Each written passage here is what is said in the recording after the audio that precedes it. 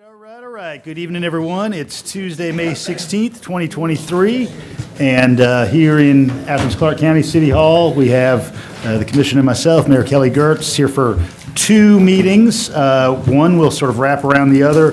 First, we're meeting in a special called session to consider the Taxpayer Bill of Rights hearing and a couple of new business items.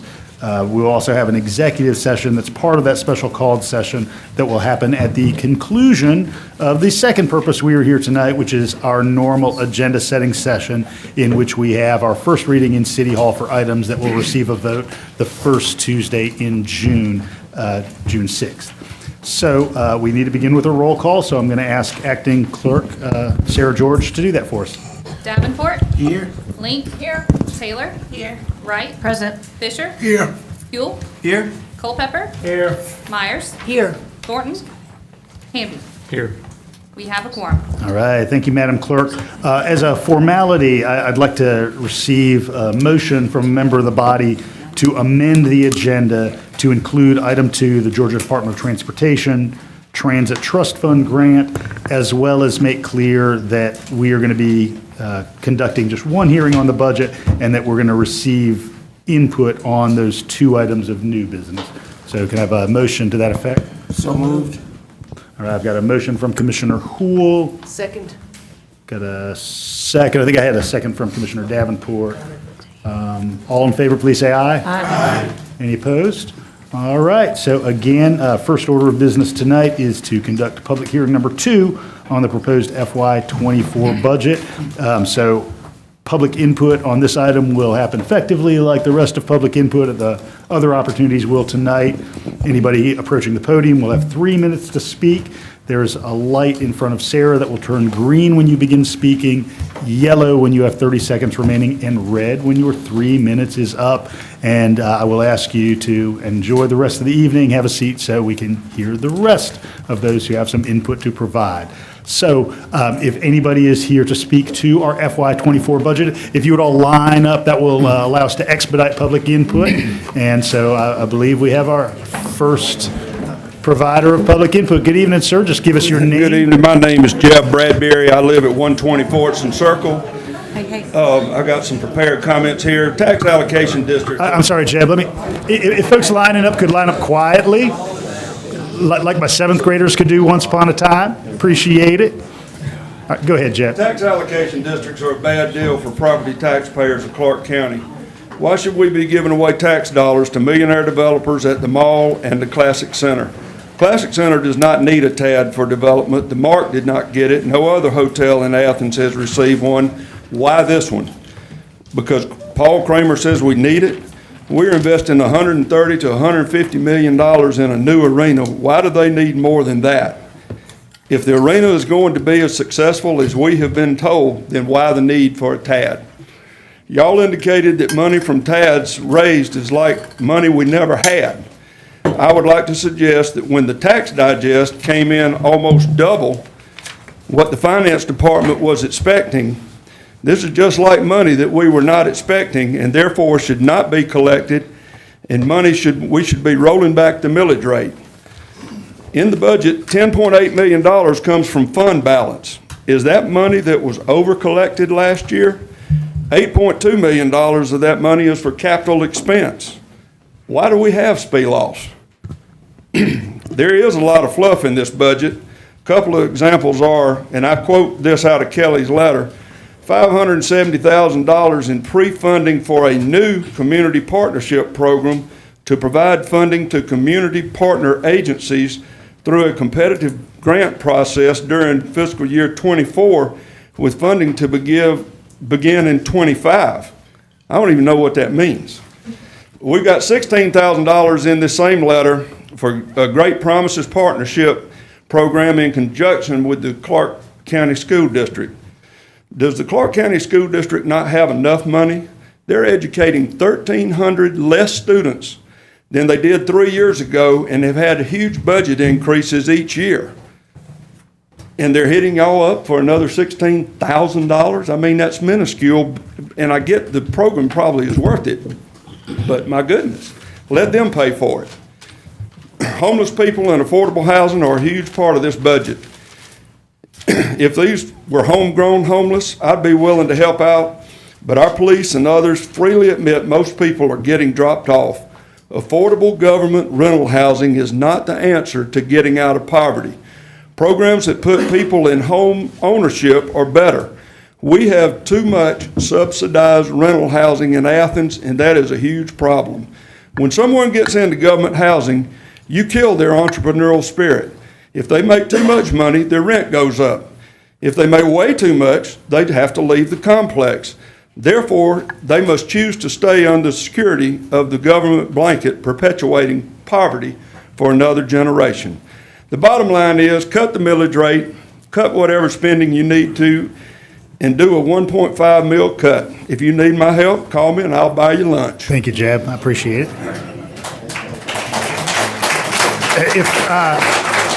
Appreciate everybody being here. If you would just listen silently, that allows us to expedite everybody else who's stepping up to speak. So go right ahead, sir.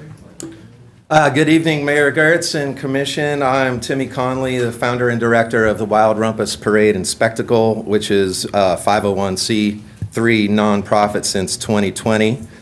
I'm here to speak on the budget item, which is increasing support for Athens events in partnership with Athens Downtown Development Authority. So I'm really grateful to be standing here at all, and to you, Kelly, for inserting that in the budget to multiply the funding that goes to the ADDA for the CEP fund. Athens special events create a quality of life here and define our identity as a cultural hub and a creative center. And we also understand that that's how our town is now being marketed very heavily through the CVB, with our events out front and center on their publicity that goes out year-round. So we also know that special events are generating economic impact in the millions of dollars for Athens. So I just wanted to highlight a statistic. With the current level of city investment in special events, which is $60,000 annually, for the record, we know that occasionally that gets padded with some extra funds, but it's not guaranteed. In any case, that translates to 47 cents per capita per year that Athens is investing in our special events. So we have suggested and made an appeal for y'all to raise funding for special events to $250,000. And that would increase that investment per capita in Athens to $1.97 annually. It's my feeling personally that Athens residents are already getting the value of $1.97 each on all of the events: AthFest, Twilight, Wild Rumpus, Latinx, Hot Corner, MLK Day, and so many more. Additionally, our research found that other comparable cities are investing as much as $2 to $8 per capita per year on events. So $250,000 as an overall annual events budget will do wonders for our events' sustainability, our safety, and our cultural and economic impact in the city. We need the support for the events, for larger events, to manage the growth that we've had, pay for more expensive city services, pay more for crew and staff, and increase pay to artists and performers. And for minority, new, and smaller scale events, it's really going to help because they have difficulty collecting sponsorships. Any case, thank you so much for working on this already and for hearing our comments today. Thank you, Timmy. All right, good evening. Just let us know your name, and you may have your 3 minutes. Good evening. For those of you who know me, hello. Good to see you again. For those of you who don't, my name is Dennis Smiley. I am a resident of District 5. I serve on a number of local nonprofit boards, and in full disclosure, I am a board of director for the Wild Rumpus. I'm here today to talk about the line item specifically targeted for funding special events via CEP through the Downtown Development Authority. So first and foremost, thank you for increasing that line item as a starting point. I say that because when I was a kid, I'd come to my dad and say, hey, isn't this great? I'm done. And he said, well, it's a great start. That's what we have here, a great start. We've got a lot of room to go. If you think about the downtown and these special events that take place, They are the lifeblood of this community. They are part of the brand. They're what make Athens unique, make Athens diverse, and without them, we're just Gainesville, slightly cooler, with a much better football team. It's as simple as that. This is Athens. This is what makes it unique, a cultural center, a cultural oasis for people to come. Okay?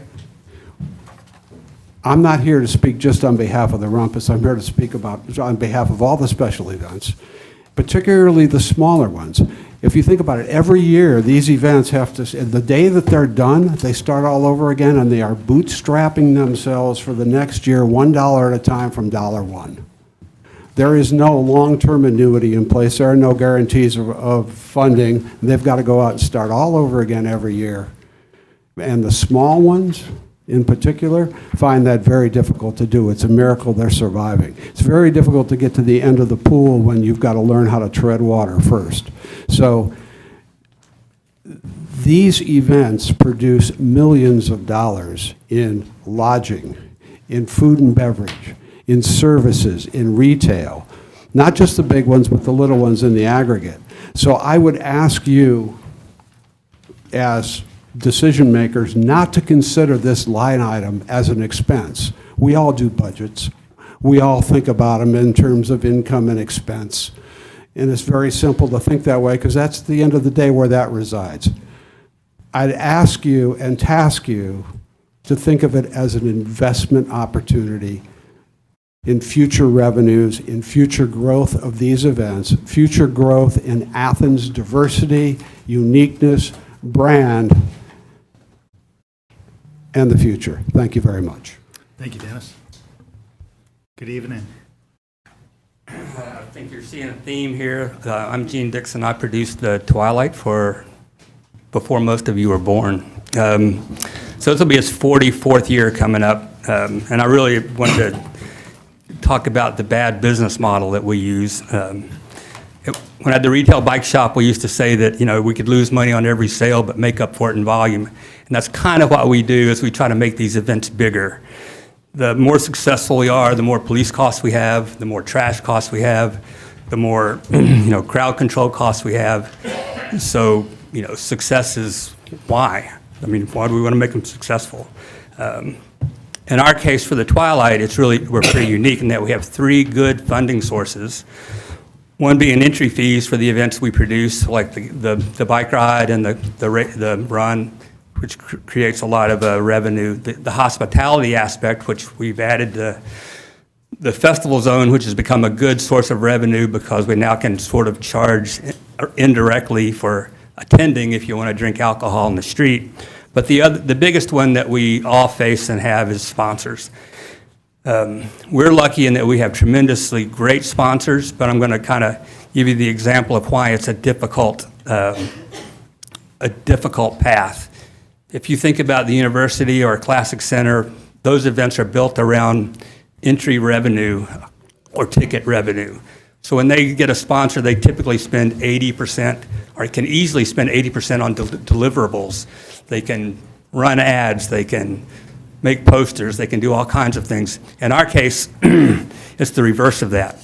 If we're lucky, if we can spend 20% on deliverables, because 80% has to go to pay for the event. So acquiring sponsorships is very difficult, especially none of our events have really a professional marketing group. So I guess the reason we're asking for this additional dollars in the line item is to try to up that ability to deliver the sponsorship dollar, because we really can't do it the way it sits. And I guess one of the biggest questions everybody might have is, why do these people do these events? Because it's certainly not a source of profit. And I think in every case you'll see people who are dedicated to the cause. In my case, we're hoping we get one more person on a bike, one more person out of a car, one less CO2 emission. So that's about my story. I'm under 3 minutes. I'm gone. What do I do with this? Good evening.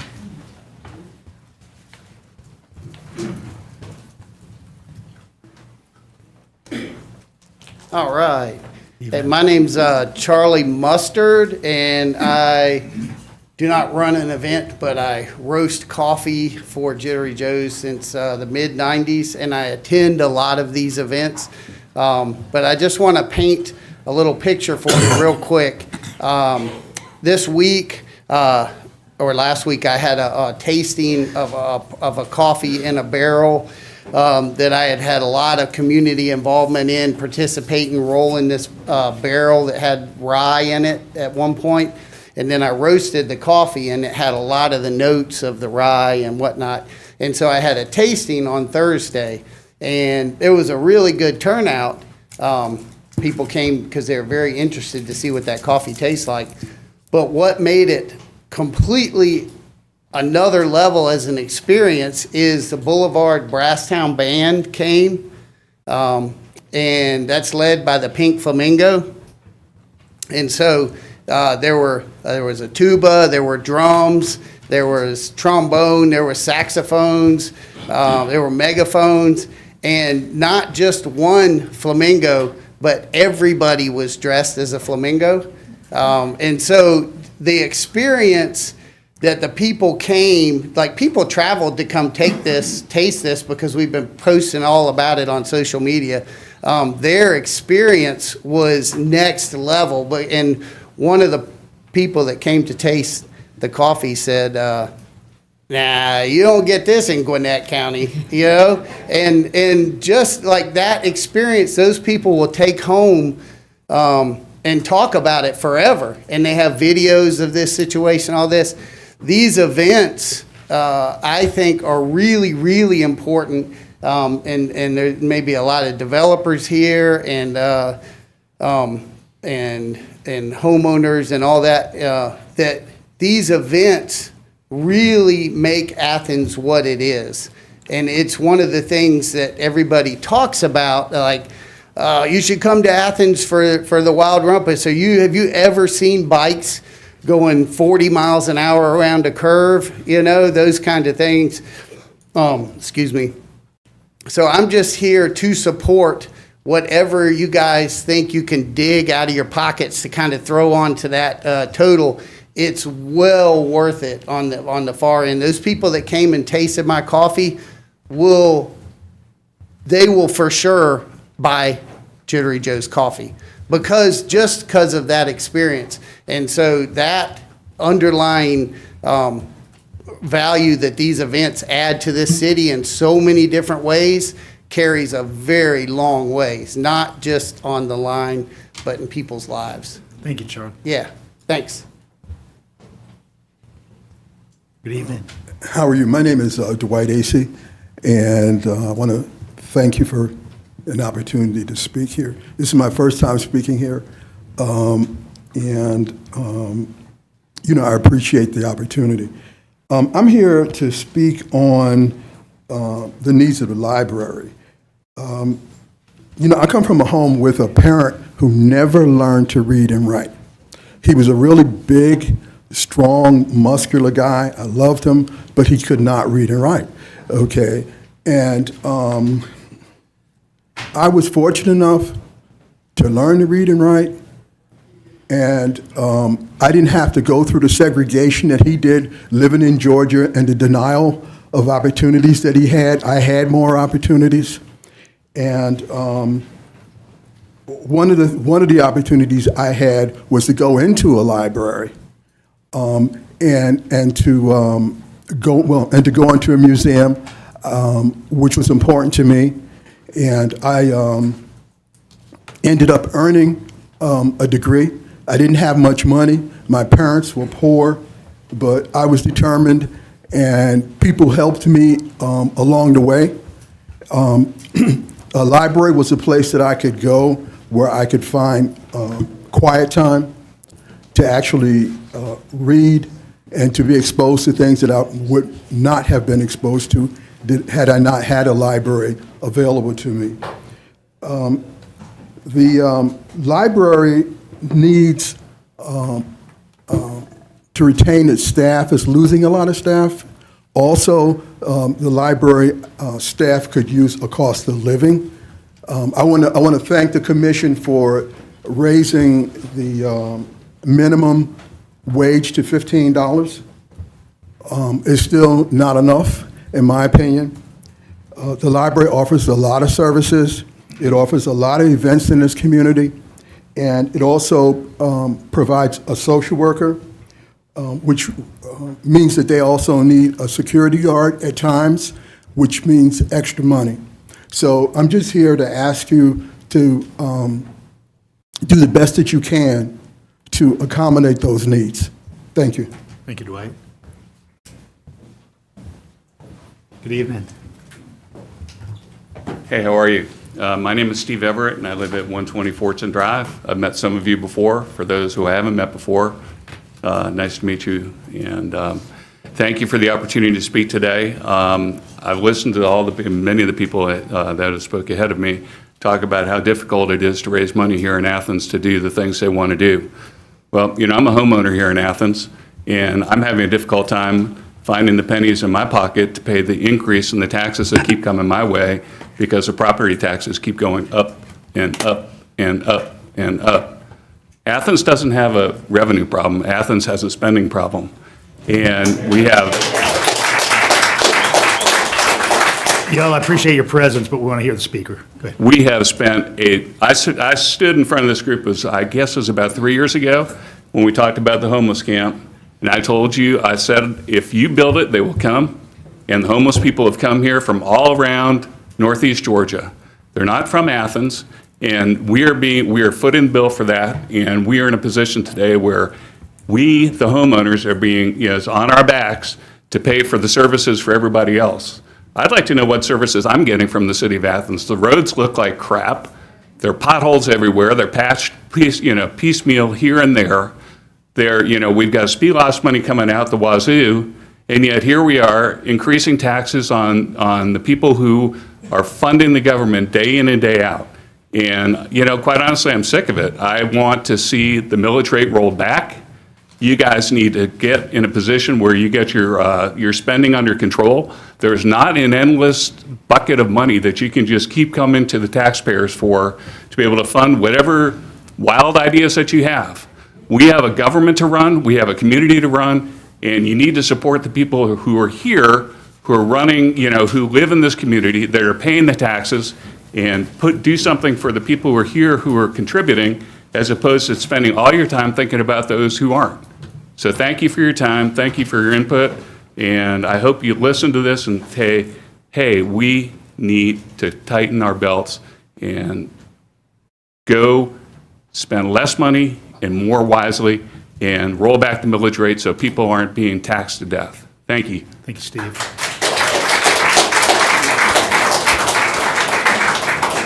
We're just here to listen to the speakers. Go right ahead. Good evening, ladies and gentlemen. I'm here to speak about the tax increase we're about to receive. And I know we're about to receive it. Just need your name for the record, sir. My name's John Elliott. I live at 105 Southview Drive, which, by the way, is a 1,895 square foot house, which y'all think is worth $639,000. Now, if this, I paid $22,000 for the house, by the way. And every 3 years, I pay the equivalent of what I paid for the house. Every 3 years. So I'm speaking to you as a different kind of nonprofit. All these 70-year-olds that live in Athens, Georgia, and you're trying to tax us out of our homes. I hear y'all say a lot in the news about affordable housing. Well, the biggest deterrent to affordable housing in Athens, Georgia, are y'all, with your regulations and taxes. So I asked that you roll back the taxes commensurate with the amount of money you will be awash in given our new digest. And thank you for your time. Thank you, John.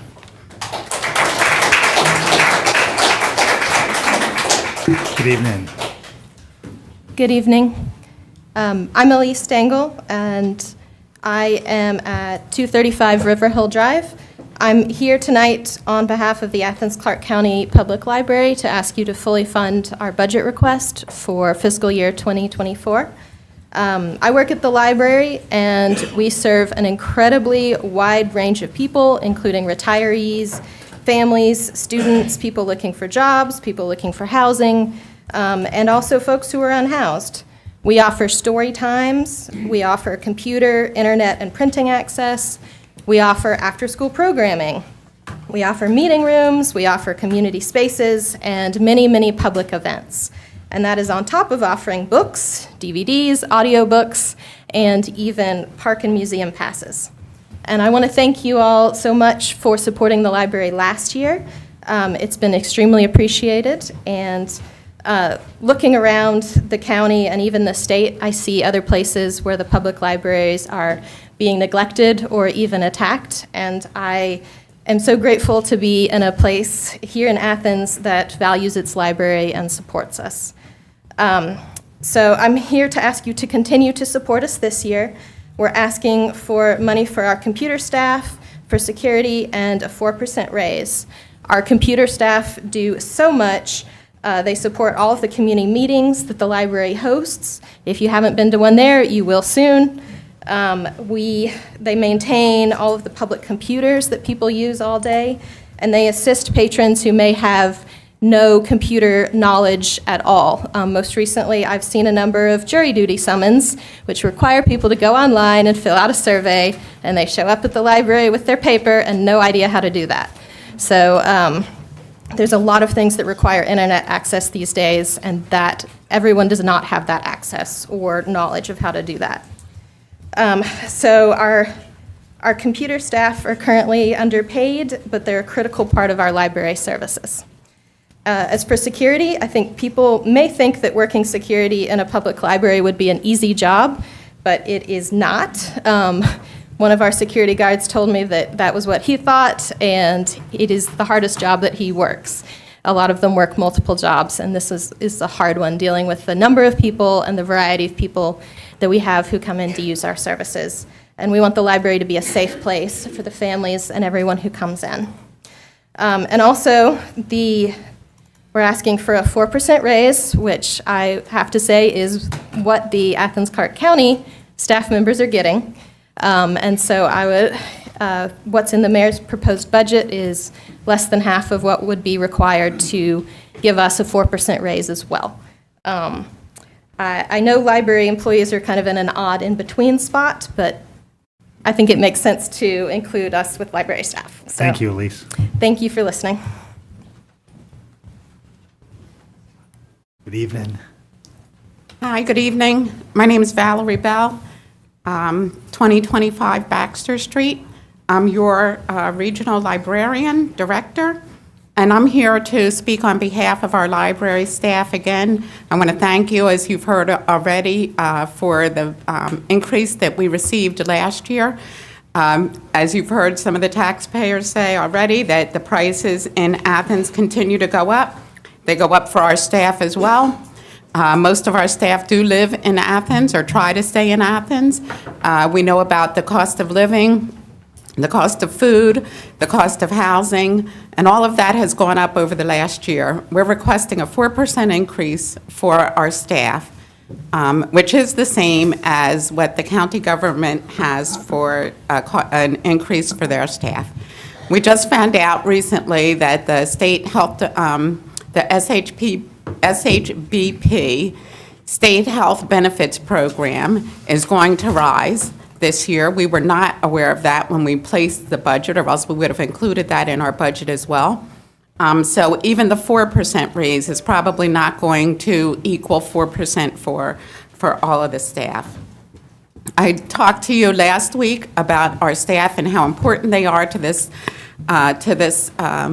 county. And I want to stress that again this time. We have a fabulous staff. They work very hard. They accept a lot of circumstance at the library, and they do it with a smile. We're one of the few organizations that serve everyone in Athens. All of our residents are welcome to come, and others are welcome to come into the library and prevail themselves of our services. We have a great return on investment for the taxpayers for the amount of our output for the community and the amount that we get from this from the taxpayers. The one thing, and Mr. AC and Elise spoke so eloquently, I do want to share that we do need additional security. I mean, that's just a fact. We're coming up with a lot of instances that the staff cannot really handle or control. And when they do have to do it, that means that we're taking them away from their frontline and most important duties, and the duties that they were hired for, which is serving our public. So right now, we're paying our security guards $22.50 an hour. We checked, the average for security guards is $25 an hour. I mean, so to slightly get them up to that amount, we would have to limit the number of hours that we have security at the library, and that's not acceptable. Our staff is excellent. Please fund us. Thank you. Thank you, Val. Good evening. Good evening. I'm Dr. William James, retired and a resident of District 6. My wife and I moved here from Virginia a year and a half ago to be near family. This is my first time addressing this august assembly. The phrase, "that government is best which governs least," is credited to Henry David Thoreau in his 1849 discourse, Civil Disobedience. While the sentence has its limitations, it is a sentiment my wife and I share. Our request is that this commission focus the budget on what is necessary. We are not here, I am not here, to ask for someone else's money. I'm here to ask for my own. So we are quite sure that the necessities of this city and county can be more than adequately funded by keeping our property tax totals at last year's level. The increase in property assessments will therefore require a reduction of the current millage. Thank you for your attention. Thank you. Appreciate it. Good evening. Good evening. Larry Moon, 137 Holly Hills Court. And I also want to speak on the tax increases, property taxes. And I want to speak on the issue of those people who cannot pay this extra property tax, those people on fixed incomes who are struggling. And I just recently heard today that Georgia Power was increasing their bills, their rates.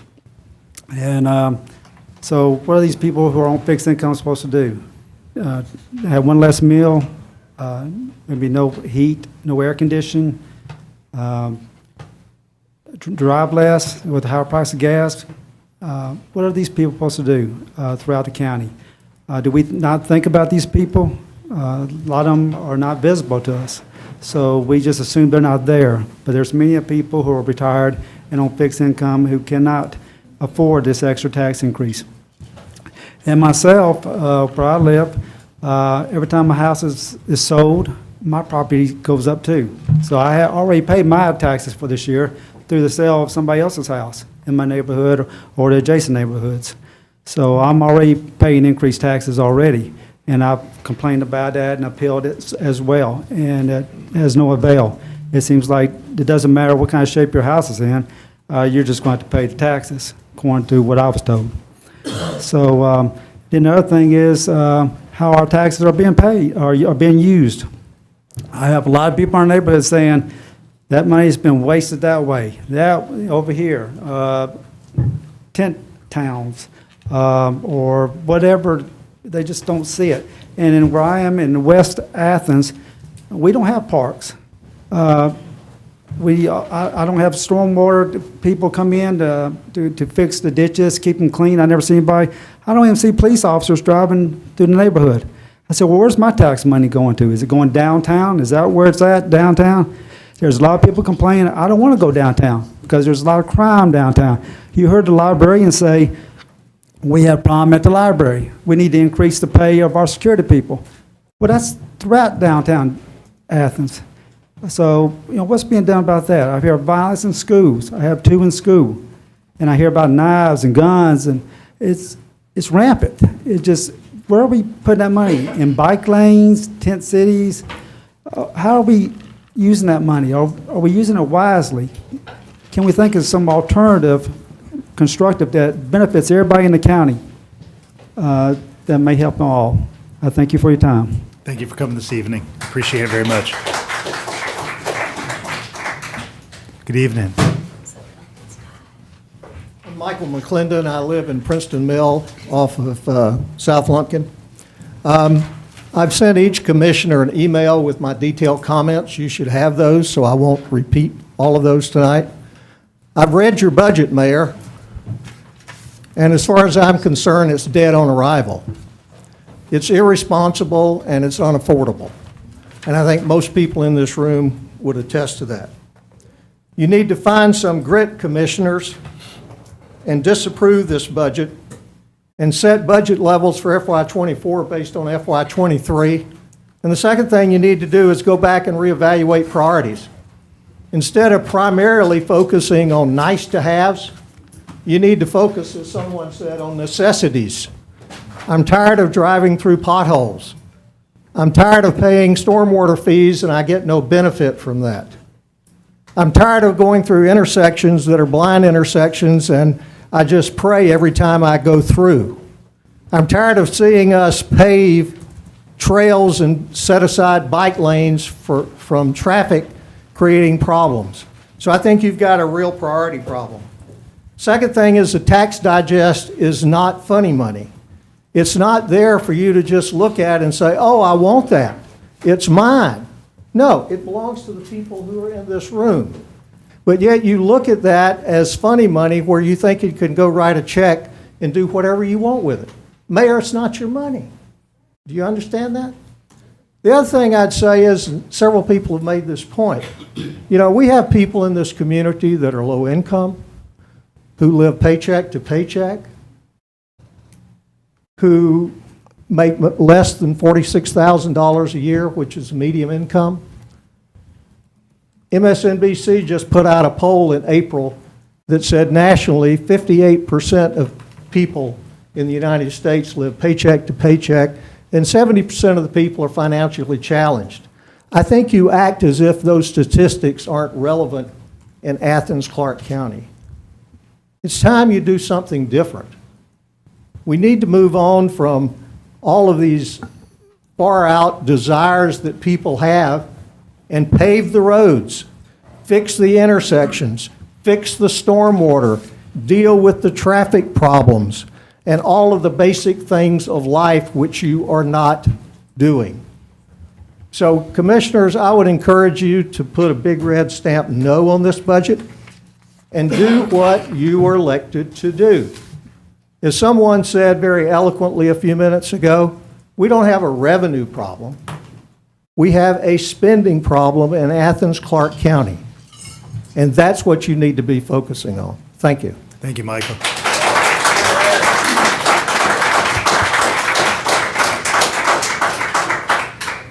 Good evening. Good evening. My name is Michael Earl. I live at 193 Mel Street in District 10. Should be at a Little League baseball game, and I could have emailed this to you like he did, but I think it's important for me to be here in person so you know how strongly I feel about this. But I wanted to come before you in person here today to say on record that I'm opposed to the mayor's proposed budget. I'm here because our property taxes have increased nonstop year after year. The current increase and the proposed budget are not reflective of our community's desires. The proposed budget's $18.4 million or 11.1% spending increase with a proposed $6 million property tax increase is overly reliant on property tax as a revenue source.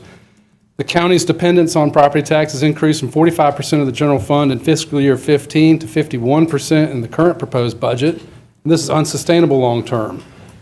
This translates to total property tax revenues increasing 11.8% a year on average for the last 5 years. For fiscal year 18, just 6 years ago, property tax revenue was $55 million. It's grown faster than inflation every year since. In 19, property tax revenue grew 8.4%. In 2020, it grew 8.8%. Fiscal year '21, up 4.6. Fiscal year '22, up another 8.5 to 74 million. In '23, up 12.8% to 83 million. And now in fiscal year '24, the mayor's proposal is for another 7.4% hike in property tax revenue to $89 million, a new $6 billion burden on the citizens' resources. The county's residents are not seeing 11.8% average annual wage increases, and the county's population is not increasing 11.8% a year.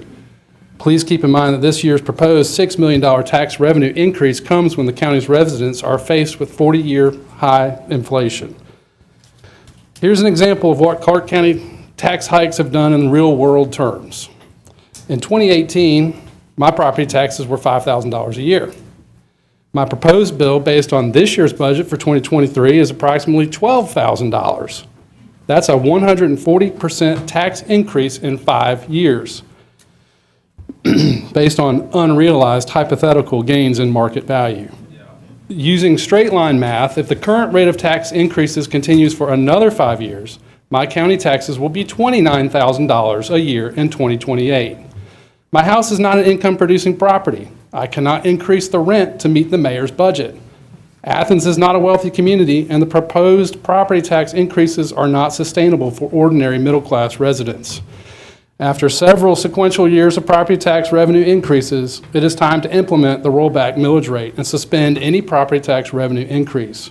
While we do have many critical needs in areas of public safety and infrastructure, there are many items in the budget that are not a high priority, including pre-funding programs for future years and $60,000 for commissioner travel, for example. Thank you, Michael. I appreciate you coming tonight. Thank you.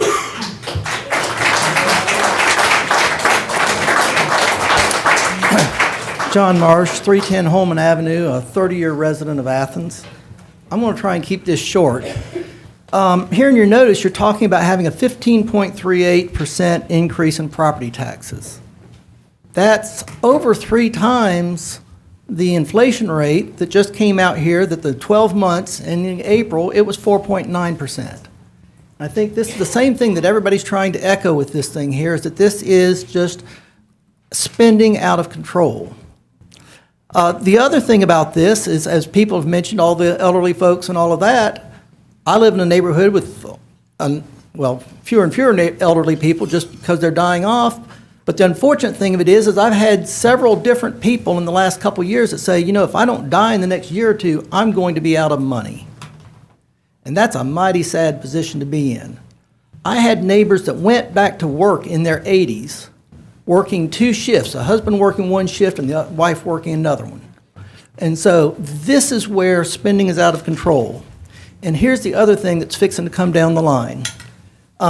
Florida Atlantic University just had a study that was showing that the Atlanta housing market was the most overpriced in the nation at 51% overpriced of what should be a normal expected value. Clarke County property values are inflated in a similar way. You know, we see the same things rise in Atlanta, it comes here.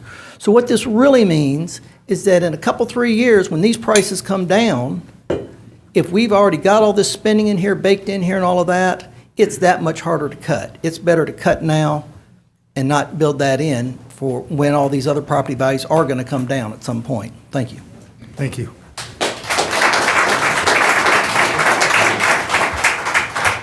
Hello, my name is Andrew Hanneman. I'm a millennial, and this is my first time coming to a public hearing.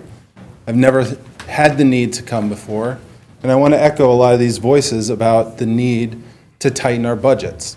I've had to tighten my budget. I know everyone in this room has had to tighten their budget because of inflation, and it's why I'm here to oppose the proposed tax increase. I just want to read a couple things. I firmly believe that such a move is not only untenable, but also fiscally irresponsible. Taxes have not been this high since 2007, and we all know what happened in 2008.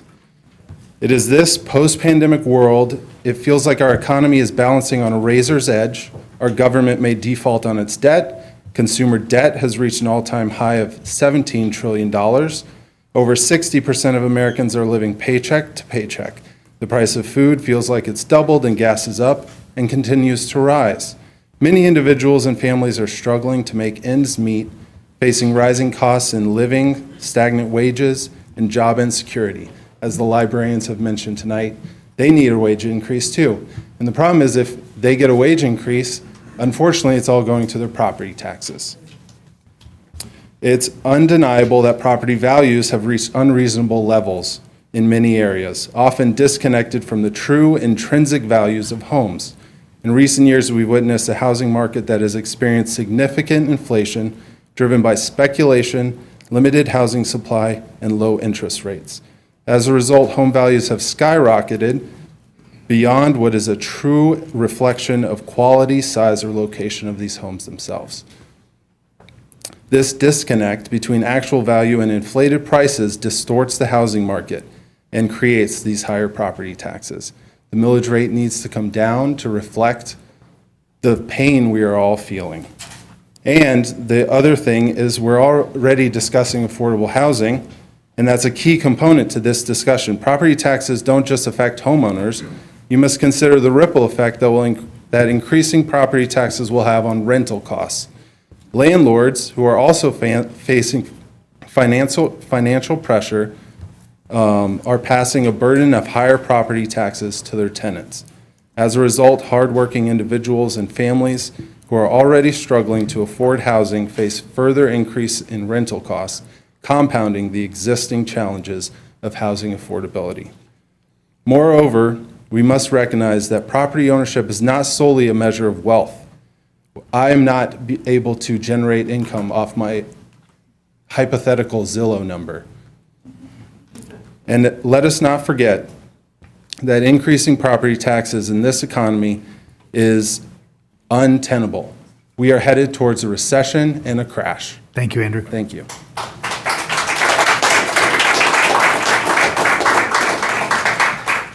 Good evening. Hi, I'm Katie Goodrum of 165 Wilcox Street. I'm on the Planning Commission and a professional urban planner, and I'm here to talk about the planning work program.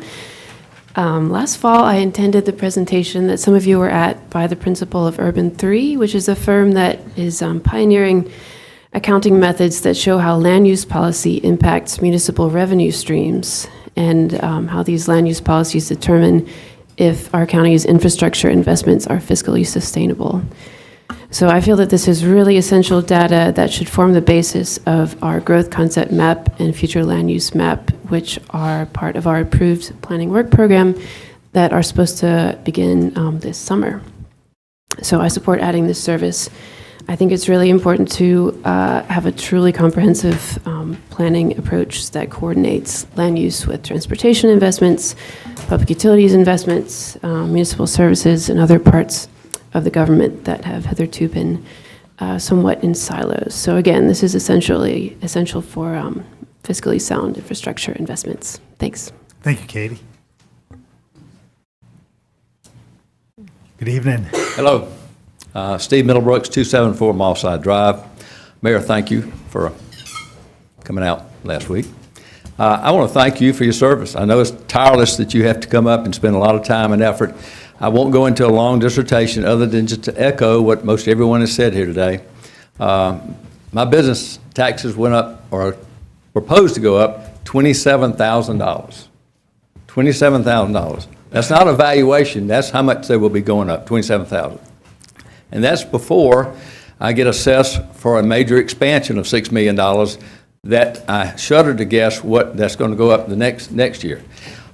In my business, I have the ability to go into about 19 other communities, Augusta, Macon, Savannah, Hilton Head, Noonan, and I get to see what other businesses, some of mine, pay in taxes. And we're not one of the highest. We're number one. I pay the highest of all other comparable businesses. So I just implore you, just as everyone else has said, to please just focus on the necessities and the basics. We have to tighten our belt. We all do. So I would just thank you for your service, but please, please be very aware of the unnecessaries that we may not need to spend our money on. Thank you. Thank you, Steve. Hey, good evening, Mr. Mayor. My name is Christopher Charette. This is my first time speaking at a town hall meeting. I live at 131 East Broad Street. I'm a 32-year-old veteran. I'm one of those Athens people that are living paycheck to paycheck. And one of the things that makes living so tight, so bearable is the events that we have down here in Athens. That's the point of me coming here today. I think it's very important that I speak about the budget we have for events. I've been here 8 years, and I have not missed a single Rumpus Fest. A lot of the events that we do have at Athens are kind of geared towards bar hops and like alcohol, and I like that some of these events are kind of during the day that allow the whole family to come. So I just think it's really important that I voice my opinion for an increase in events for Athens. That's it. Thank you, Christopher. Good evening. Hi, my name is Linda Krotke. I live at 119 Mindex Creek Drive. I'm not as eloquent as a lot of people that spoke here tonight, but I want to speak about the proposed increase of property taxes. I'm one of those, I just want you to know there's more people that feel the way that I do. I am a retiree. Why increase the taxes? Why not reduce spending? Why not make spending decisions more wisely? Bike lanes, bike lanes, bike lanes. The only problem with that, I rarely see anybody biking in them. They're all over the county. I never see. Once in a blue moon, I see someone using them. So that is not a priority. That could have been done away with. Our policemen were short-staffed. Would that be a better serve for our money? They're a service to us all. I'm here for the firefighters as well. That's a fixable problem. Spend taxes where they're needed and cut them where they're not. Make better decisions. We have gone with this electric vehicle, what, by 2035, let's get all those government vehicles, I don't know, even if they're still good. Let's get them replaced with electric because it's so great, right? Guess what? Electric vehicles are not that great. They're expensive. You rape the earth digging up the minerals. Child labor gets those minerals out of the ground. And then has anybody thought what we're going to do with those massive batteries when they die? They're toxic and they're not recyclable. Maybe someday they will make them recyclable, but they're not now. We don't even know if they will be by 2035. Why are we pushing?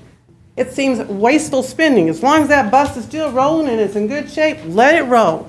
Don't plan to get it replaced before it's really due.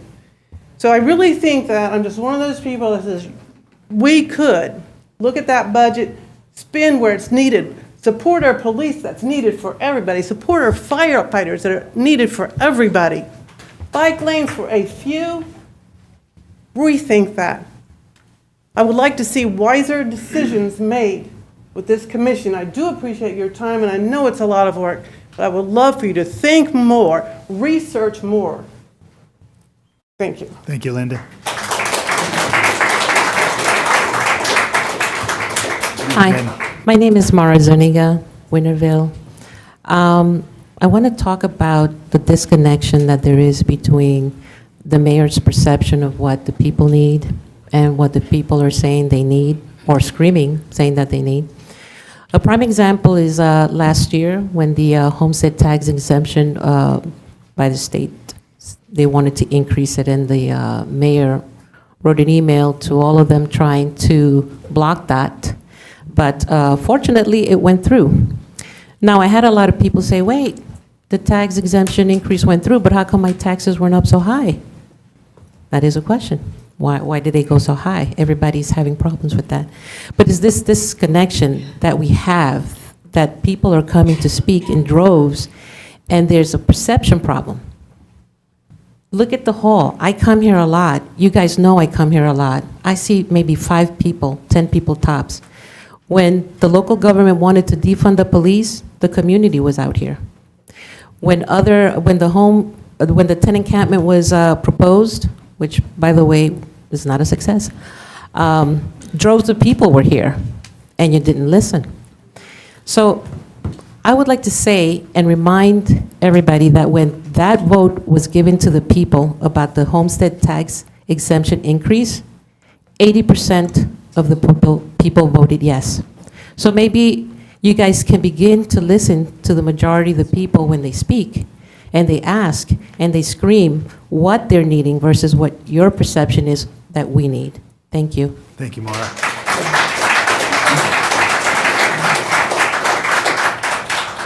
Good evening. Hey, my name is Troy Gossard, live at 130 Austin Drive, firefighter here in Athens-Clarke County, also a citizen in Clarke County. So I get both sides of what you all decide to spend money on and how it's spent, and also getting to serve all you all, as well as all the people that we bring in for these events, for college game day, all of those. We are understaffed right now. Not only the fire department, but across the board. And I think there's a disconnect with this commission management of what the services provided versus what we are trying to do. I will speak as a taxpayer here as well. The millage rate, you're taxing people out of housing while trying to speak on affordable housing. Why are you speaking out of both sides of your mouth? While the fire department is hanging on by a thread, the ISO, you talk about taxes, the ISO rating, which thank you, Ms. Tiffany, for bringing that up at the last meeting. We are at a 1 right now. If we drop to a 2, who do you think bears the brunt of that? Every homeowner, business, renter, everybody in this community is taxed, or not taxed, charged more for a service because we can't maintain a fire department that was and could be a great fire department again. Y'all make decisions for us, for this community. We're asking you to make decisions that will benefit this community. We need water, public safety, and housing. Thank you for your time. Thank you, Troy.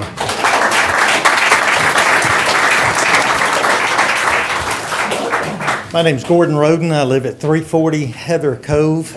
I'm glad we're being taped tonight. Not that I need to be in the spotlight, but that all this is being recorded. Years ago, we had a lady come to our house who was running for state representative at that time. And she shared with us that at the state house, if they received 3 phone calls about a particular issue, it sparked some attention. If they received 10 phone calls, they had aides running to find out what was going on a particular issue. I think tonight you've had a representation of the majority of taxpayers in Athens-Clarke County that I believe, just like others have said, we have a spending problem and our priorities are screwed up. Miss Tiffany was at a meeting I was at, and she was saying she is a common sense lady. I believe that about Tiffany. I believe all of us should be common sense when it comes to if we are spending money that we don't have or potentially will not have to the detriment of our first responders, then we are in trouble. I encourage the mayor and the commissioners to review the budget and the budget items. I shared with y'all several years ago, you are elected officials of Clarke County, and you have a fiduciary responsibility to do what is the best interest of the citizens of Clarke County, not small segment groups. So I challenge you, each and every one of you, I think you know me and I know you, that you take that to heart and do your due diligence when it comes to the budget. Thank you for your time. Thank you, Gordon.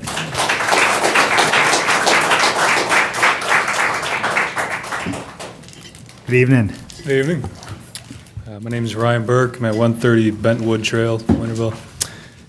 Moved here last June from Los Angeles and would like to come to you as if I'm coming from the future, saying that more taxes don't help. I was not really motivated to invest in our home at that time, moved here thinking it would be better. First-time homeowner, and the more improvements we put into the home, the more the value goes up and the more it gets taxed. And kind of regardless, it goes up in taxes. So really, we like it here and we don't want to move again. So just keep that in mind that, again, more taxes doesn't necessarily mean better results. Thank you. Thank you, Ryan. Good evening. Hey, my name is Kathy Kinney. I'm a native Athenian, which I don't know how many in this room is that, maybe several. But I feel like taxes have just continued to increase. I'm also a realtor and I own a business in Athens. I have a hard time explaining why our taxes are so high in comparison to other counties. When I have people move here, and I used to say, well, you know, it's because we provide more services. But now, you know, we really are not getting our money's worth. I mean, we're really not. Our schools, we rank 135th. Our school board, not our mayor and commission, not the schools, not the people, not the teachers, not the students, no one wanted to change the names of the schools. But our Board of Education decided to spend tax dollars before they even knew the amount to just up and change 2 schools, which is, how much is that on our tax dollars? I mean, those are just things that are unnecessary. They cause division. I went to Athens High. That no longer exists in name. I went to Chase Street, which was just changed after 100 years. My father went there, I went there, my son went there, and that is gone. I went there to that school for a fundraiser. The staff didn't know that it was going to be changed, the students didn't, the teachers didn't, the custodians, they would all just bow their heads and say, it's still going to be Chase Street. But we work for this county. We cannot sign anything or say anything. That's a lot of money just to be sent on just 7 Board of Education members that voted on that, and now they want an increase to have such a high ranking of 135th, when our next county ranks #1, and they were built off people leaving Clarke County to go to a school system that they had say-so in. So the roads, everything, we've got potholes, we've got roads that are out, bridges that are out, you know, that we cannot even fix. But yet we've got the Firefly Trail and all the bridges and art and $16,000 worth of noodle-looking pipes downtown that have got to be replaced again because they were torn down the first football game. That is ridiculous spending, ridiculous. But the other thing is senior citizens in a lot of counties don't even have to pay school taxes after 65. We can get ours frozen if you request it.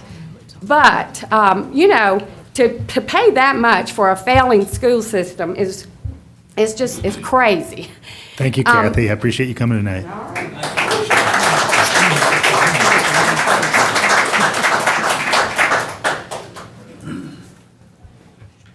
Good evening. Hello. My name is Sarah Gehring. I live at 140 Griffith Street in District 2.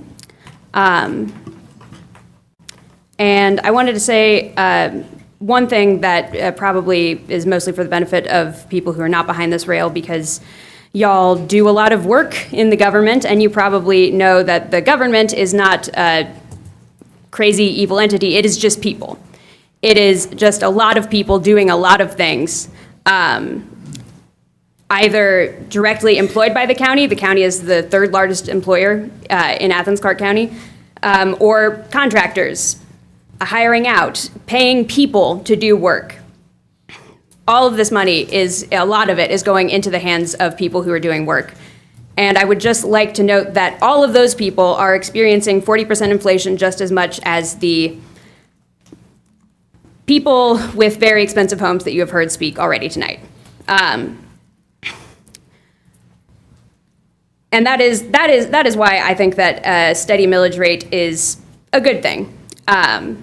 Sure, the tax digest is going to increase. The cost of doing everything has increased. And trying to reduce the millage rate to keep that number the same is going to reduce the quality of living for everyone in Athens, and definitely for the people who work for the government.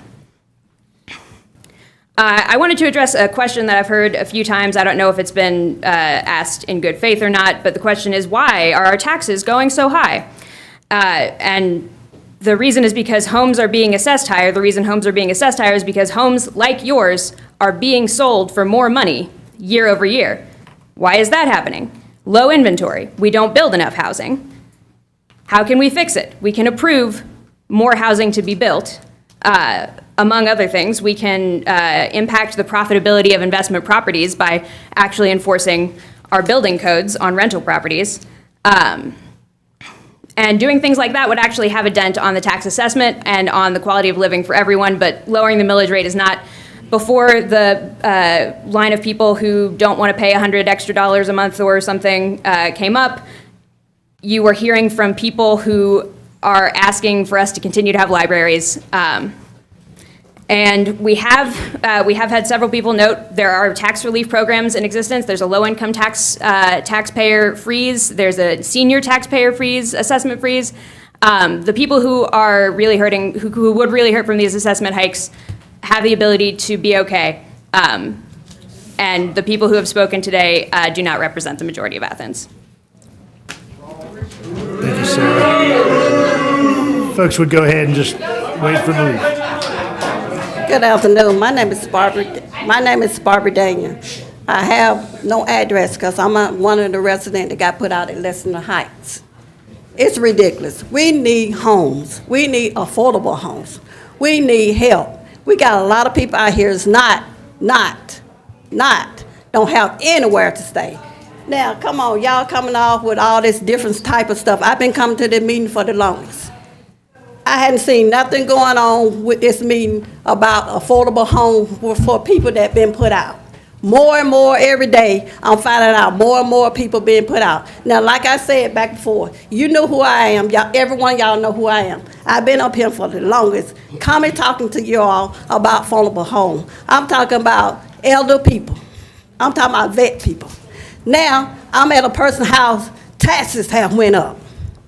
They was nice enough to let me come in because I got put out of mine over there in Lexington Heights because the builders came in and put all us out. We need help. We need affordable homes. Why is y'all always talking about homes that we cannot afford? $350,000 home, we cannot afford that. Put us somewhere where we can afford. I'm a resident here. I've been here all my life, but I've been at Lexington Heights for 22 years.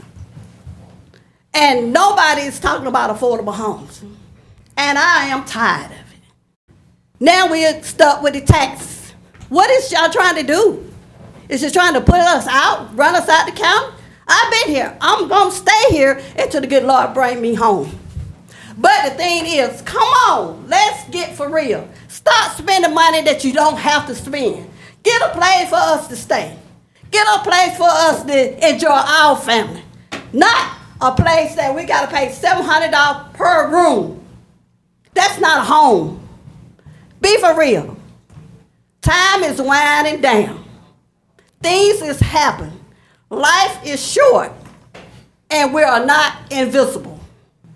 Stop treating us like we invisible. We are human just like you are. Please, affordable home. Thank you, and have a blessed night. Thank you, Barbara.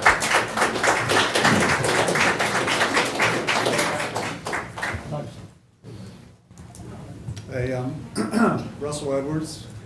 I live in Glenwood, and I hear you. My taxes have gone up 600% since I bought my home in 2011. 600%.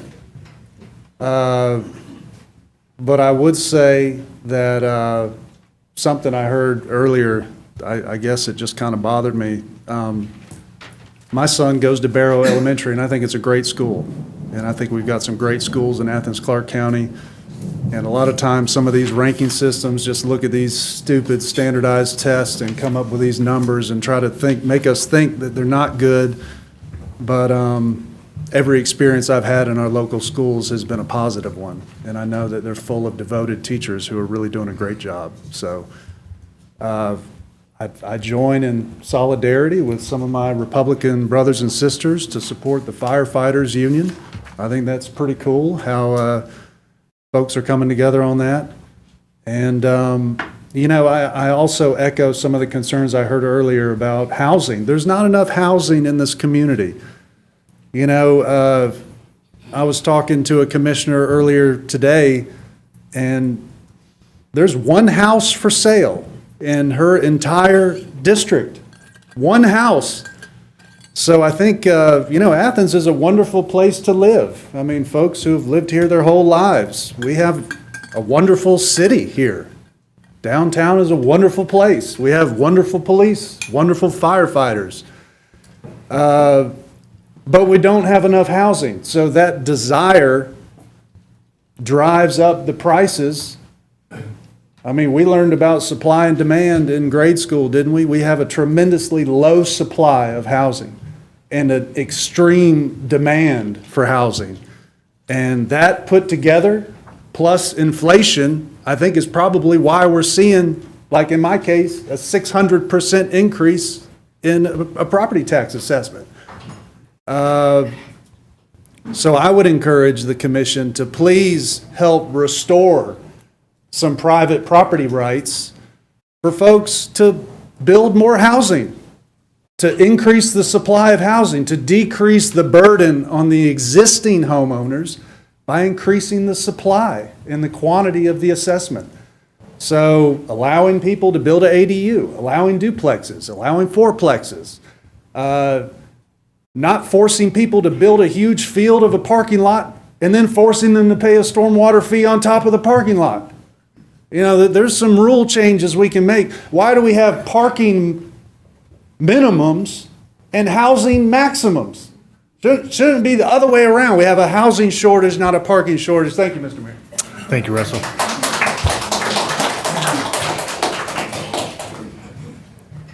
Good evening. Good evening. I'm Phyllis Childs. I live at 481 Highland Avenue. I believe I'm in Mr. Hamby's district. I've been here before to voice my concerns about rising property taxes in other years, and I'm here again tonight, just like many friends and new people that I've met. I really strongly encourage you to take a look at this budget, and you cannot raise property taxes anymore. We just have had enough. I am retired 31 years from the school district, and I had a grand time teaching.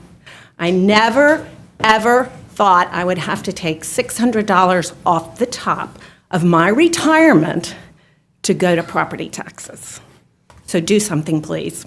We all need help, not just me. Thank you. Thank you, Phyllis.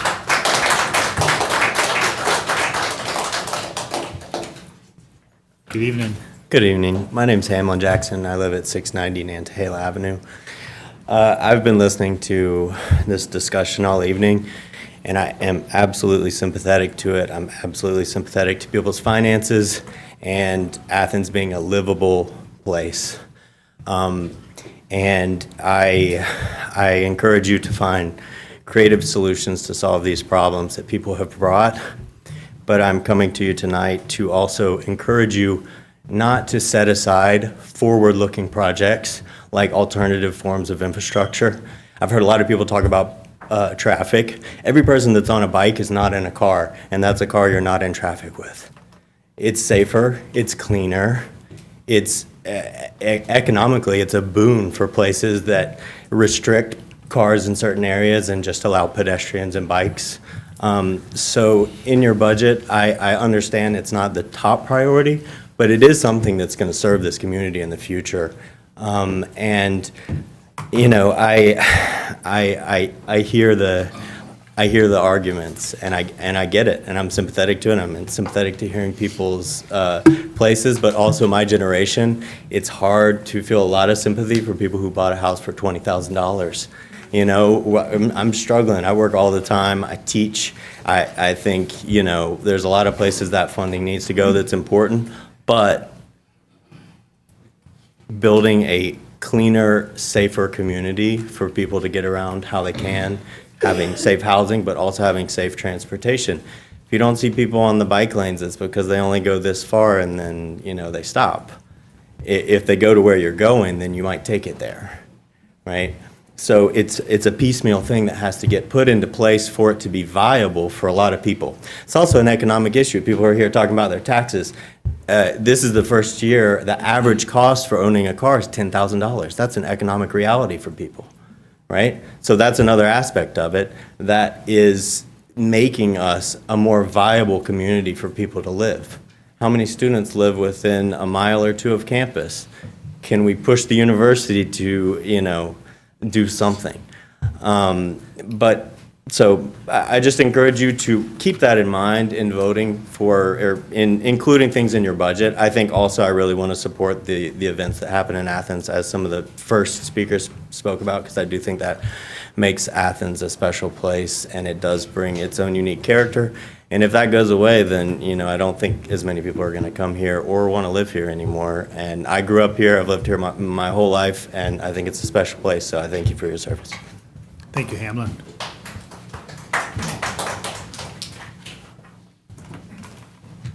Good evening. Good evening. My name's Leslie Sinyard. You've seen my face up here before. I live on Millage Circle. I have just a request for you all. We hear about affordable housing all the time and the desperate need for it in this county.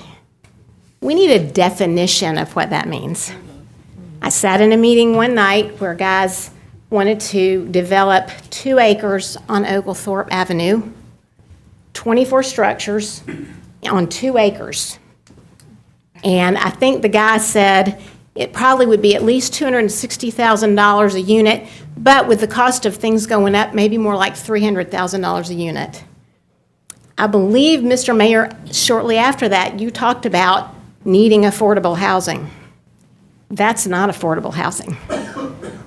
That's big. That's a house payment plus insurance plus these taxes. I think that we all as citizens need to know if we need to be providing affordable housing, we need to know what the definition of that is. All around this county, there are so many places going up. I mean, massive developments. Macon Highway. I just drove out Lexington Road yesterday. A massive development is going out there. Is that affordable? Who goes in that? Who gets the money from that? The developer? The people? I don't know. So we need to know what's affordable, because I saw in the budget, there's a pretty radical increase in the budget for affordable housing. So let's find housing for people that need it, but let's be real about what's affordable, and let's be sure that they're getting the benefit of all this building going on. Thank you, Leslie.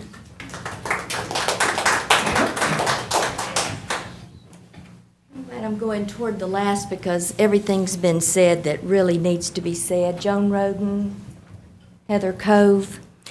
But I do want to come to be able to say to you, I come here, one, so that you'll know I'm not going away.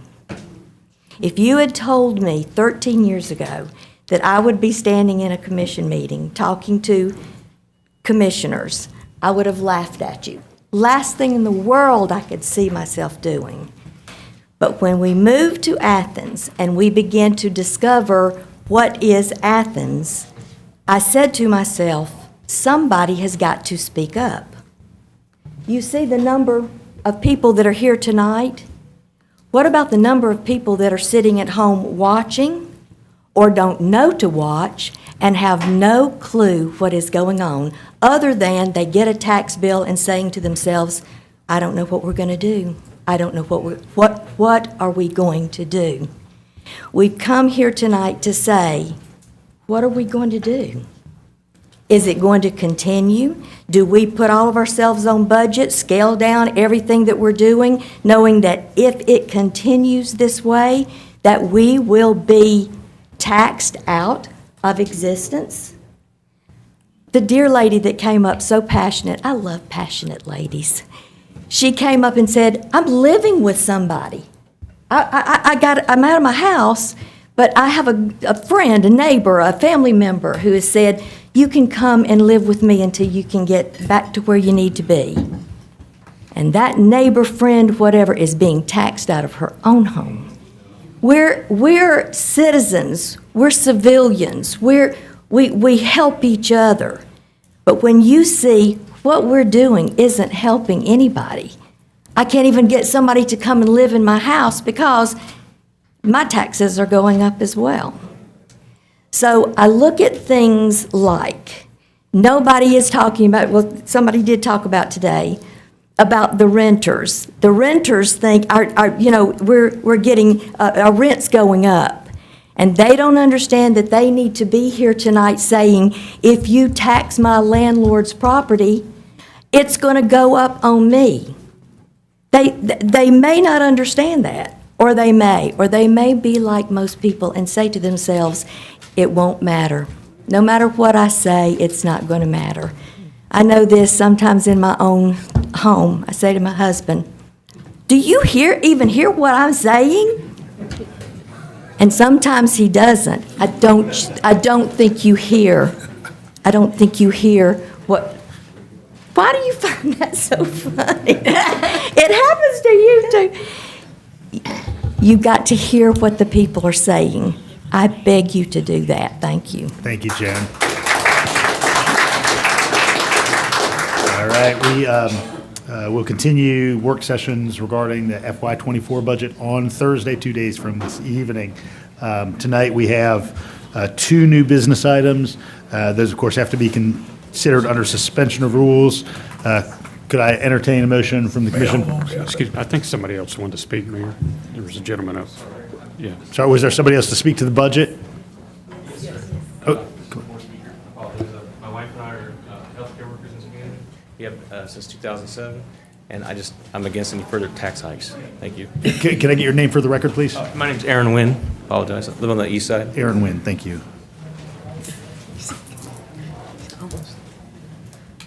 All right, I need a motion for suspension of rules for the 2 items of new business. So move, Mayor. Second. All right, I've got a motion from Commissioner Fisher, second from Commissioner Hool for suspension of rules. All in favor, please say aye. Aye. Any opposed? All right, first item of new business is the staff recommendation filtered through the Human Relations Commission for the Juneteenth event, and I'd entertain a motion regarding this item. So move for option 1. All right, got a motion from Commissioner Wright. Is there a second? Second. Second from Commissioner Fisher. Commissioner Wright, any comments on this Just item? real quick, I really want to applaud the details in the agenda report and the idea of a 10-day RFP, just to capture some focus on an important topic.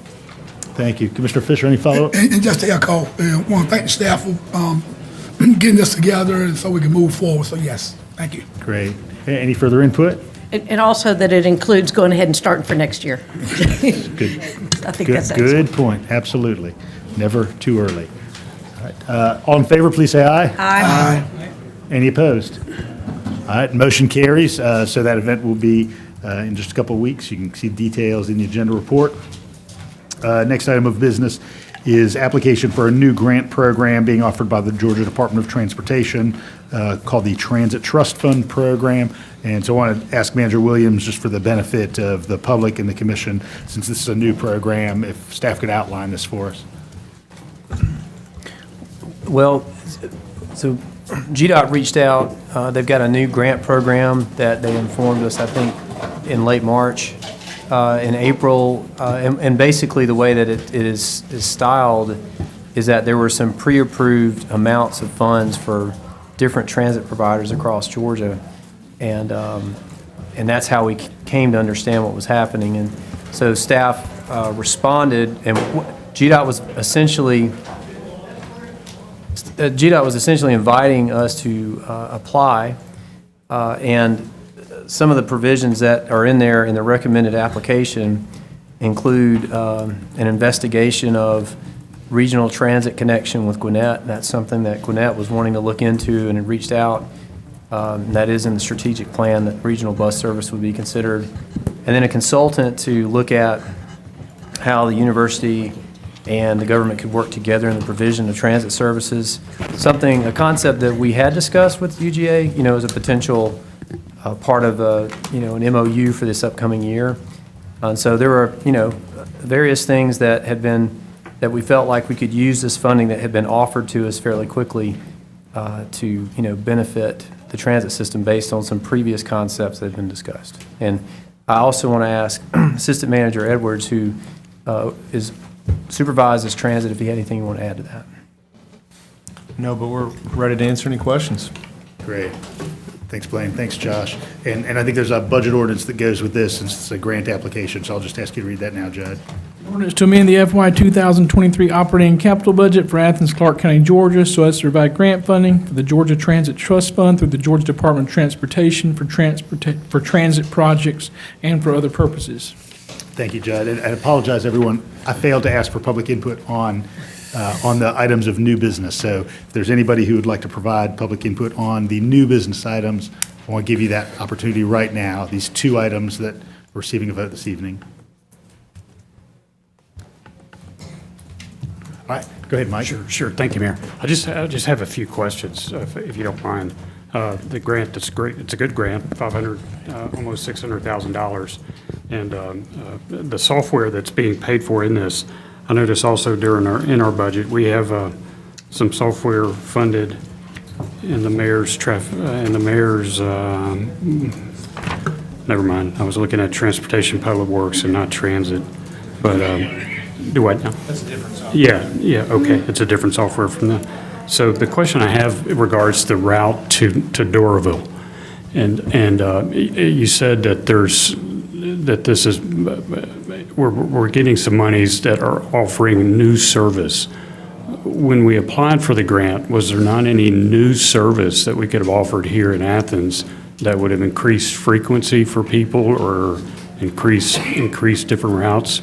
You see where I'm going? I mean, here's what I'm asking. Is there flexibility available to us? Because if we start the Doraville route or whatever, this commission wants to do, I mean, if we start a Doraville route and there's only 5 people on the bus twice a day, then at the end of the month, we've still got, I mean, that doesn't make a whole lot of sense. Sure. But is there some sort of flexibility we can build in to where this commission could weigh in on if there's some routes or something that we need extra routes to increase the frequency so that more people are riding here in Athens and helping the people here in Athens? Sure. And Josh, Assistant Manager Edwards, is going to share a handout that describes a little bit about the Gwinnett County connection. Yeah, I'm not, I get that. I get the Gwinnett County. I'm sorry. I do get that. I don't want us to, I do understand that, but. I want to answer your question, though. Well, I want to make sure that my question is, are there other routes that were considered for this grant within the county that will give us that flexibility? So what I wanted to say was that these funds aren't going to be used to start a new route. And then the second thing is Gwinnett is interested in this connection between our transit system and there, and are willing to put some funds towards it. Of course, they're probably going to be looking for us to partner too. This is just to study it within our own county, in the transit development plan, what we call the TDP, most certainly would probably envision some additional routes or additional frequency. The biggest impediment to that is just staffing. Our transit, I believe our transit vacancy rate is in excess of many other departments, and so that's been an issue for us. But certainly, you could use those funds for other purposes for transit. Right, and that's what I'm getting at. So we're spending $474,000, and the grant, from what I heard you say, it has to be something new. It can't be existing expenses. Mm-hmm. So that's what my question was. Are there any new routes that we can, or not necessarily new routes, but new increase in frequencies that we could offer? I don't know if I'm making. Just say Caterpillar. Just say Caterpillar as an example. Well, Caterpillar example, or some routes that we don't service in our community that could also be served by this grant. I think that's a potential that y'all could decide to vote on and change this to address. It would have to be new. and this is one-time funds, so there's no guarantee these funds will come back again. Right. Originally, this was only 100,000, and then GDOT said they had another 500,000. So that's when we thought about the regional plan that's, discussed by Gwinnett, the Atlanta Transit Planning Commission, and discussed in our strategic plan. I think for us, and Manager Williams mentioned this, it's the number of vacancies in transit that are currently limiting our ability to add frequency. Well, isn't that going to be the case with the Durville route as well? Well, we're just studying the future plans of that. And that potentially might not be our transit buses running those routes. It could be somebody else. It could be a contract agreement. That's why we need to study it. I think that if we were to focus on potentially adding routes in Athens-Clarke County, we would first need to focus on our employees in recruiting and retaining our drivers. So if we could do that, if we could get to full staffing, we've got about 20 vacancies in transit right now of 82 positions. Then potentially we could consider that. But since it's a 2-year time frame to spend the money, could we potentially give transit employee raises with those funds? We could ask GDOT that. If we were able to get fully staffed, could we designate that to a new route in year 2? Yes, potentially. I think we could do those things, but we've got to, if we were to add routes here, based on what we learned in the TDP, we would need to first get our staff up to the full 82 positions. Okay, and I'm not disputing what you're proposing. Well, I guess it sounds like I am, but I want us to do what you're asking us to do first before we start something else that's outside the county, and make sure that the citizens here and our residents are being served, because it does say in the proposal, ACC Gov proposes service to provide trips between Athens and Atlanta during peak hours. So whether you contract there or contract here, yeah, it's the same story, right? And we don't, another reason we need to study is we don't know if we would if we did do the service ourselves, if we would drop residents at a park and ride in Gwinnett and they would connect through Gwinnett Transit. All of that needs to be a conversation, and it's very, very early on. This would just give us an opportunity to bring something to the table and say, hey, we could potentially study this with you and be a partner. And I'm sorry, I'm not going to take up more time, but it's a bit more than a study, because we're actually going to be offering the service to. Potentially in a 2-year program, we could, in a pilot program. But again, we don't know what we could do. Well, and I guess that's what I'm saying. That's what we're voting on tonight, is to do that. And I'm asking what the flexibility is for us if we wanted to do something within the county to increase service. So what motion do I need to make to do that? So, Assistant Manager Edwards, when's the deadline for the submission? So June 1st. So if y'all vote on a CDO, we could then adjust the MOU and send it to GDOT. Now, we don't know if GDOT's going to approve it. They saw these ideas and said that they would approve it. So if y'all vote on a CDO, we would send, our transit director would send it tomorrow, and it just has to be signed by June 1st, which is their deadline on all financial items. Well, and let me offer this too. So if there's some consensus on this question, and because we have a couple more meetings coming up of the commission where theoretically you could have a special called session, if you want to direct me to ask GDOT, if they would be open to certain alternatives, we're glad to do that, and then we could bring it back to you, perhaps if the mayor would agree a special called session in one of the upcoming budget work sessions to approve something, because it has been pretty last minute. I want to recognize that. Give you the opportunity to, give us a consensus direction on how you want us to ask GDOT, and we'll do that. And if we can agree on something, then y'all could ratify that. Jesse. Yeah, I want to clarify a couple things. The first was we're talking about Doraville in Gwinnett County, but my understanding is Doraville's in DeKalb County. Is that right? So basically what this project is and what we handed out, it could be any of those MARTA stops. The goal here is to get Athens residents connection to MARTA. To MARTA, yeah. Okay. And so it could be Gwinnett, could be DeKalb, could be Doraville, could be another city, another stop. Well, what we wanted to show you, and we could provide the whole report from FY23 of the Atlanta Regional Transit Planning Group. This is page 11 of that report. And so this is a Gwinnett-sponsored project. So we don't know where it would end, but this is our goal to start the conversations and study the likelihood of regional transit that would provide a route on transit for our residents to MARTA. Okay. That's helpful to understand. I mean, you know, I'm inclined to, well, okay, one more question. So we approve this tonight. You all got to go to GDOT.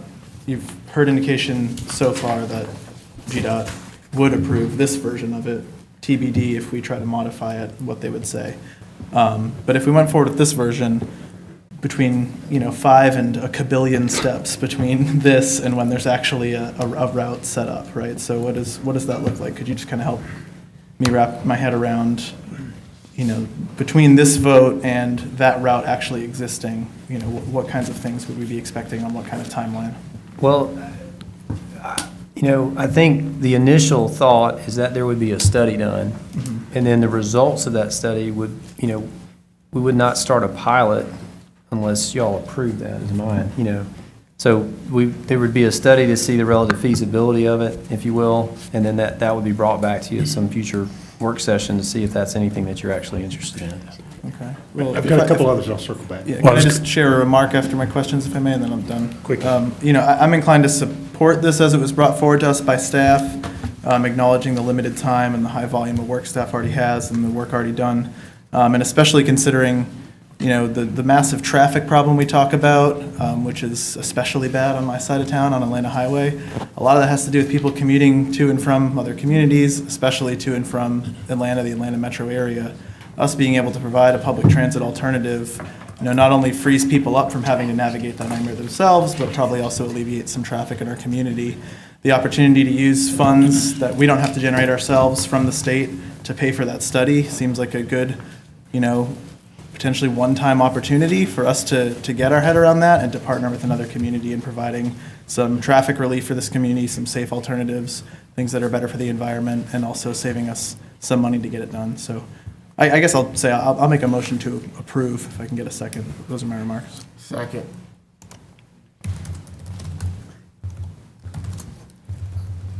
All right, Patrick, you're the seconder, so I'll follow up, and then I'll get the others. So I'm inclined to supporting this. I think 40% of Athenians already who live here commute to the Atlanta area, and I think this is a great opportunity to alleviate traffic. As taxpayers, we're spending millions of dollars to retrofit 316 to make it more drivable, but this is a perfect opportunity to get those people who are coming to Athens to visit UGA games, to visit, you know, the Botanical Garden, to find alternative transportation. So I'm 100% in support of this study, but I'm inclined to listening to my colleagues. Allison. Yeah, I appreciate the timeliness of this, and it coming to you guys late. I will need to be convinced that we'll be able to market a 2-hour drive just to get to MARTA and a 2-hour drive back from that workday, or if we're bringing people in to work in the jobs that we have here, back to the understaffed community that we have.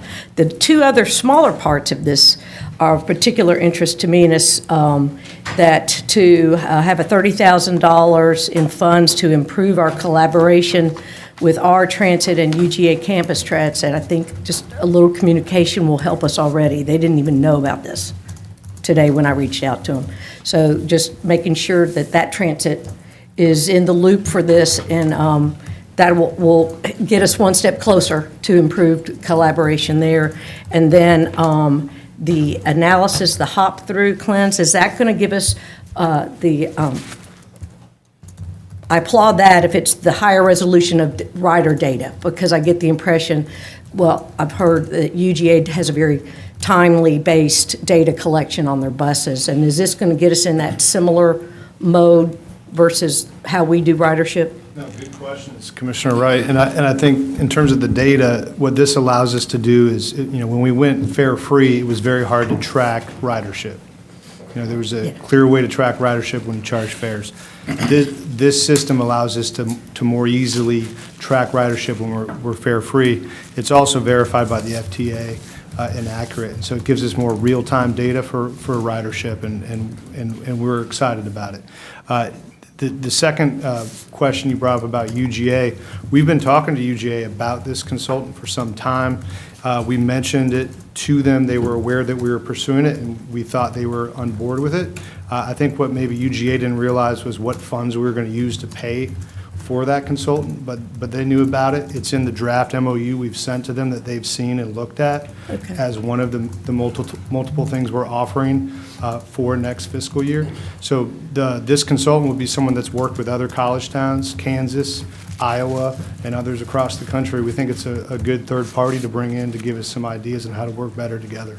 Okay, that's good, and I appreciate that update. We're talking to two different circles, I believe. So the more we can learn from somebody to do our collaboration better, I applaud that. And then also knowing that a lot of our funding that we have is on ridership numbers. And so I really applaud that we're now going to have that data to help us with future fundraising, funding sources.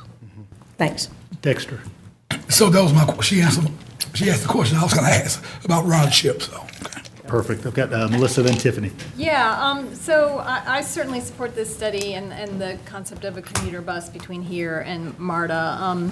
This sheet mentions a 35% increase in transit access to ADA populations. I want to remind folks that there are folks that, because of certain disabilities, may not be able to drive in certain conditions that would give them access to Atlanta. I'm one of those people. So I think that could open up some opportunities, and also for UGA students who live in the Atlanta area. If we can get more of these kids to leave their cars at home and come to our community without vehicles and commit to getting around our community without a vehicle because all they got to do is hop on a bus in order to get back home to visit their parents, we can solve a lot of problems in our community, especially when it comes to parking issues in our in-town neighborhoods, affordable housing issues where we, have to provide parking for every bedroom for a student. Even if they get here and they're walking and biking and taking the bus to campus, they still got to keep those cars somewhere. So it's going to take a long time to wean them off their cars, but this could be a start. Tiffany. I agree on both sides of what my colleagues are saying. But I just want to remind us about the megabus and the effects of the megabus and why the megabus really didn't last that long. I do understand outsiders wanting to get in and commuters possibly getting out of their cars and getting on a bus. But I do want us to be mindful of things that we've tried in the past that really didn't work in moving forward. So that's my 2 cents. Thanks, Commissioner. Just a couple of data points I think worth noting kind of before we do a second round. And these are some of the kind of elements that economic development and our other departments have accumulated over the years. And one is that we send about 40,000 people out a day who commute to jobs outside the county. And very similarly, about 40,000 people commute in to support the employers here. Another element that's been brought up is the student population, and there are a little more than 20,000 students at the University of Georgia whose families of origin are in Metro Atlanta. And just as one anecdote, Dustin, who was my intern the semester prior to COVID, was a student who was here without a car. His dad would routinely have to come to Athens to pick him up, take him home for the weekend, and then bring him back. So these are the kind of myriad of community supports that could be provided through this. So I appreciate staff being creative in this. Another one of the things that we found powerfully supportive is regional collaboration, and I think this would provide a platform for that. So, Mike, I know you want to follow up. Thank you, Mayor. And I'm sorry, my pen's been leaking, so I feel like I got blue ink all over me. So if I do, then that's. But the question I need to ask, or would like to ask, is I heard you say that we'll start this, and then it comes back to us to start the pilot project. Is that correct in my understanding?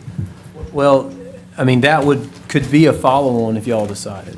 But at this point, my understanding is it's just to pay for the study, and then there's a lot of other decision-making that would have to take place. Well, and I just want us to be clear, the study includes committing personnel and no capital, so I'm assuming buses or contracting to to this study? So the study would be about engaging with the other regional partners. This is not something we can do on our own. This would Right. be something we do in collaboration with Gwinnett and others. And so we might start the study and find that nobody else has the money and they're not interested at this time, that it's not going to happen. If that's the case, GDOT has shared that these funds are flexible and we can designate them to something else at that time. Okay. So we can do that. But I think that, to your question, Commissioner, the study will inform what we can do, but then we can come back to y'all and share what that potential pilot is. I think the study will inform the pilot, which would be what the majority of these funds would potentially be spent on, right? And so we don't, there was one idea of what that pilot could be that was written up that you read, but that's not necessarily what it might be. We don't know because we can't do it on our own. I don't see us driving one of our buses all the way to the MARTA with one of our people. There's just no way we could. Well, and that's good to make that clear, because I was reading it a bit different in the application when it specifies times and such as And I'm that, sorry so- about that because of the short-term Yeah. nature of this, that, I think that came across as overly specific when what we're really trying to do is find ways we can help our residents connect. Right. And to that point, the residents connecting, I don't disagree with doing some regional thing at some point in time, but, we need to focus on opportunities to access to places here in Athens. And there's, for a lot of people, and we worry about them going to Atlanta, but for a lot of people, there's not the opportunity to connect to places here in Athens. And that's I know it's a focus of transit, but at any rate, I'm fine. Let's move on. Carol, I saw your hand. Yeah, I just sort of catching up with everyone's comments and such, and really want to just put in my support for this study of regional transportation needs, because people's transportation needs don't stop at county lines.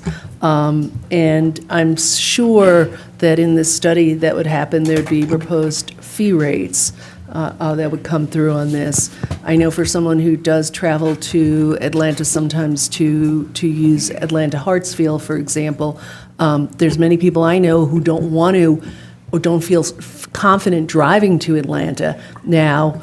And even if you do, you are going to be paying your rates. I'm fortunate, I can afford the groom transportation, but that's $110 round trip. So that, really adds on to a fare that you might get a cheap fare somewhere else. So in addition to all the other needs, I think this would be great.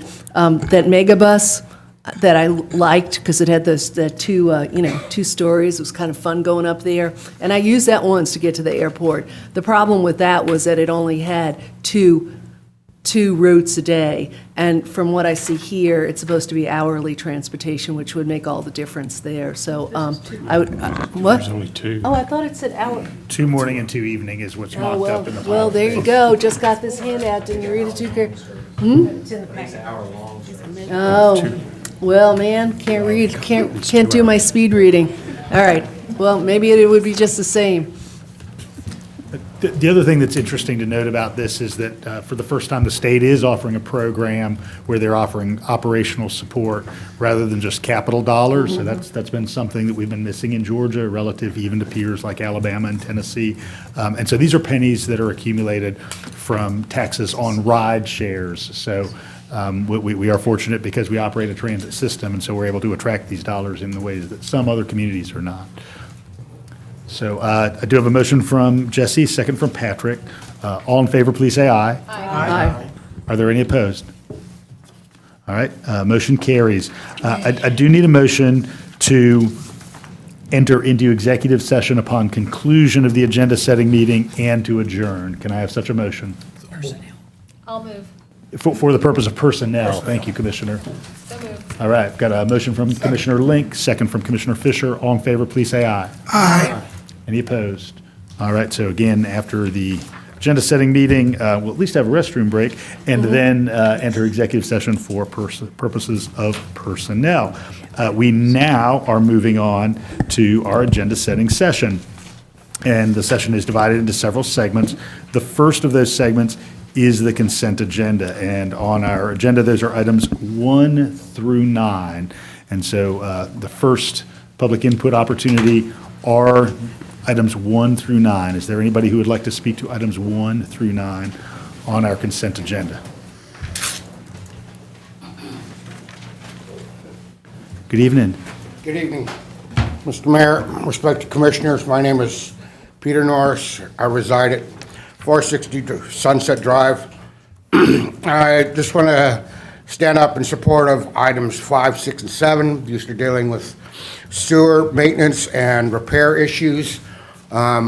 We in Athens-Clarke County, our waters are considered impaired by a Georgia EPD. They are not fit for their designated purpose, which is fishing. And the main reason for that is non-point sources of pollution, which are sewage leaks. So whatever we can do to fix and maintain our sewers in good working order, I would support you to do that, please. Thank you. Thank you, Peter. Is there anyone else who would like to speak to any item 1 through 9? It's on our consent agenda tonight. Is there any commissioner who would like to remove a consent agenda item for later discussion? All right. Next order of business are going to be the 3 planning and zoning items. So while the clerk is lowering the screen, I'm going to relocate. We're going to have individual presentations on each item from Brad, opportunity for public input on each individually, one at a time, and then commission discussion. So we'll take these items one at a time.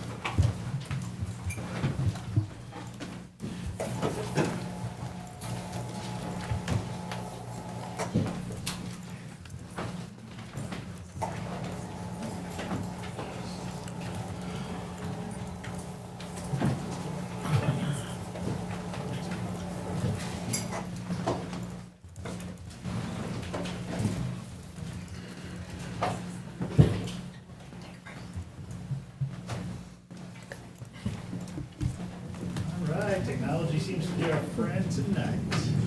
All right, first thing that Brad is going to bring us is item 10, which concerns 540 Baxter Street.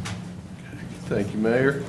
This is 540 Baxter Street. It is a request to amend an existing plan development from the early 90s. Purpose is to adapt an existing office building for use as a fraternity. This is the red and black building on Baxter Street. The proposal for the fraternity change of use would have a capacity of 18 residents. The building essentially on the outside would remain as is, as well as the site conditions would remain based on their proposal. And then there are 3 waivers that are being asked for by the applicant. A couple of them deal with tree canopy coverage and the planting of street trees, and the third is a reduction in the required parking space count from 59 to 35. You see the property here located on the north side of Baxter Street. Existing zoning, which is commercial general along the Baxter Street corridor until you get to the parcels that also have frontage on millage. Fairly quickly after you cross over that millage corridor, it reverts back to commercial general again. This is the existing building. As mentioned, the exterior is proposed largely to remain as is. The conversion would be on the inside. Just a picture, there are obviously a lot of concerns from an adjacent single-family zoning district to the rear, which is Henderson Avenue. This is the current conditions at the rear parking lot. Largely, this stems from a condition that came out of the old 90 plan development, which was a general business plan development as adopted by the former city, in which the applicant was required to install a fence, and then at that point, plant Leyland cypresses that you see over the period of 30 years have lost a lot of their lower limbs and have gotten tall and thin on the bottom. Site plan really largely reflects what's out there today. If you go out there and look at it, there would be some minor changes needed with some handicap spaces, some additional bike parking requirements to be installed. The current bike parking, and as proposed, is up in that top left corner. Planning Commission deliberated on this. We've tried to give you an overview on your pick sheet as part of the report that has been presented to you of that deliberation, but ultimately the recommendation of the Planning Commission with a 4-3 vote is they recommend not to approve the amendment to the plan development. And that concludes the staff presentation. Thank you. All right, rules of public input are the 3 minutes as described earlier. You will see the light will turn green when you begin speaking, yellow when you have 30 seconds remaining, and red when that 3 minutes is concluded. If there's anybody here to speak to this item tonight, if you would line up. I see a few people in the audience, so I know there may be some interest. During the formal public hearing, which will occur on the 6th, there is that opportunity for a 10-minute segment for both the primary advocate and primary opponent.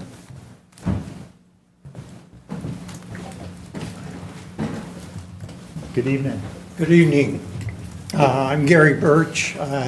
My wife and I live at 228 Henderson Avenue. And I'd like just to take 30 seconds before addressing this issue to say that I had the good fortune to study and teach government for 50 years. And as you all see, government is hard. But you're doing really well. And Athens is doing well. I had the good fortune again to travel around the world and look at government in operation in different countries and in this country. And our community is doing well. And we sometimes feel that the sky is falling, that this, everything's bad. But all of you, and we can be proud to be Athenians. So, back to the issue. My wife and I love living here. We had the good fortune coming here 50-some years ago. We live on Henderson Avenue. We love our neighborhood. We love the students around us, sororities and fraternities. We love this entire community.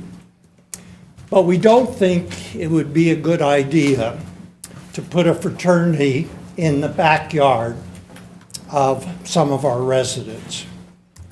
There's a great place for fraternities and sororities in this city, but not in someone's backyard who's been there for, this is an old street that's been there for a long time. It was in decline going back a century and more, but people like Peggy Gallus and others moved onto that street to revitalize it, to invest in it, to make it a part of Athens that gives Athens these special neighborhoods among the fraternities and sororities.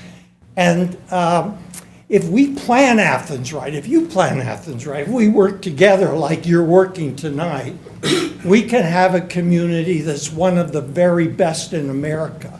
But we have to make some tough decisions. We have to protect neighborhoods. We have to work with the university. We've got to get them to do their job in making sure that they find and take their part of the responsibility of finding places for fraternities and sororities. So don't put a fraternity there in the backyard of some of our neighborhood. And don't put it across the street from the freshman dorms. Just kitty corner across Baxter are all these young freshmen. A lot of them are girls. And I don't think a lot of parents would like them right across the street from a fraternity. So thank you. I hope you'll reject this special use for 540 Baxter. Thank you, Gary. Don't be shy.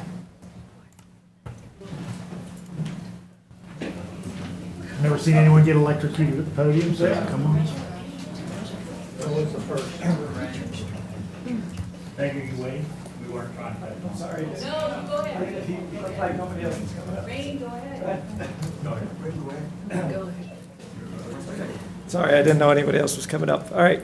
My name is Rain Strider, and first and foremost, I am not representing the fraternity in a transaction in here, so there's no monetary for me to speak here tonight.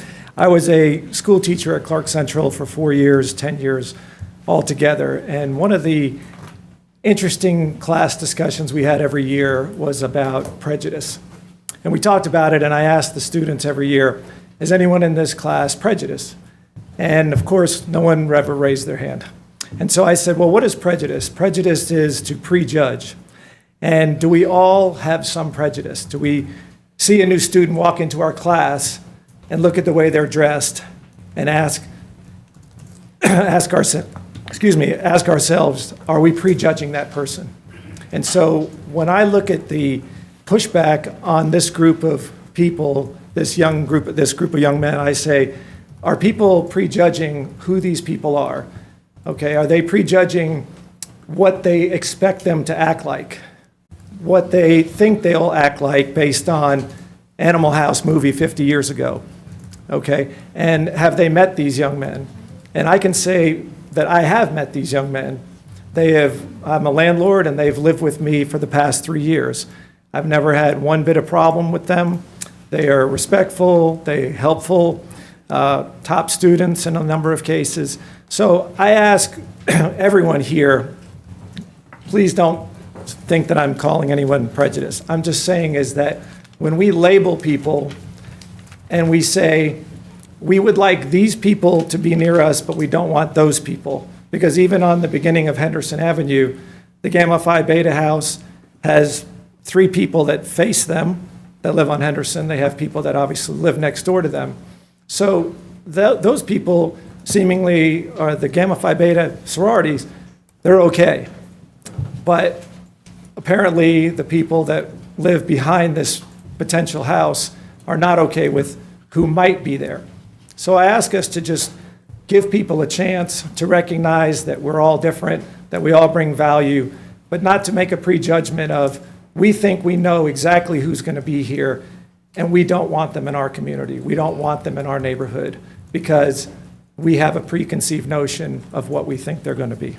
I appreciate everyone here tonight. I have many friends that live on Henderson, so I hope that this doesn't cause any harm in our friendships. I respect the commission and everything that you dealt with earlier tonight, and I know it's a difficult job, and it's hard to make everyone happy. I appreciate it. Thank you. Thank you, Rain.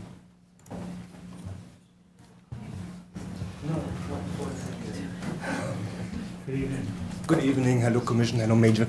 My name is Kalechtek. I live on 138 Henderson Avenue. Ray, when you were the landlord, isn't it financial interest? No, I'm not. I'm a landlord on Village Avenue. Okay. I have nothing to do with this property. Anyway, my first point, I want to make two points. The first one is very short. In my opinion, the red or black house is utterly unsuited for a fraternity. There's not enough parking. There is no lawn to throw a ball, and it directly abuts single-family homes. Second, my concern is, my fear is that putting a fraternity house there, which directly abuts to the historic Henderson Avenue street, will kind of breach into that street.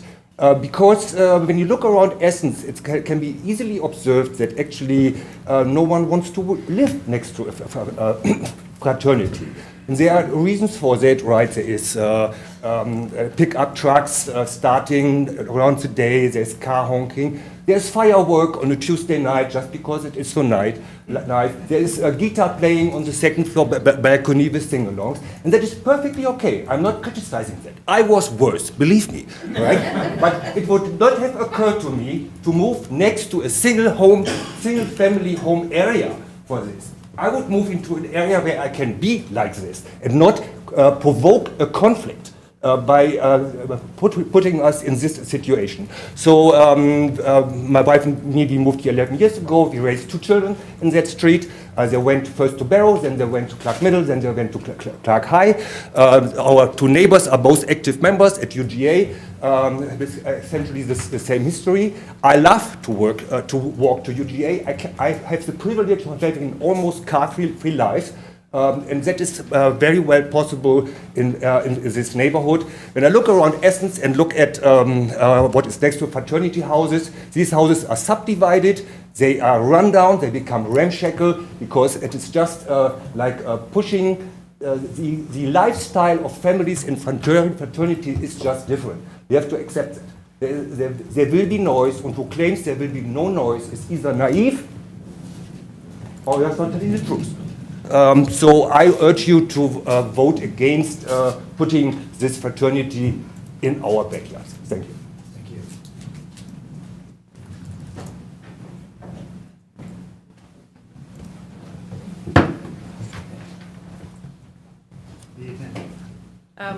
My name is Diana Jackson, and y'all have seen me up here for SPLOST stuff, but tonight I'm speaking to you as a resident. I live at 150 Henderson Avenue, where my husband and I and my family have lived for 26 years. I hope you've all had a chance to read the letter that we sent to you at your Athens-Clarke County email address. So I'm going to not talk about that, but other stuff. So under the Planning Zoning Ordinance for Special Uses, Chapters 920-5, they lay out the action by the mayor and commission. It states that the mayor and commission shall consider whether the proposal will have an adverse impact on the surrounding areas. I point to subparagraphs C2, C5, and C8 that speak to generally to traffic, noise, and the impacts on the character of the neighborhood. The impact of 18+ more large pickup trucks barreling down our street, their doors slamming as they get in and out of the cars, and the lack of a front lawn for these young men to play sports or drinking games or just general horsing around means they will take place in the parking lot that you saw on Brad's slides or on one of those balconies that you also saw on one of his slides. This traffic and noise generation will negatively impact the character of one of the 16 historic neighborhoods. My son lives at the apartment at 175 Finley, and when the fraternity was at West Broad location, he stated that on a daily basis, this fraternity played amplified music from 4 to 10 p.m. As it is today, with at least 3 fraternities located not yet in our backyard, but 540 feet away, we often sleep nights with a fan running to drown out the noise. So I'm deaf in my right ear, and most times I can put the good ear in the pillow to go to sleep. But the other night, the music was so loud that even putting the good ear in the pillow did not work because the bass was reverberating through the pillow and throughout our house. Planning staff has stated that the fraternity will provide an adaptive, sustainable reuse of the building. I say that the more adaptable, sustainable reuse of the building is its continuance as an office building. The operations of an office building are more conducive to 8 to 5 uses and often no use on the weekends. According to the flagpole quote from the Red and Black publisher, Charlotte Norsworthy Varnum, the Red and Black was not for sale when the fraternity approached them with a substantial offer. I am sure that there are other businesses that would have wanted the Red and Black building had they even known it was for sale. With all the interior changes that will be made for this adaptive reuse, it will be hard to undo them as a business space. The Baxter corridor contains no fraternities. In fact, it contains many first-year dorms, like Carl said, that are actually quiet due to the RAs of the noise rule. The first-year students studying in the dorms do not want to hear somebody else's loud music. Like everyone else who spoke about what makes Athens special tonight, I would add to it historic districts. And and what Rain said earlier, we're not prejudging this set of boys. We're rejecting a fraternity, okay?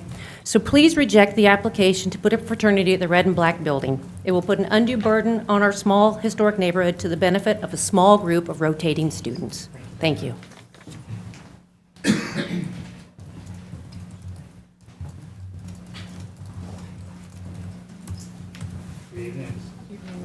Good evening. My name is Cassandra Jackson, and I live at 150 Henderson Avenue.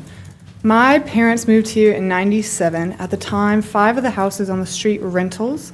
The beautiful house we live in now was a husk of its potential. My parents replaced the water and sewer lines, capped and repointed the failing chimneys, put in a new roof for the front porch, replaced the rotting back deck, repaired damaged plaster walls, and redid the backyard structures. There were no trees in the front, no landscaping of any kind. They tilled the front yard soil, built a picket fence, and planted birth trees for my brother and I. What they did were endeavors of the heart. At a return of their decision to buy a historic house in Henderson, they were encouraged not to. Why not move to Coney? Join the other young professors of UGA looking to start families. But my parents knew what community they were looking for. That's what this comes down to for me, community. I grew up on Henderson. I went to Bear Elementary, then on to Clarke Middle, and walked every day to Clarke Central. I have pride in my street, and I have pride in my schools. This fall, I'll be a senior at Virginia Commonwealth University in Richmond, Virginia. I'm a double major in professional science and urban and regional studies. So I know a bit about this process of planning committees. I understand the staff reports, and I know what your objectives are to this unified government's planning. I would know the viewpoint of my street, my neighborhood is privileged and comfortable, inclined to NIMBYism, objected to change. I could take the time to unravel this poorly aimed sentiment to show its feeble construction, but it would be a waste of efficiency. Just like the money and effort and love my parents put into our house would have been if they didn't care about what would happen to the street and its occupants. I grew up playing with my neighbors whom I went to school with and whom I continue to have a lifelong friendship with. I enjoy conversing with all my neighbors when I catch them in their busy lives when I'm home from school. I love visiting home. I love my home. I have nothing against frats. I think SEC Greek life is one of the most intriguing institutions in America. But I don't think it belongs on Baxter Street. There's no precedent for it. If there was, most of the current homeowners would have left long ago or never made the decision to move in. My time left living on the street is limited. I've graduated high school. I'll soon graduate from college. It could be reason that my interest in this outcome is less considerable, but I care about my parents. I care about where they live, and I care about my neighbors, some of whom I've known since I came home from Athens Regional. It's not about the strat. It's not about the boys who live there. It's about community. It's about how this county wants to shape community. Please uphold the Planning Commission's denial for fraternity at 540 Baxter. Thank you. Thanks, Cassandra.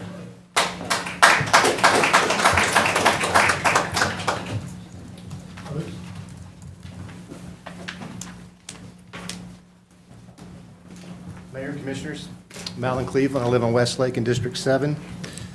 The purpose of an SUP is to ensure that student organizations locate in properly zoned areas and avoid the KA calamity that happened years ago. It's not a tool for denying an owner's legal use under existing zoning, nor is it meant to allow adjacent property owners in a different zoning to control a commercial property owner's use. You as commissioners have a unique opportunity to add use limitations that will be more restrictive than the present zoning. You can do that with a commission-defined option. Conflicts in use are inevitable where different zoning districts are next to each other. You can't give the stakeholders, including the commission, everything that we all want, but you can forge a compromise solution that balances the needs in all and conforms to the spirit of the zoning and comprehensive plan. Restricting future use will actually benefit the Henderson residents. Instead of the daily year-round commercial activity that can and will exist, this property will sit idle for 5 months or 40% of the year, with restrictions related to trash and noise, restrictions that are not in place for other Baxter commercial property owners. Last year, we were told to find a property next to UGA that was walkable on public transportation routes that wouldn't impact existing infrastructure, a property compatible with the existing plan, and we did that in spades here and checked every box. This property perfectly aligns with our use and the comprehensive plan. We've addressed the residents' concerns, and they are manageable with a commission-defined option rather than an outright denial of this request, which is the only thing that the residents seem willing to accept.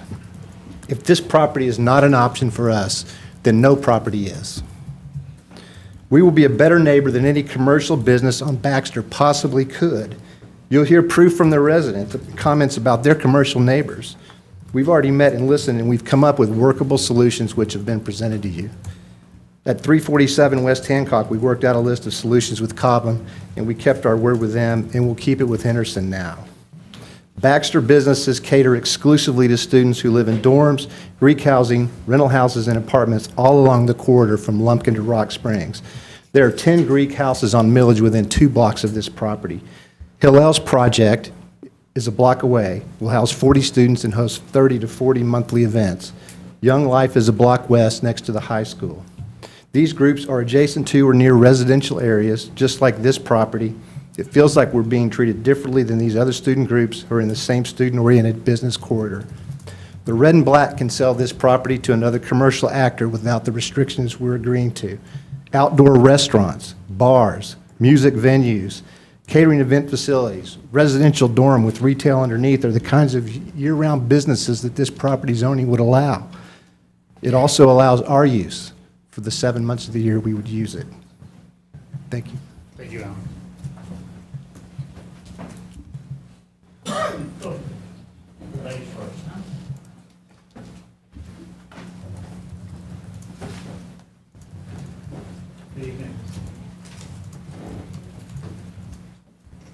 First, I want to thank you all for your service. We are so grateful to every one of you.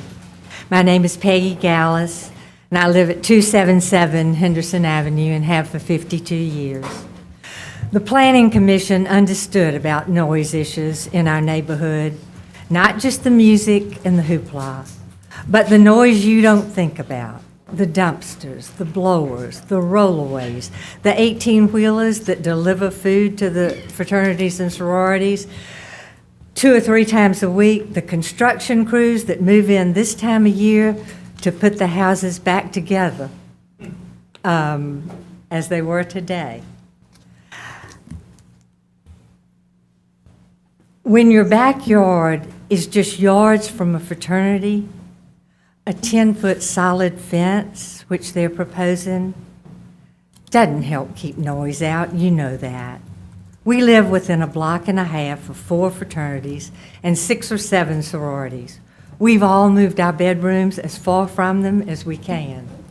This leaves us no place to hide. Henderson Avenue is a historic district that you have encouraged and promised to protect. But it's so much more than that. It's a neighborhood. It's a community. We love this town. We send our children to public schools, all of them. We continue to work for our schools when our children are grown and gone. And our whole community is something we work for in so many ways and we care about. Please help us stay in our houses. Some of us, as you will hear in a little while, will have to move. Please vote with your planning commission to deny these changes. Thank you. Thank you, Peggy.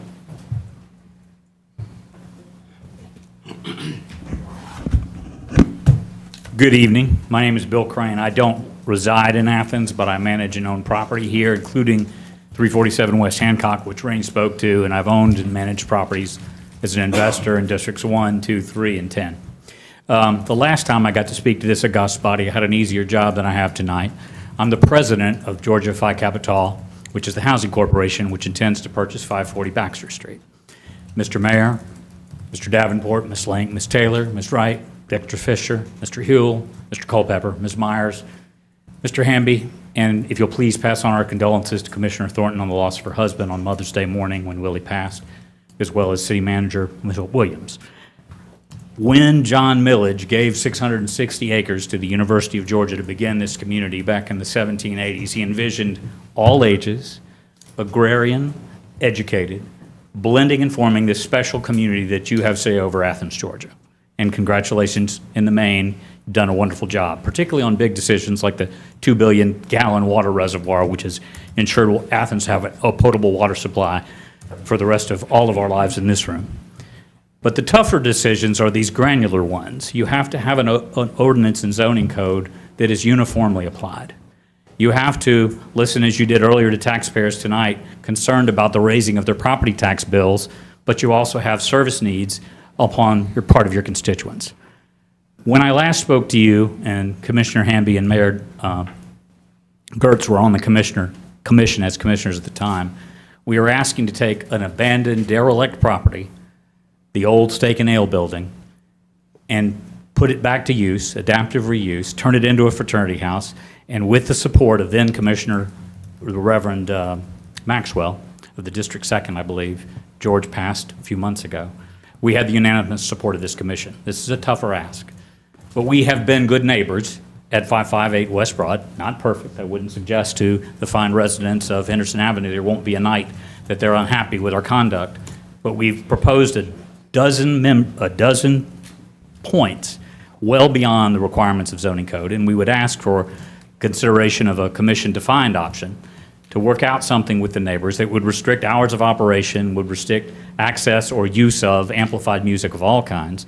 It is a sealed commercial building. We had a sound engineer on property this week. The decibel levels from inside to outside of amplified music at 120 decibels come in outside closer to 55 to 60. We will work with you.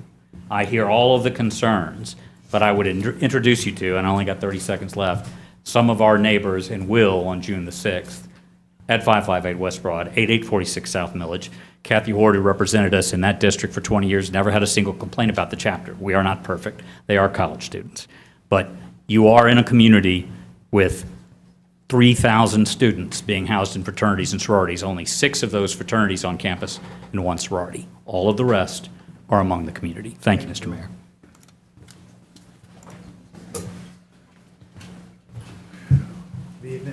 Good evening. My name is Joan Jackson. I live at 195 Henderson Avenue, and I'm speaking to you tonight on behalf of my husband and myself regarding this proposal for 540 Baxter. We're asking you to follow the recommendation of the Planning Commission and deny approval. Like our neighbors who've already spoken, we're very concerned with the noise likely to emanate from a fraternity residing and hosting social events in what is almost literally our backyard. Our concerns about noise and the potential for it to degrade our health and the quality of life are not based on mere conjecture, nor stereotyping, nor prejudice. My husband and I have lived in the historic in-town neighborhood for more than 40 years, first on South Church Street, then on Deering Street, and for 2 years now on Henderson Avenue. We've lived next door to a small student apartment, and we've always lived within earshot of the sororities and fraternities on Millage Avenue. When we lived on Deering Street, we also heard the music from the Phi Kappa Tau House on Broad Street. The music from outdoor fraternity parties on Millage is loud on Henderson Avenue, but at least we know that it will stop at midnight as required by the event permit, and it's not an everyday occurrence. What concerns us now is the prospect of everyday, unregulated noise occurring in very close proximity to our homes. And while Phi Kappa Tau may be the quiet, considerate neighbor they have promised to be, we're very concerned that the special use permit, if issued, would allow any fraternity to occupy this building in the future without approval from the Planning Commission. We understand that some level of noise and disruption is the cost of in-town living, where we enjoy the privilege of living in a historic neighborhood and the convenience of walking to campus, shops, and restaurants. We also know that other neighborhoods that border commercial or industrial zones struggle with similar issues. We do not claim special consideration, only the consideration that we believe all residential neighborhoods deserve. Henderson Avenue has been able to coexist with the commercial establishments on Baxter Street for many years. This has been possible primarily because these businesses close at night. And while they serve many customers each day, those customers do not congregate and socialize for long periods of time. The Red and Black was a good neighbor to Henderson Avenue residents, and we believe that continued use of this building as offices is both feasible and appropriate. This can happen without any changes in zoning or the issuing of a special use permit. We therefore respectfully request that you vote in accord with the Planning Commission's recommendation to deny the proposal. Thank you. Thank you.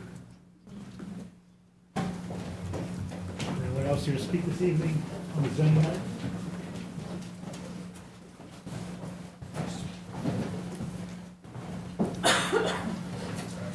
Back when I was in the classroom and we did read alouds, I would designate people's orders in line. Maybe I'll move to that. Good evening. My name is David Matheny, and I live at 200 Mount Vernon Place. I'd like to just try to stick with facts tonight, as at least as I understand them and see them. Baxter Street is a commercial corridor that allows a plethora of highly active businesses. The reason Phi Tau looked at this property is because they believed it conformed to their use. The planning department compiled an extensive report stating the facts that a use of the Red and Black building for fraternity met all of Athens-Clarke County's ordinances and guidelines. If there is a flaw with the Athens-Clarke County guidelines, this is not the venue for changing the ordinances. The differences between this location and other current fraternity locations are: one, the property surrounding this building is limited and does not support large outdoor gatherings. 2, the building is far superior construction and it prevents indoor amplified sound from leaving the site. 3, this location is a natural, walkable venue to UGA and their classrooms and the other students. It's there at the university. The differences between this fraternity and maybe others: there will be a full-time property manager living on the premises. Please hear me say that again. There will be a full-time adult property manager living on this premises. There will not be a full commercial kitchen, as I might have stated earlier, for full-time meal services will not be there, which means that there will not be service trucks, there will not be a dumpster, there will not be the things that these residents are associating with other commercial businesses on Baxter. And this fraternity traditionally has a smaller membership than many of the fraternities. This is an opportunity for you as a governing body to add conditions to this fraternity that will ensure harmony with Henderson Avenue. Henderson Avenue is not unique when it comes to being a lovely, quiet street of residences. There are a number of residences that are adjacent to fraternities and sororities. And the fact that, I'm out of time, but I got through some of my facts. Thank you very much. Thank you, David.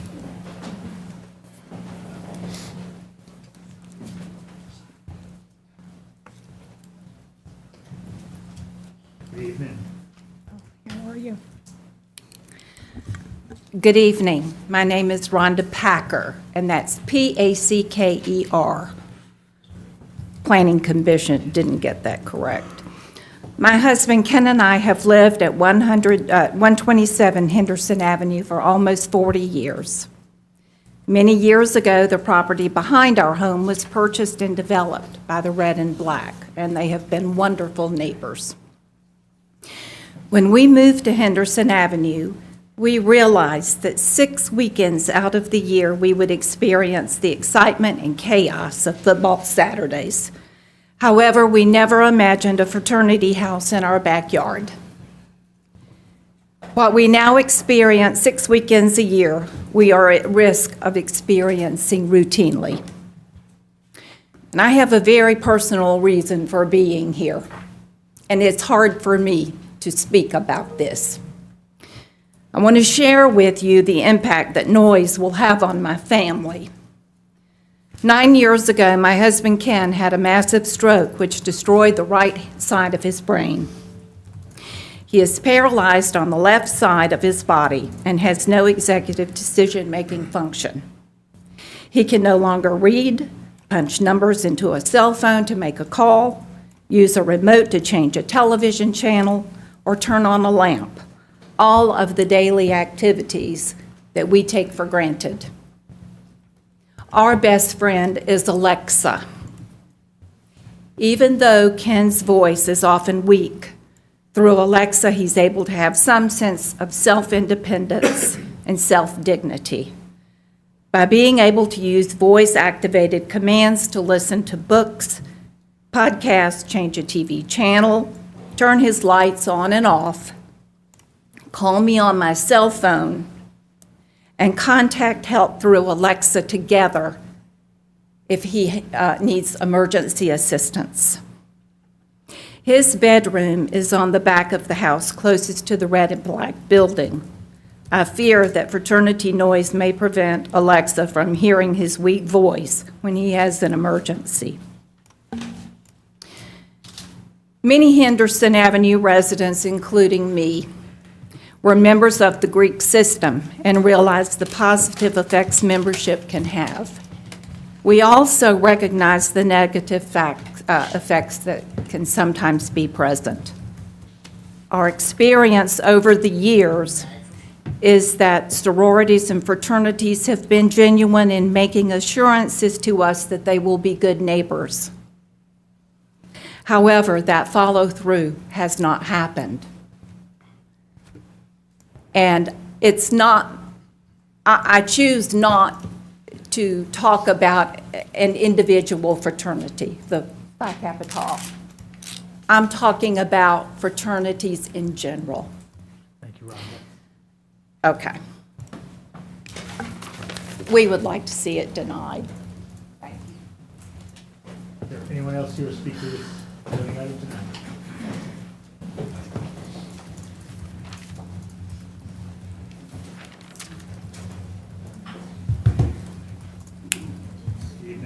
Good evening. Let me get myself prepared here.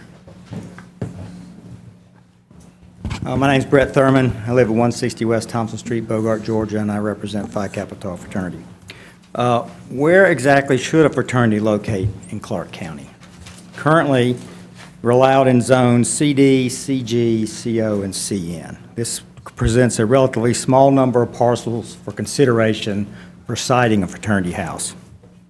Phi Kappa Tau has diligently searched for a site that meets their needs in a zone that allows fraternity and sorority houses through this process we're going through. Virtually all of the available parcels abut residential zones. In the smallest county in the state, there just isn't hardly any commercial property that is not within close proximity to a residential zone. Phi Kappa Tau evaluated a number of properties in commercial zones around Athens.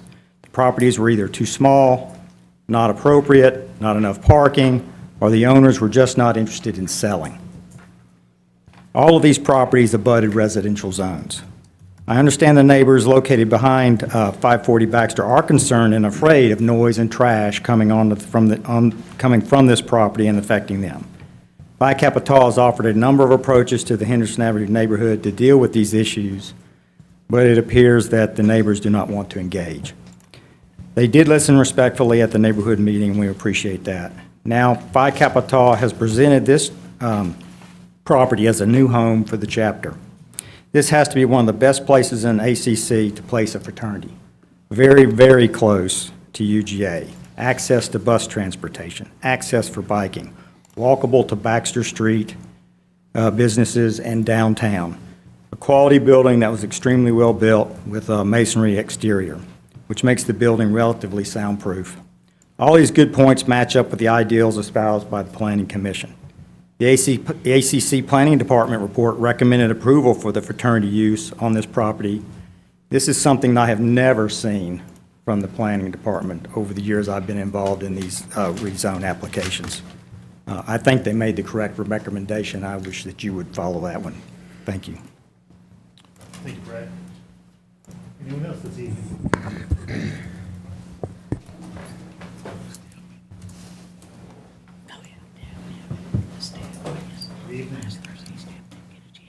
Good evening.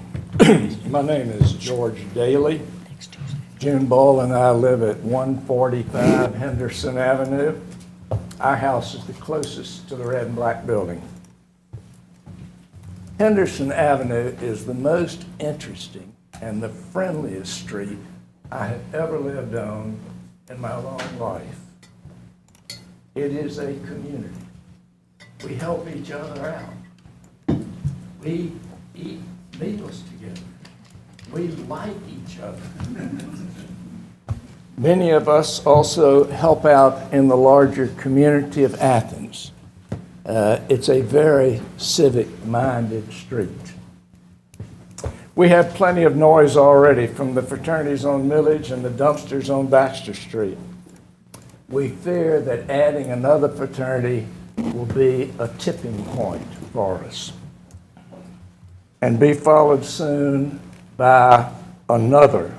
And soon Baxter Street, which today has two fraternities, will be referred to as Greek Road. And we'll have the Greeks on two sides of us. The freshman dorms on Baxter Street will have boom boxes, party noise right across the street. The Planning Commission supported us. and that should have a lot of weight with you. You created them to give you a recommendation, and they've given you a recommendation in a contested case. That should carry weight. We don't want Athens to look up in a few years and find that Henderson Avenue is still there, still historic, but it's not the same.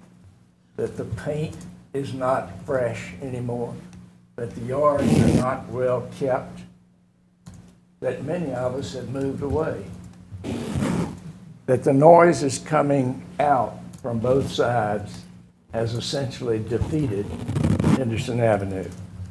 Athens will be a less attractive place if that happens. We also think that the 1991 ordinance made it clear that any use of red and black, the site, has to protect Henderson Avenue. The red and the black did not need a PD to move there. They were covered easily under the present the zoning, which was in then. So the creation of a PD was basically for the purpose of making sure that this commission wanted to protect Henderson Avenue. A fraternity there would not have been allowed in 1991, and even less so today. Thank you very much. Anyone else here to speak to the zoning item on Baxter Street tonight? All right. We will we'll take up discussion of this as a body, then we'll take a break after. So just a programming note for everybody.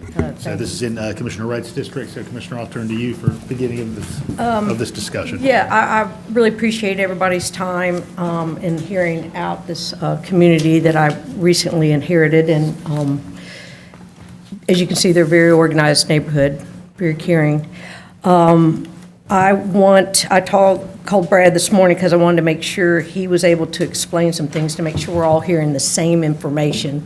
And in particular, Brad, if you would focus on the 1991 plan development, because we're essentially modifying a plan development with this special use. And if Brad could explain it so that it's accurate and that we're all hearing that the same way.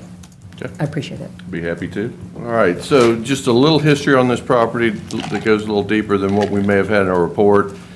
Those of us that were here in the 80s, this was the old water tower site on the top of Baxter Hill. This is where the city's tanks were. They were removed in the 80s.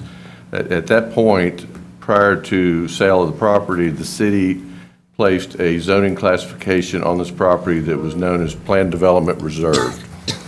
There weren't a lot of them. It doesn't exist anymore. It existed in that code in the 90s.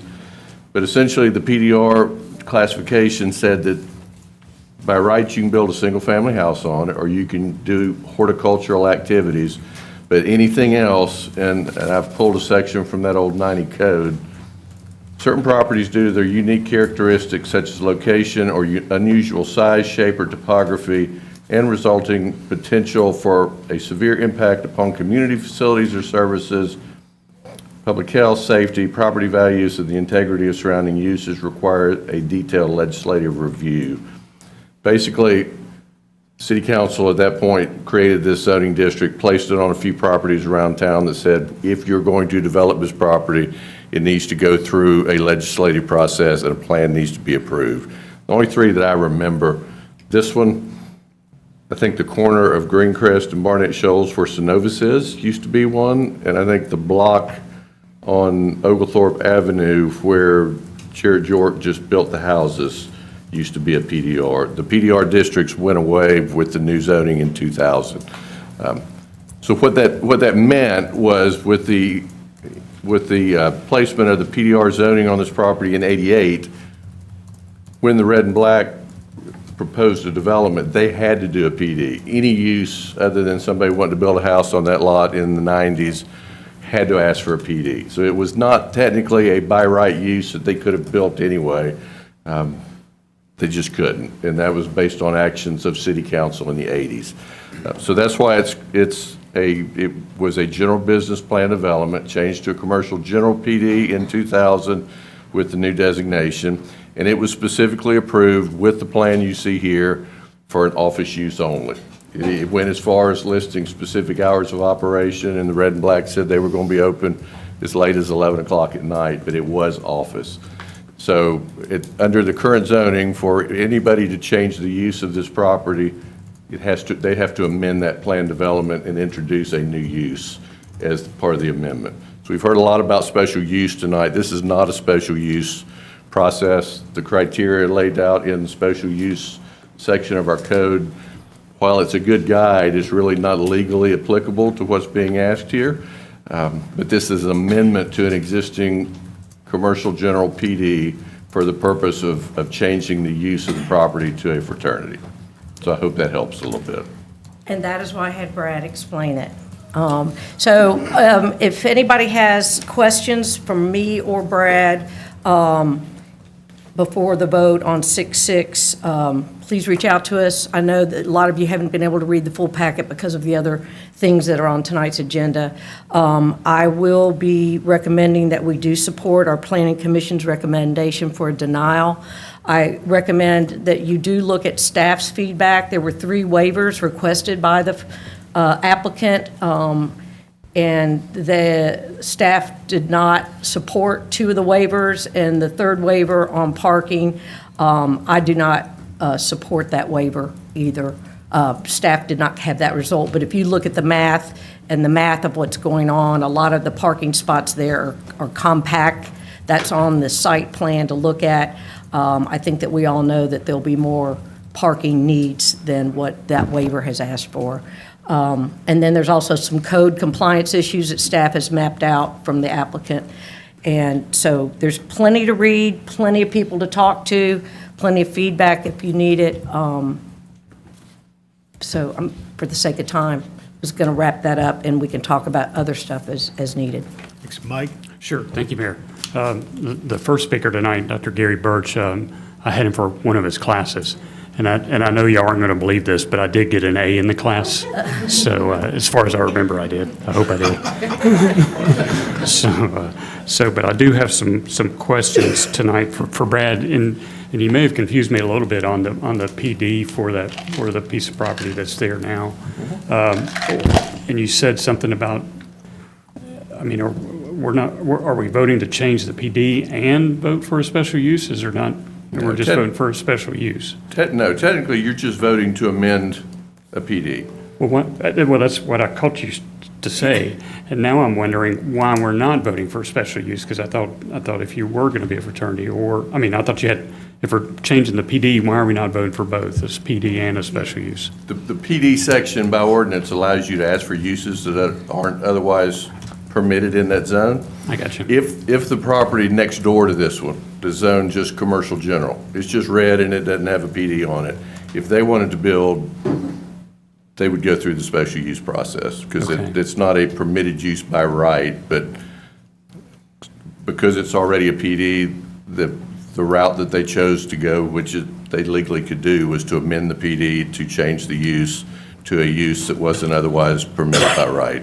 And we do that a lot in other PDs. Typically, it's with mixing of uses, but uses that aren't otherwise technically permitted and/or the need for waivers to design standards. So combination of the use, parking reduction, and their request for the trees is what allowed them to ask for the PD. Okay, good enough. I have another question for you, and this was through some communication that came through.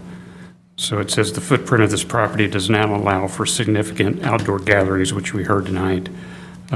We hope to later acquire a second property nearby for a dining and larger chapter room. My question is, if there is a second property involved, would that second property need to go through a special use? I mean, I guess at the end of the day, it depends on the activities that are taking place there, but if it is solely used for the operation of a Greek institution, we would consider it ancillary fraternity sorority, and it would go through as well. Yeah, because that concerns me a little bit that we don't have a full application for that. I mean, just considering some properties around there, could also generate some questions maybe. So, okay, thank you, that helps. Yes, sir. Jesse? Thank you, Mayor. Yeah, I'd be curious, and we can get into the details of this more after this meeting. I'd be curious to hear my colleagues' thoughts on if there is a way forward with a commission-defined option that could restrict some of the things that we're hearing from residents. When I think about like helicopter view, where's the ideal area for fraternities and sororities if we're going to have them, which our code certainly allows us to have, and we certainly have plenty of them already. It is this area. You zoom in and you see how immediately adjacent it is to a historic district and some people's homes, and I think there's some legitimate concerns of residents. I'm just wondering if there's a way we can alleviate those concerns through some conditions of a commission-defined option. I'd be interested in supporting that if there was interest by colleagues. Specifically, seemingly, noise and the trash coming and going, things like that. I'm wondering if there's a way to kind of resolve those concerns with conditions, especially recognizing that, hearing that it is a planned development, so maybe it wouldn't quite be so simple as a by right, but there's a lot of other commercial uses that could be just as, if not more, full of dumpster activity and delivery activity and noise. I think of a number of restaurants that double as music venues in 5 Points. If they moved into this building, I'm sure it would cause quite a bit of disruption as well. I personally also was struck by the number of beds, I think, in this development is far exceeded by the number of parking spots outside of it. I was also struck by them not needing to modify the exterior of the building in any substantial way, which was, a pretty positive thing, I thought. So, I'd be just interested in exploring that option if colleagues would be. Melissa? Yeah. So I hear the concerns of the residents, and as someone who lives around the corner from a fraternity house, I feel them. And I certainly have those concerns too about this being so adjacent to what is definitely a historic neighborhood street, and the lack of parking. I talk about it all the time. Parking is a problem. Students have cars, and they will park them wherever they can fit them, and they'll end up in the neighborhood. They'll end up illegally parked. There are certainly trash concerns. The fraternity I live near, that stretch of Nakuchi, and it gets pretty trashy. I feel like there's a part of me that feels like in this day and age, why do these institutions even exist? But that's not for us to ponder.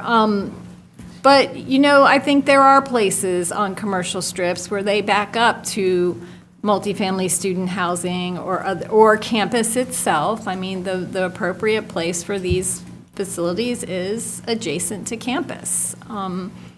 So I don't think this is an appropriate place, and apparently they offered the red and black lots and lots of money. Apparently they got lots and lots of money for their property on West Broad, which, in the long run, I look back and I don't think that was an appropriate place for a fraternity. I see the impact it had on that adjacent neighborhood and how it pretty much drove out all the homeowners in Hancock.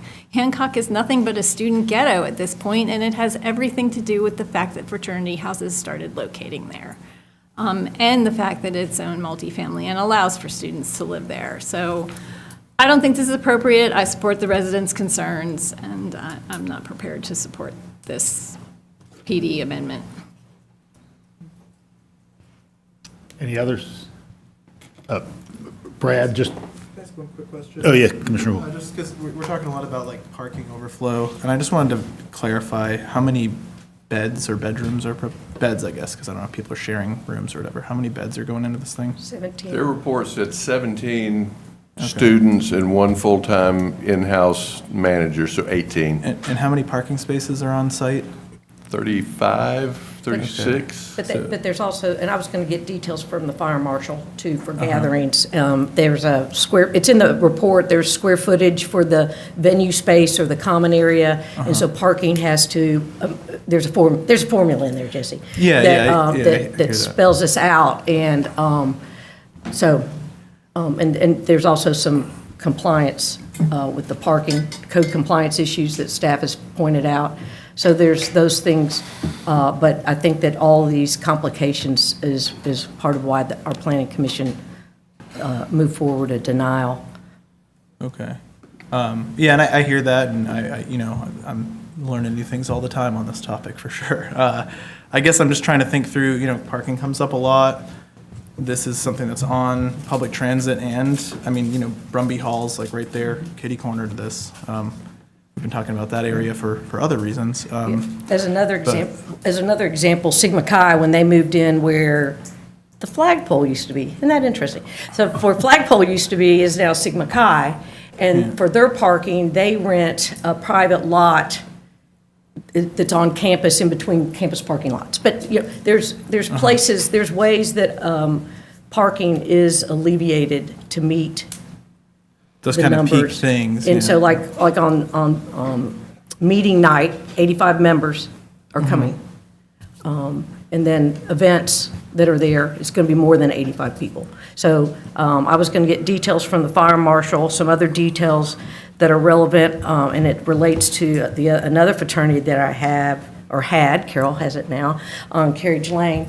The good news about a new facility like this is it's going to have a sprinkler system. I think that has to be added to this facility, and the smoke detectors. Well, it's also, they go off really easily. And so the stat from my son, from his fraternity, is that our firefighters have to go when the smoke detectors go off and address that and make sure it's not something that is more than just the smoke detector going off. And as I understand it, we will go out 3 times before we start charging, and my son told me 30 times in 1 year over the 3.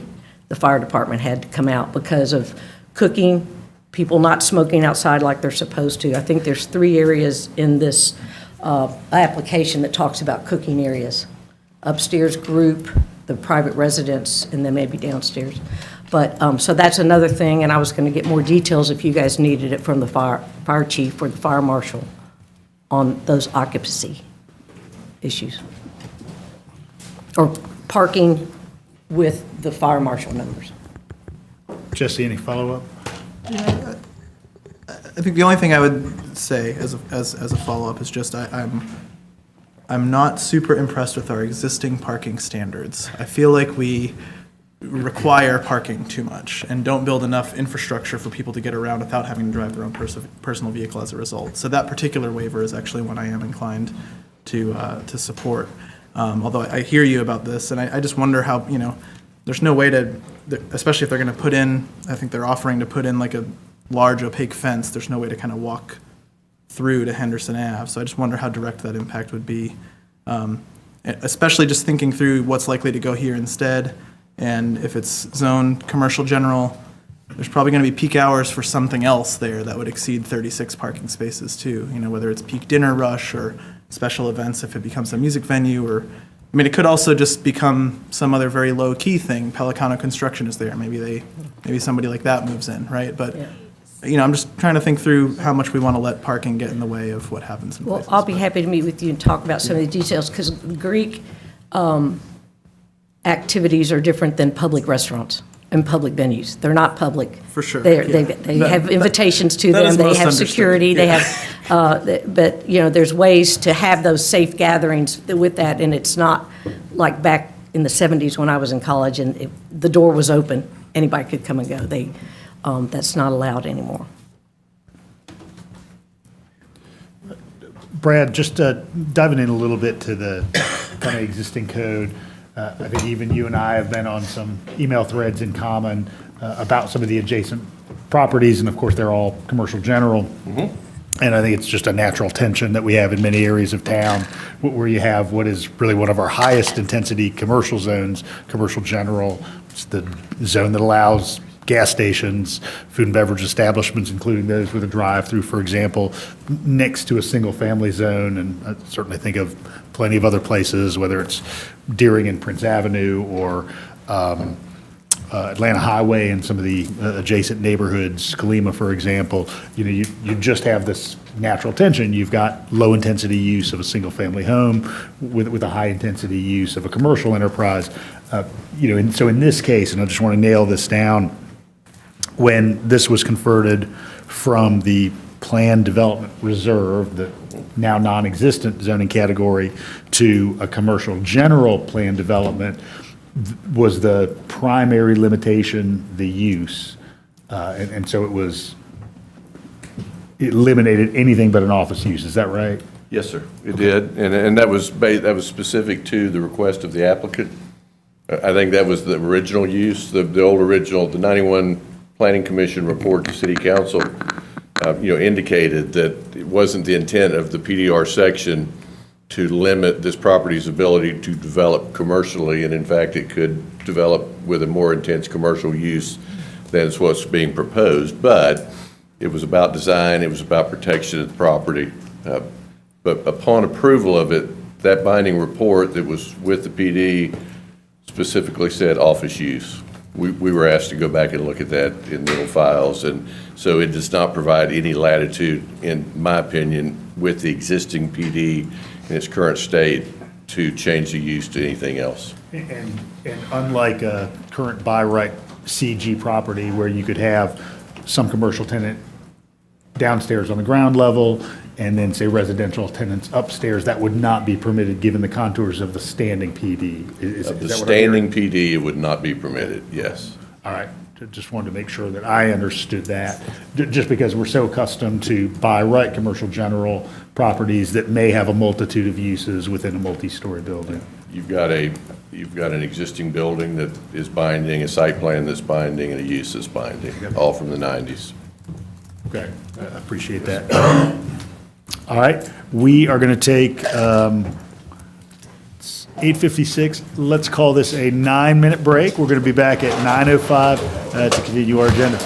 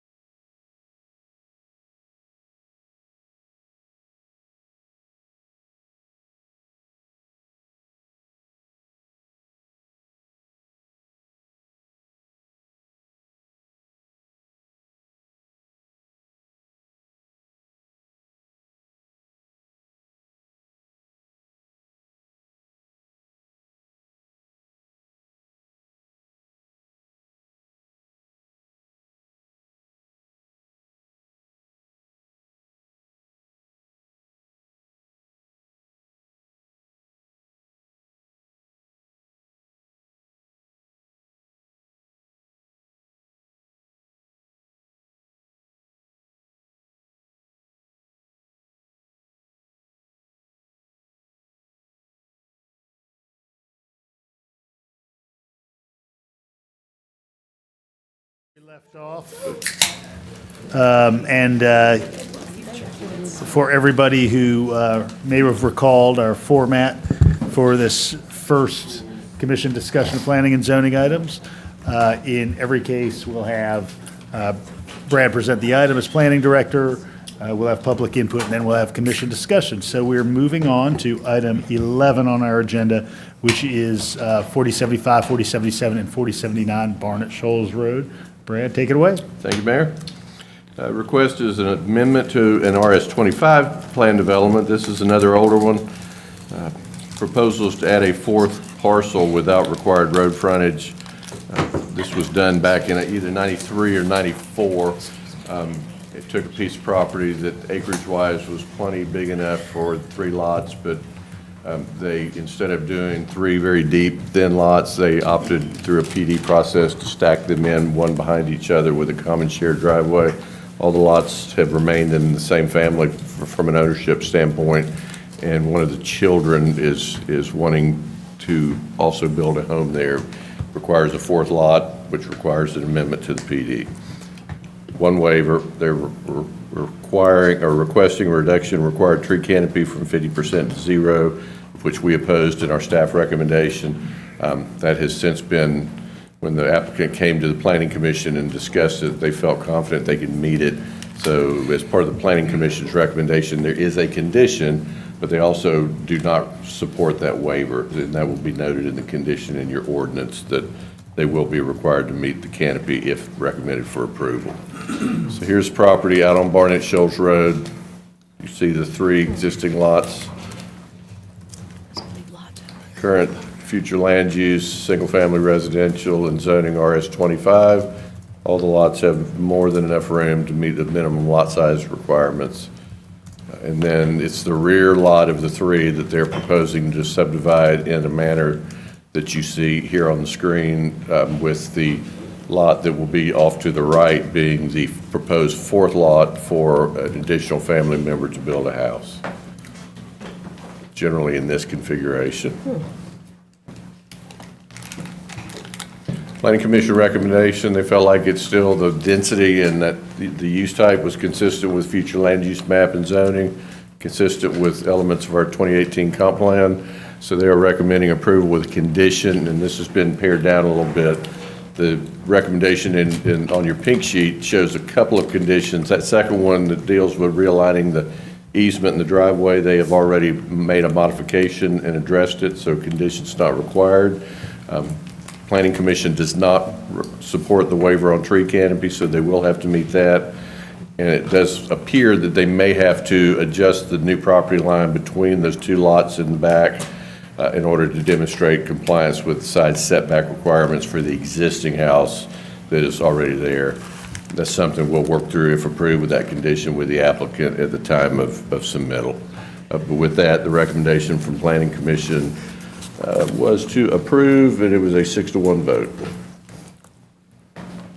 Thank you, Brad. Is any member of the public here to speak to item number 11, the Barnett Shoals project? Good evening. Brett Thurman, I live at 160 West Thompson Street, Bogart, Georgia, and I represent the owners of the 3 lots on this PD who are all in agreement that they wish to desire to see this last lot subdivided so that a young woman can build her home there, and her mother will be living adjacent to her grandfather will live in front of her, and her sister lives at the very front of the parcel on Barnett Shoals. So regarding the amendments and the waivers, we agree with Brad. We went back and looked at all the trees, and we agree that we can meet the requirement for the canopy that's required to be conserved. As a matter of fact, we meet not only a conserved canopy, there's enough canopy out there to meet the whole requirement for RS-25 property. We agreed to remove that easement, that's the road easement. It's only in it down at the front, at the bottom at Barnett Shoals, and it wanders off the track a little bit there. And so we're going to reset that easement across these parcels so that it centers on the road. And we've agreed to widen, right now it's a 2-track, called a 2-track road, essentially an old gravel road that's turned into 2 running tracks there for the wheels. And we've agreed to put in a 20-foot wide gravel road, which will be therefore better accessible for the fire department. And that was something they were looking for, and we've agreed to that. So I hope you'll vote for this when it comes forward next month, and there'll be some family members here at that time to talk to you also. Thank you. Thank you, Brett. Is there anyone else here to speak to this item? Barnett Shoals Road. All right, it's in District 1, so Commissioner Davenport? Yeah, the best district. So I support this. I did have some concerns about the street canopy, but just a daughter who wants to move in on family property in the back of the property. I did have some questions about the road, but I understand the fire needs to get back there just in case something tragic happens. But this is just a simple daughter want to live with the family, and just my only concern was for the tree canopy, and to just keep in mind the power's going up on their rate. So many trees, the most trees you can have on your property, the better, because it's going to save you money on utilities. But other than that, I will be approving this. And they will have to meet that tree canopy. Any other input on this item? All right, we're going to move on. Last thing we've got from the Planning Department concerns some text amendments that are required because some state language has changed. Yes, sir, thank you. And you have a list of a packet of 6 proposed amendments that have been prepared for us by our attorney's office, and this is responding to state law changes that go into effect July 1 that deal largely with the amount of time that we are now required to post legal notices of certain types of hearings, largely surrounding the appeal type processes that show up in our district, in our type 3 and type 4 procedure sections of our zoning ordinance.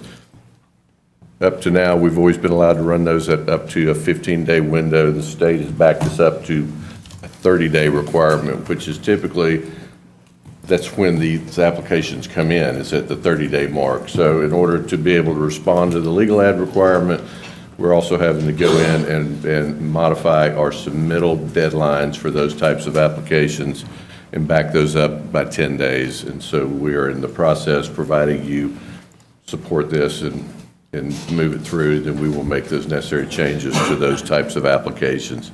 The last item that's a little bit different from the rest of it deals with the definition of family restrictions in AR and RS zones, specifically related to maternity supportive housing residences, saying that they cited Official Code of Georgia, Section 4953, as where the definition of that type of use is. That type of use is not subject to local jurisdictions' definition of family in either their RS or AR zones effective July 1st. And so the Planning Commission just voted on this whole thing, the whole packet of 6 with 1 vote. We will discuss with the attorneys if we can do that or if we need to do separate votes and ordinances on all of them, which we may very well need to, but that's what they're all about. Thanks, Brad. Is any member of the public here to speak to item 12, the myriad text amendments that will be before us on June 6th? Nobody is activated by this set of text amendments. Shock. Is any commissioner enlivened by this such that you wish to speak to them? If you're begging for questions. Jesse. You have one question. It's just the 5th of these maternity supportive housing that's now not going to be allowed in certain types of zoning. Could you give like there have been jurisdictions evidently for that type of use that they've not been allowed based on a jurisdiction's definition of family, limiting it to 2 unrelated. And so what the new state law says is if you are operating one of these types of residences in compliance with that state definition, that you are exempt from definition of family at the local. It's making it easier to provide that, not more difficult. Okay. Thanks. I just misunderstood what you said in your summary. Thank you. All right. Anyone else? All right. I'm going to relocate. We're going to move the screen, and we're going to begin old and new business in just a couple of moments. Brad, thank you very much. Hope you enjoy being part of the programming rearrangement here. Bring us food.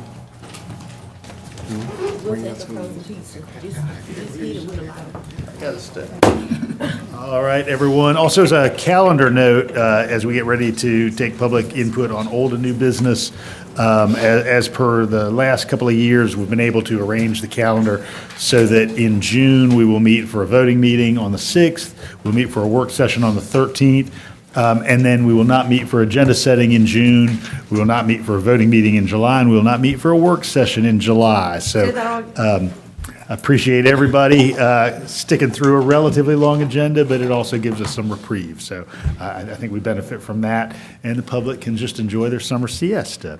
So prior to that siesta, we do have quite a bit of old and new business.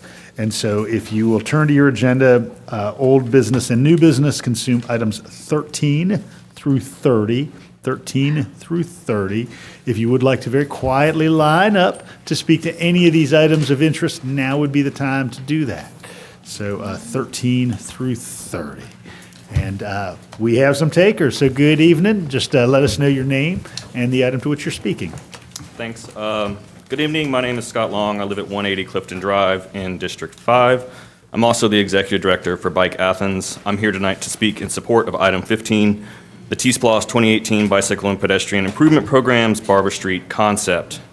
This project has been identified as a Tier 1 project in Athens in Motion plan since 2018. The concept has a full support of the Athens in Motion Commission, Bike Athens, as well as the Boulevard Neighborhood Association. I hope to join you all in approving the concept plan, keeping in mind that this is only a piece of a larger bike pedestrian network that's coming to this part of Athens. A larger network will connect people to jobs, education, healthcare, and social services without the use of a car.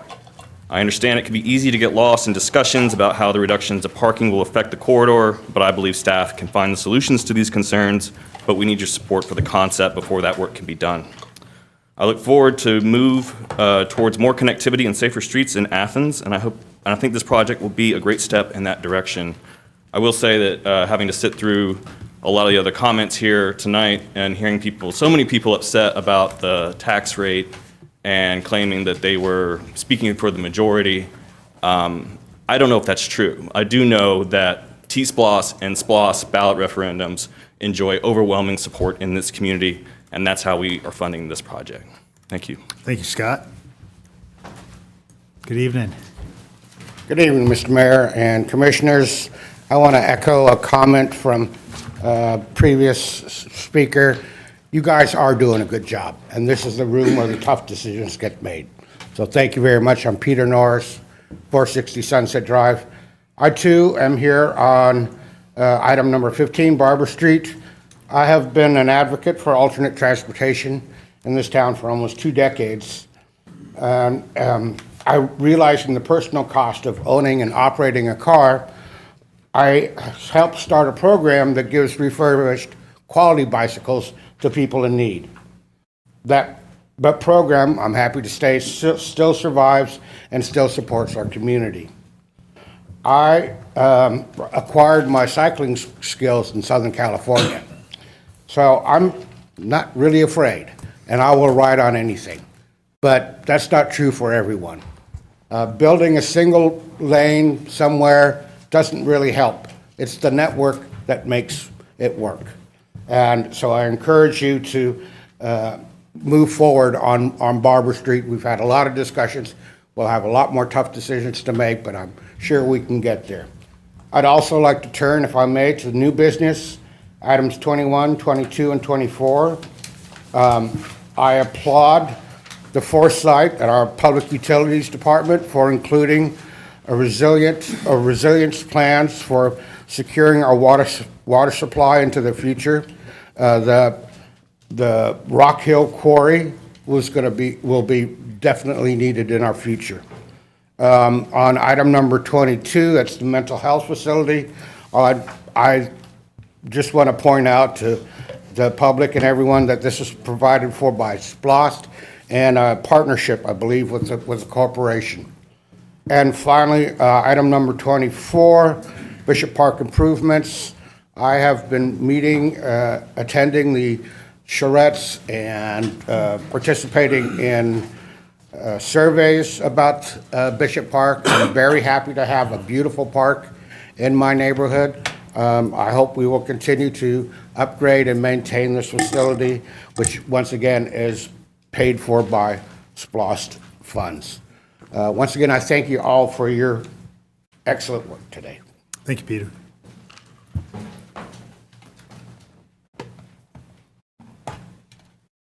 Good evening. Hello, good evening. My name is Ben Barks, and I am here on behalf to read this letter on behalf of me and my brother. He can't be here tonight. Dear Mayor Commission, me and my brother own multiple properties with a current total of 80 bedrooms in the first stretch of Barber Street from Prince to Boulevard, also known as Phase 1 in the proposed Barber Street pedestrian bicycle corridor. The tenants and residents of these units routinely rely on the street parking currently available on the eastern side of Barber Street. With one of our properties, a duplex at 248 Barber Street, is solely reliant on the street parking, as that property has no driveway or off-street parking and never has. It is our contention that the proposed project should be designed with traffic calming measures and be marked as a share road while keeping the on-street parking and not encroaching into the properties on the east side of Barber Street. This version is the least expensive for the taxpayers, the least disruptive to the residents, and the most respectful of private property rights, while still accomplishing the goal of creating a pedestrian and bike-friendly thoroughfare. It's the speed at which the cars travel from Prince to Boulevard that's the main problem. And traffic calming measures such as a four-way stop at Barrow and Barber and speed humps between Barrow and Boulevard would solve the problem in a sensible manner. It just seems like the most common sense and sensible solution. It's cheaper, it's simpler, and that's what I got. Thank you for your time. Thank you, Ben.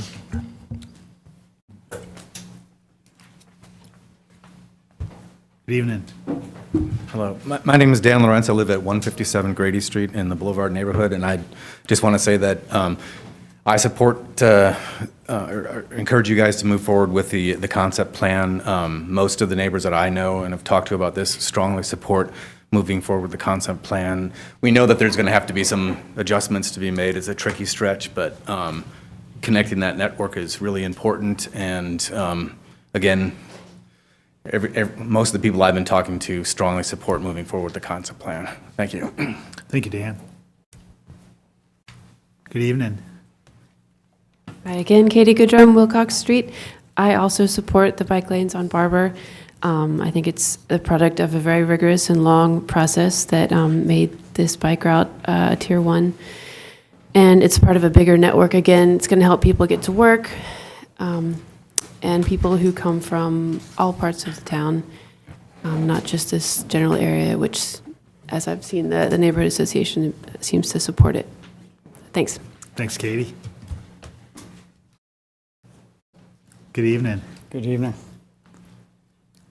My name is John LaFlamme. I own 250 Barber Street.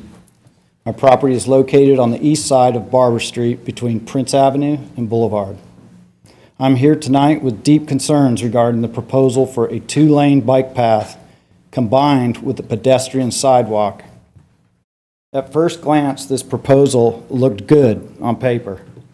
I'm a cyclist, and I like the idea of a responsible, well-thought-out bike loop around Athens. But after walking the site and visualizing the real impacts this proposal would actually have on this corridor, it became obvious this plan would be a huge move in the wrong direction for many reasons.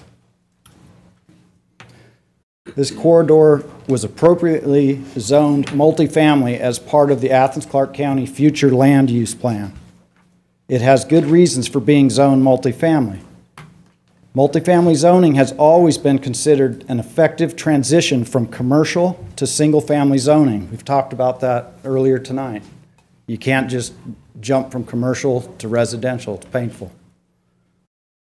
Multifamily properties do require more parking than single-family zone properties due to their design density. Every property on this corridor is currently relying on on-street parking to function. And most of these properties just don't have alternative options for off-street parking. You've got steep slope behind every house there on the east side. A 17-foot wide path with on-street parking gone would not just affect property owners greatly, it would truly speed up traffic through this area. There are many services throughout the week who also rely on the current on-street parking to operate safely. Utility companies, delivery trucks, landscapers, etc.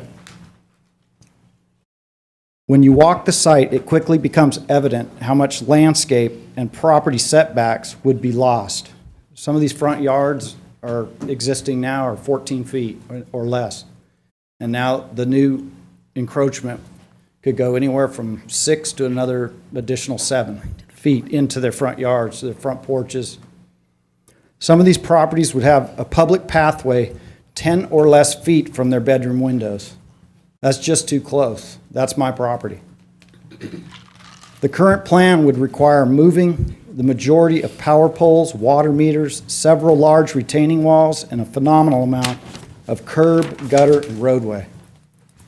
I would like to ask you to consider a more practical solution, a narrower path designed than the current proposed design, with on-street parking to provide a buffer between cyclists and traffic, with on-street parking to hold the traffic speed down. Thank you, John. I appreciate it. Thank you. I appreciate you guys, especially after everything you did tonight.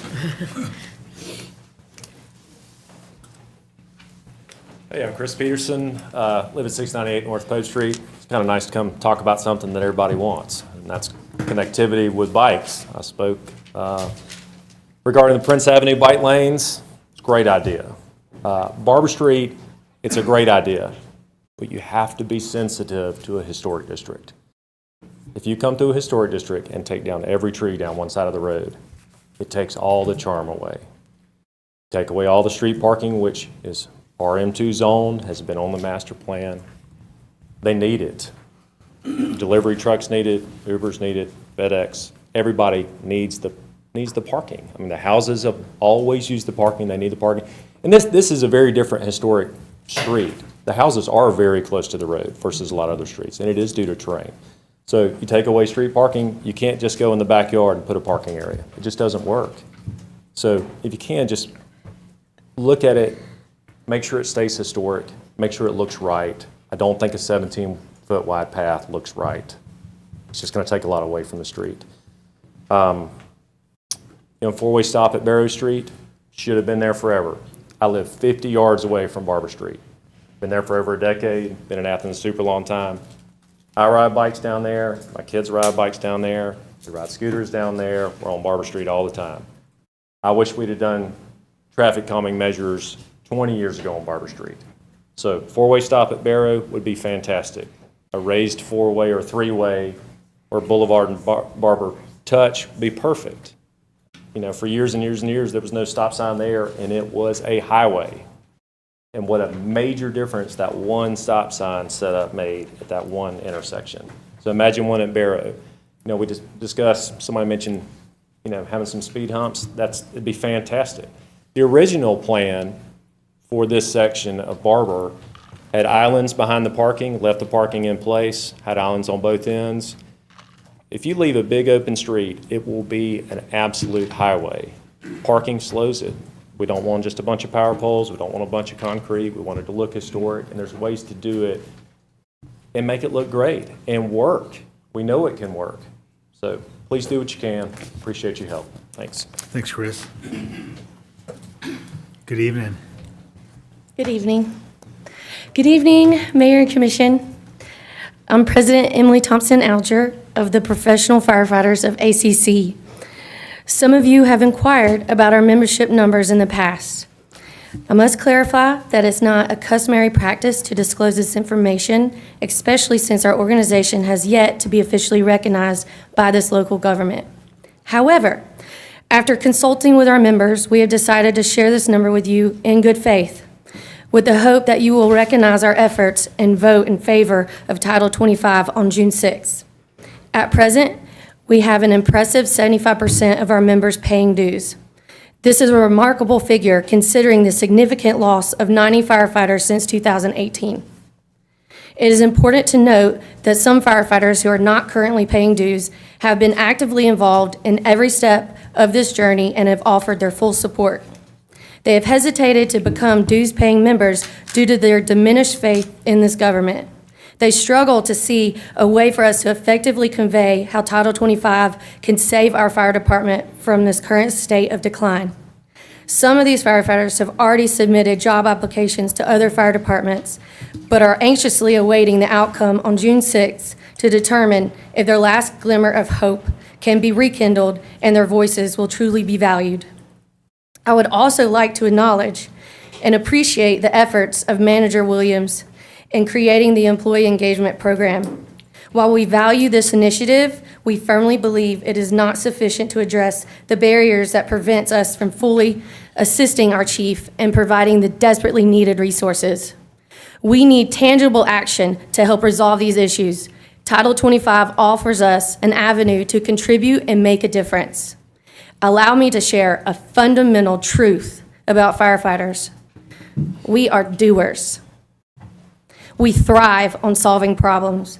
We are currently striving to do just that, but our hands are tied behind our backs, and we are rendered unable to effect any meaningful change. A few years ago, we requested a minor course correction because we foresaw the challenges ahead. However, without a voice or an avenue to bring fresh ideas to the table, our fire department continued down this devastating path. Now we are in dire need of a complete 180 to salvage your fire department. The solution exists. We do not ask you to reinvent the wheel. Instead, we implore you to trust us, trust as you do every day with your lives. Trust us to save our own lives and the lives we serve. We need your support now. Thank you for your time and attention this evening. I look forward to seeing you June 6th, and I humbly request your support for Title 25 and vote yes. Thank you, Emily.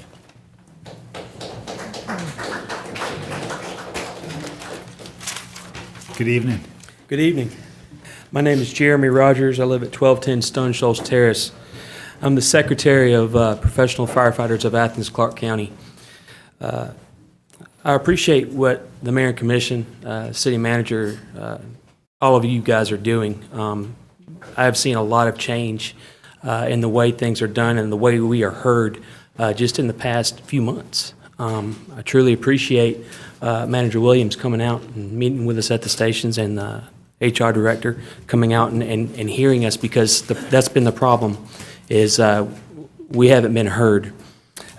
Mayor, you said something at the beginning of the last work session I really appreciated. You spoke about the civility pledge. And part of that states, we value all input and we commit to conduct ourselves at all times with civility and courtesy to each other. And I thought that last part was great. You value all input, and you've put your money where your mouth is. You know, the manager came out, HR Director came out, and we appreciate that. But I'm here to support Title 25 and the adoption of this ordinance, because what this does is it ensures that that conversation can continue. I understand that there are concerns about it being a long process. Government is a very long process, and we are very familiar with that. But we are, as President Thompson just said, we're doers, and we want to come and assist with that. And adoption of Title 25 ensures that conversation can continue. It ensures we can bring real and tangible resources to not just the fire department, but the community itself. We can bring training to our personnel. We can bring financial resources in the form of GIS surveys. We can bring training to our personnel. Sorry, I probably already said that. We bring things to the table besides our voice, and we want to work with you. We don't want to go to any kind of mediation. We want to come to the table and assist with the problems like we do every day. We come to people in their darkest hour, and we solve their problems, or at least we try to. That's what we want to do with you guys, is help you guys. We're here to help. We're not here to hurt. So thank you for your time. Thank you, Jeremy. Good evening. Good evening. My name is Jeff Reno. I live at 848 Jefferson River Road, Athens, Georgia, District 6. I'm a retired Athens-Clarke County Fire and Emergency Services Battalion Chief. I'm here tonight to ask that you support the professional firefighters of Athens-Clarke County, and you recognize the local 2795. In 1993, when I started my career here, we called it the Fire Department, Athens-Clarke County Fire Department. We now declare it the Athens-Clarke County Fire and Emergency Services. When there's nobody else to call, when the police can't solve your problem, the firefighter's the one you call. Yes, we put out fires, but we also do emergency medical response, extrication, hazmat response, technical rescue, swift water, high-angle rescue, confined space, all kinds of technical rescue. During the recent pandemic that we lived through, as many Athens-Clarke County employees were getting to work from home, these men and women went far above and beyond their duty. They showed up for work, they showed up on their shift, and they put their lives on the line every day for all the citizens of Clarke County. During my time as a fire officer, I had to uphold the decisions of the county and the department, my chain of command.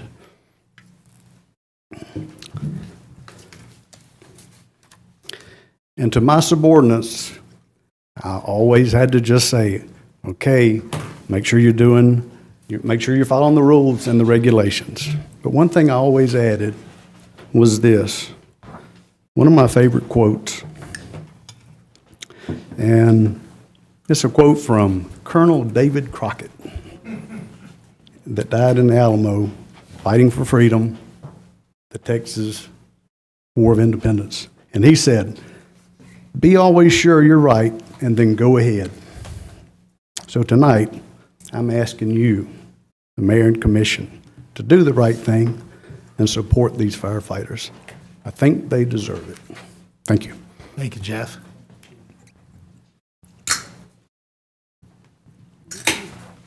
Hello, Mayor and Commission. My name is Kat Chafin, 585 Vine Street. I'm here tonight to support our professional firefighters. I'd like to start off by thanking the men and women that are behind me today for their service to our county. You guys are awesome. Everything that you do is amazing. They cover my entire family. So if something were to happen to my parents off Mitchell Bridge Road and my sister off Lavender Road at the same time, that would be my entire family all at once. I'm here tonight to support our professional firefighters and Title 25 and ask that you vote yes to the Firefighters Mediation Act. They deserve a seat at the table. Thank you, Kat. Good evening. Good evening, and thank you for the opportunity to speak tonight. My name is Lisa Reno. I live at 848 Jefferson River Road. I've lived there for 23 years. And I'm coming to you as a citizen of Clarke County to ask you for your support and for me to stand in support of the firefighters of our county. I've also been a UGA employee for over 27 years, and I currently work next to Fire Station Number 7. The entire university community and all of Athens-Clarke County depend heavily on our firefighters. Please give them the resources needed so that they can meet the increasing needs of our community. I'm asking you to vote yes to Title 25. Thank you. Thank you, Lisa. My name's Gordon Roden. I live at 340 Heather Cove. You know, I look back over my life and I see decisions that I wish I had made along the way that probably would have taken me in a different path. I believe that years ago, the commission and the mayor at that time had the opportunity to sit down with the firefighters and have this discussion before it came to a vote, before it came to this. I do believe that y'all are still looking for the UGA fire truck, aren't you? You remember that, right? These men and women put it on the line every day. I know the last meeting we're at, I was late attending, but Manager Williams was doing a PowerPoint presentation, I think, about the employees of Clarke County. And I sat there thinking about, yes, you're right, you know, the equality that there needs to be across. And so I wonder if Manager Williams is willing to take a pay cut to share with some of the water and works people, you know. The Clarke County first responders, our police officers, our ambulance, our firefighters need to be heard. They need to be, who else better knows their job? Who knows your job better than you and what you deal with on a regular basis? Some of you are retired now, but who has 5 children? You know, and you know better than to deal with them than anybody else. And the same with the firefighters. They deal with it every day. I asked one of our firefighters after one of the last meetings, I said, tell me, with the numbers being down, with the firefighters being down, how do you manage? Because a pumper truck requires 4 officers, you know, 4 people to go out. And if you only have 3 on shift, what do you do? And he said, we work over. We do it. We get it done. We get the job done. But what kind of pressure does that put on our men and women? You know, so I would ask you to consider the opportunity that there is now to have our firefighters have a voice. Thank you. Thank you, Gord.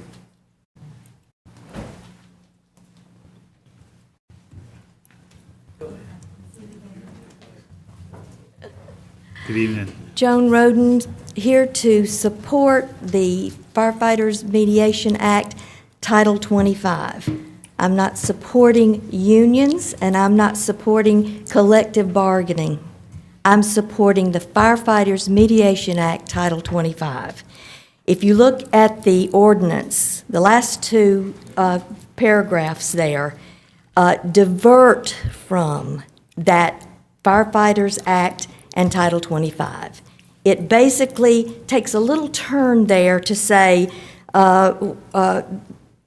whereas the mayor and commission promote harmonious working relations between labor and management while complying with the law and delivering efficient and effective public service to the people of Athens-Clarke County, and specifically allows firefighters the right to bargain collectively with their respective corporate authorities, including municipalities, and be represented by a labor organization to collectively bargain for such things as wages and so forth and so as. Mediation Act provides for the firefighters, et cetera, to have a population, whatever. That part where they divert from that it is the firefighters, it needs to be removed, because basically it says we are just putting in a broad spectrum here. We're here to support first responders, firefighters, the Firefighter Mediation Act, Title 25 that Georgia allows. Tonight and on June the 6th, this is an intervention. We're having an intervention here because years ago, if there had been an open door, if there had been a listening mindset, then there would not have been a labor union coming in to say, we are going to support these people to try to save their fire department. This is an intervention. And I hope you understand that the job of this commission is to not have this happen for the next group that comes in. Listen, hear what they have to say. These are first responders. It's not just it's not a brewery. It is not a retail store. This is your first responders. And first responders stand back to back with one another. If you go back on the video, listen to how many times firefighters was mentioned tonight, and you'll realize that these are the essential workers that Jeremy talked about, that were here when, or whoever it was, that were here when everybody else went home to their families and waited it out. They're the essential workers. I ask you to vote yes for the Firefighters Mediation Act, Title 25. Thank you, Joan. Good evening. Good evening.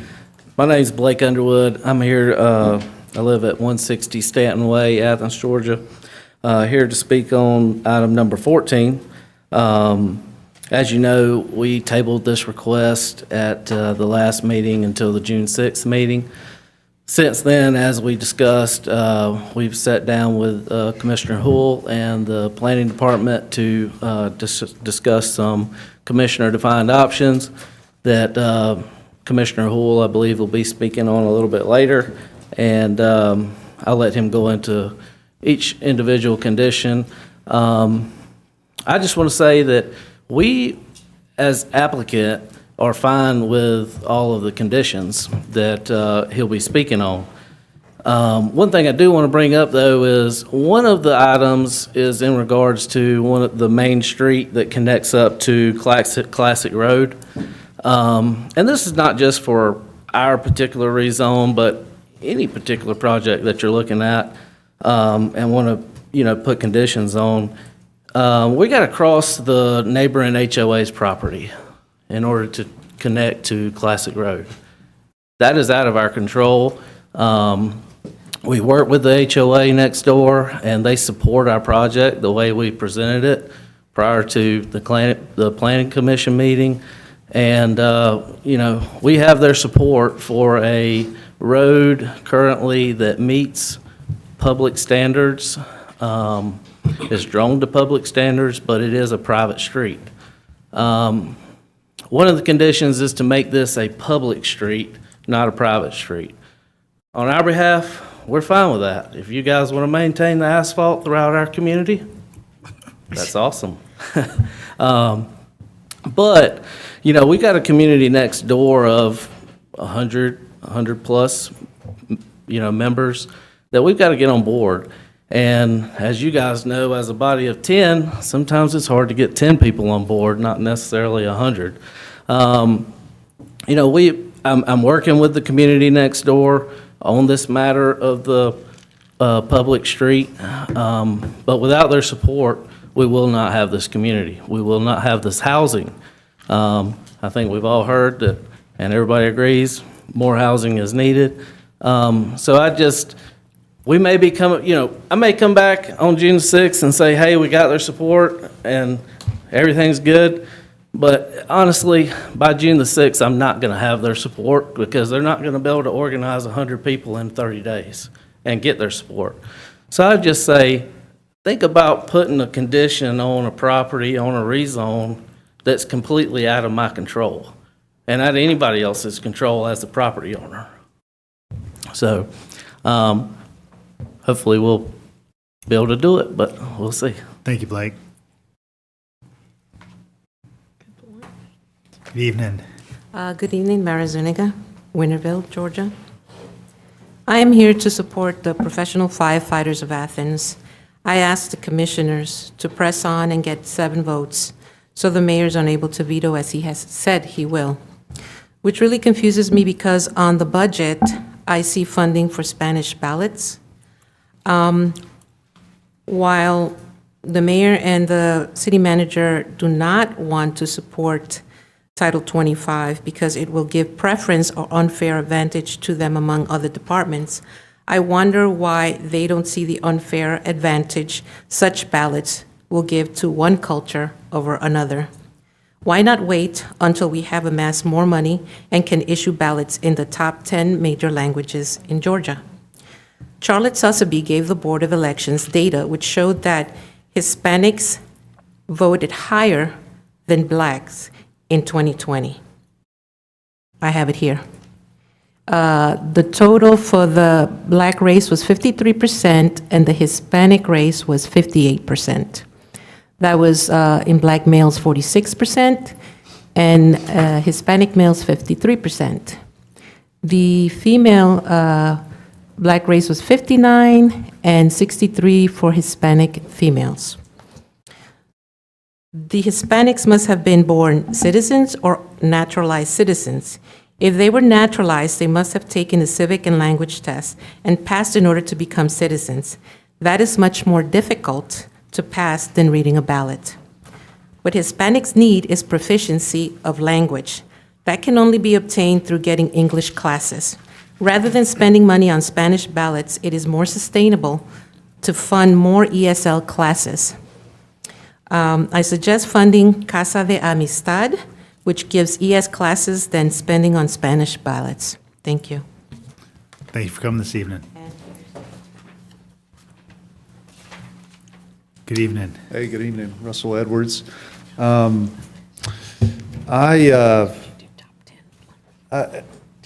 concerned about the clock downtown that some hooligan pulled down some months ago. Would love to know about the clock, the beautiful clock that we had. I hate to see just this barren iron phallus where it once stood. I'm always reminded of its absence. And I hate it when stuff gets destroyed like that. I support the work that staff has done for the past 2 years on the Barber Street connectivity. I agree with some of the speakers. We don't see a lot of people biking in Athens because it's dangerous and scary. There's very few places where there are protected areas for folks to ride on our streets. Actually, there's just one, Prince Avenue, that, well, staff worked, Peter Norris said, 23 years with folks to get that one through? So, man, our staff worked really hard to accommodate folks and to make these designs work. They worked 17 years with the Oconee Hill Cemetery Board of Trustees. I mean, these folks are working hard to ensure that the concepts and the designs appropriately take into account adjacent property owners to ensure that the impact is minimized as much as possible.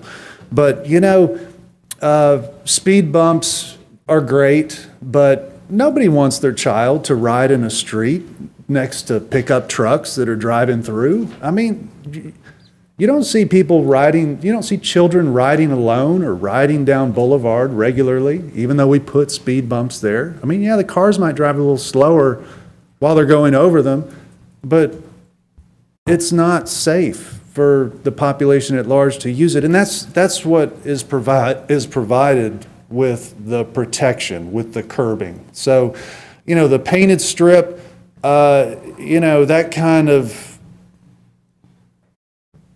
I'm just dissatisfied with it. The painted strips don't provide any protection. Somebody could have a mistake while they're driving and easily just hit somebody. My son doesn't want to ride with me anymore to school because we've had some close calls. I mean, it just happens. I know it's an anecdote, but just think, nobody wants their kids out on these streets riding their bikes next to cars. So we have a proposal here that's going to connect Prince to Newton Bridge. Barber's been thriving with tons of new housing. This is an exciting project. This is just a concept. Staff is working hard to execute this concept by working with property owners to make it a reality to serve hundreds of thousands of people in this community. So please move this thing forward. Thank you. Thank you, Russell. Is anyone else here to speak to either old or new business tonight? It's items 13 through 30. My name's Wes Thompson. I'm the Vice President of Professional Firefighters at Athens-Clarke County. And the thing that keeps coming back to me is this fairness. Is it fair that I'll be sitting at a meal with my family and Woodrow, my first fatality I saw as a fireman here, pops into my head and I see his face? Is it fair? Is it fair that for hours at a time I wear gear that's killing me? Is it fair for me to bring my daughter to tears because of symptoms of PTSD? No, it's not fair. Life's not fair. Nothing's fair. All we're asking is give us a chance to help us make our fire department better. We've gone downhill, and hopefully we've reached the bottom. We want this to be it. We want to improve, and the number one way to do that is with our help. Thank you. Please support us. We need your support. Without your support and approving this at the next voting meeting, you are going to look at a mass exodus of firemen from this department, and you will really, truly suffer. Thank you. Thank you, Wes. Is there anyone else here to speak to either old or new business tonight? All right, seeing none, we'll begin commission discussion on old and new business, beginning with item 13. And this is the previously discussed Olympic Drive project. This is in District 9. Commissioner Thornton's not with us this evening. Would anyone else like to provide comment on this item?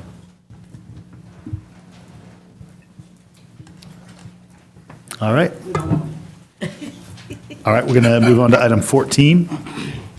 14 is in the previously discussed at a prior meeting, Classic Road project. Commissioner Houle, this is in your district, so I want to go ahead and begin with your discussion. Sure, thank you, Mayor. I didn't expect no discussion on the last one, but I'm happy to move on. Yeah, I'll try to be brief. I appreciate the speaker. I did have is our planning director still? Yeah. I did want to just ask our planning director to speak to so the applicant spoke to the potential commission-defined option that I am planning on drafting and bringing forward for y'all's consideration. I'll get to what's in that in a bit. But there are some conditions that the Planning Commission recommended. And just to kind of share some detail with colleagues, planning staff recommended denial based on some reasons we talked about in past meetings about just kind of the capacity of infrastructure along the corridor, the design of the corridor, the existing future land use, and the fact that we haven't updated it yet, et cetera. But then they also said, well, but if this body, at that time the Planning Commission, wants to move forward, here's what we would recommend you do in order to move forward. And they kind of provided some criteria there. And that's what the Planning Commission ultimately recommended and what's before us now. And among those conditions is the one about a public right-of-way, a public street. So I was wondering if you could just kind of clarify for us, Brad, why staff included that as one of the recommendations, and if and how that might be comparable to other conditions that have been put in place for other developments. Sure. I mean, part of the thinking on the public street was, I mean, in part it was a longer-term planning initiative. We've got the large piece of property that I think it's in 2 parcels to the west of this site that runs on over and hits Jimmy Daniel. That is currently zoned employment industrial, or it's in a designation that we don't believe long-term is going to be the ultimate built-out use for that property. And it's an attempt to build a public road network through that area so as to not push all cars back out to Jenningsville Parkway. Now the question becomes, could you do that with private streets with easements on them? I think you probably could, but from a public street network, the Jenningsville Corner subdivision, which is what this would tie into at Classic Road, is a public street. There was a designed public street connection along the southern end of this property that was scheduled and designed to come off of Classic Road when it was built, which is where the sewer comes in. And it's our understanding that the HOA of Jenningsville Corners has granted permission to get sewer access through there, but they were not willing. And it would be difficult for these gentlemen to make that their public road interconnection too, because it would require them to get property from the east to the south. At the end of the day, we just feel like a public road network that ultimately will long-term hopefully develop over into the next property to the west, so as to allow those residents in Jenningsville Corners and people that live here a public means to get to and from without having to go out onto Jenningsville Parkway and back is the way to go long-term in terms of building a street network. And if we were to approve that as a condition, and they haven't yet finalized whatever agreement they would need to make with the HOA, they could still do that after we approve it as a condition, correct? I mean, they could, from a standpoint of the way we would function. I understand from, the applicant's position that, it changes their approach to the adjacent neighborhood. But, our look at it, at the end of the day, in order for them to tie in a private street, they have already negotiated an easement that allows public access across their property. I mean, it seems like it may almost be advantageous for them to sell a little piece of it and then put in a road. And, you know, and what Blake said, that this would be a road that would be built to county standards, and then long-term maintenance of the road would be for Athens-Clarke County, and hopefully extending it into the property to the west. Okay, thank you very much for that. Yes, sir. Yeah, so, you know, given that, you know, I'm inclined to keep that recommendation from our staff and our planning commission as a condition, along with the other ones that were recommended.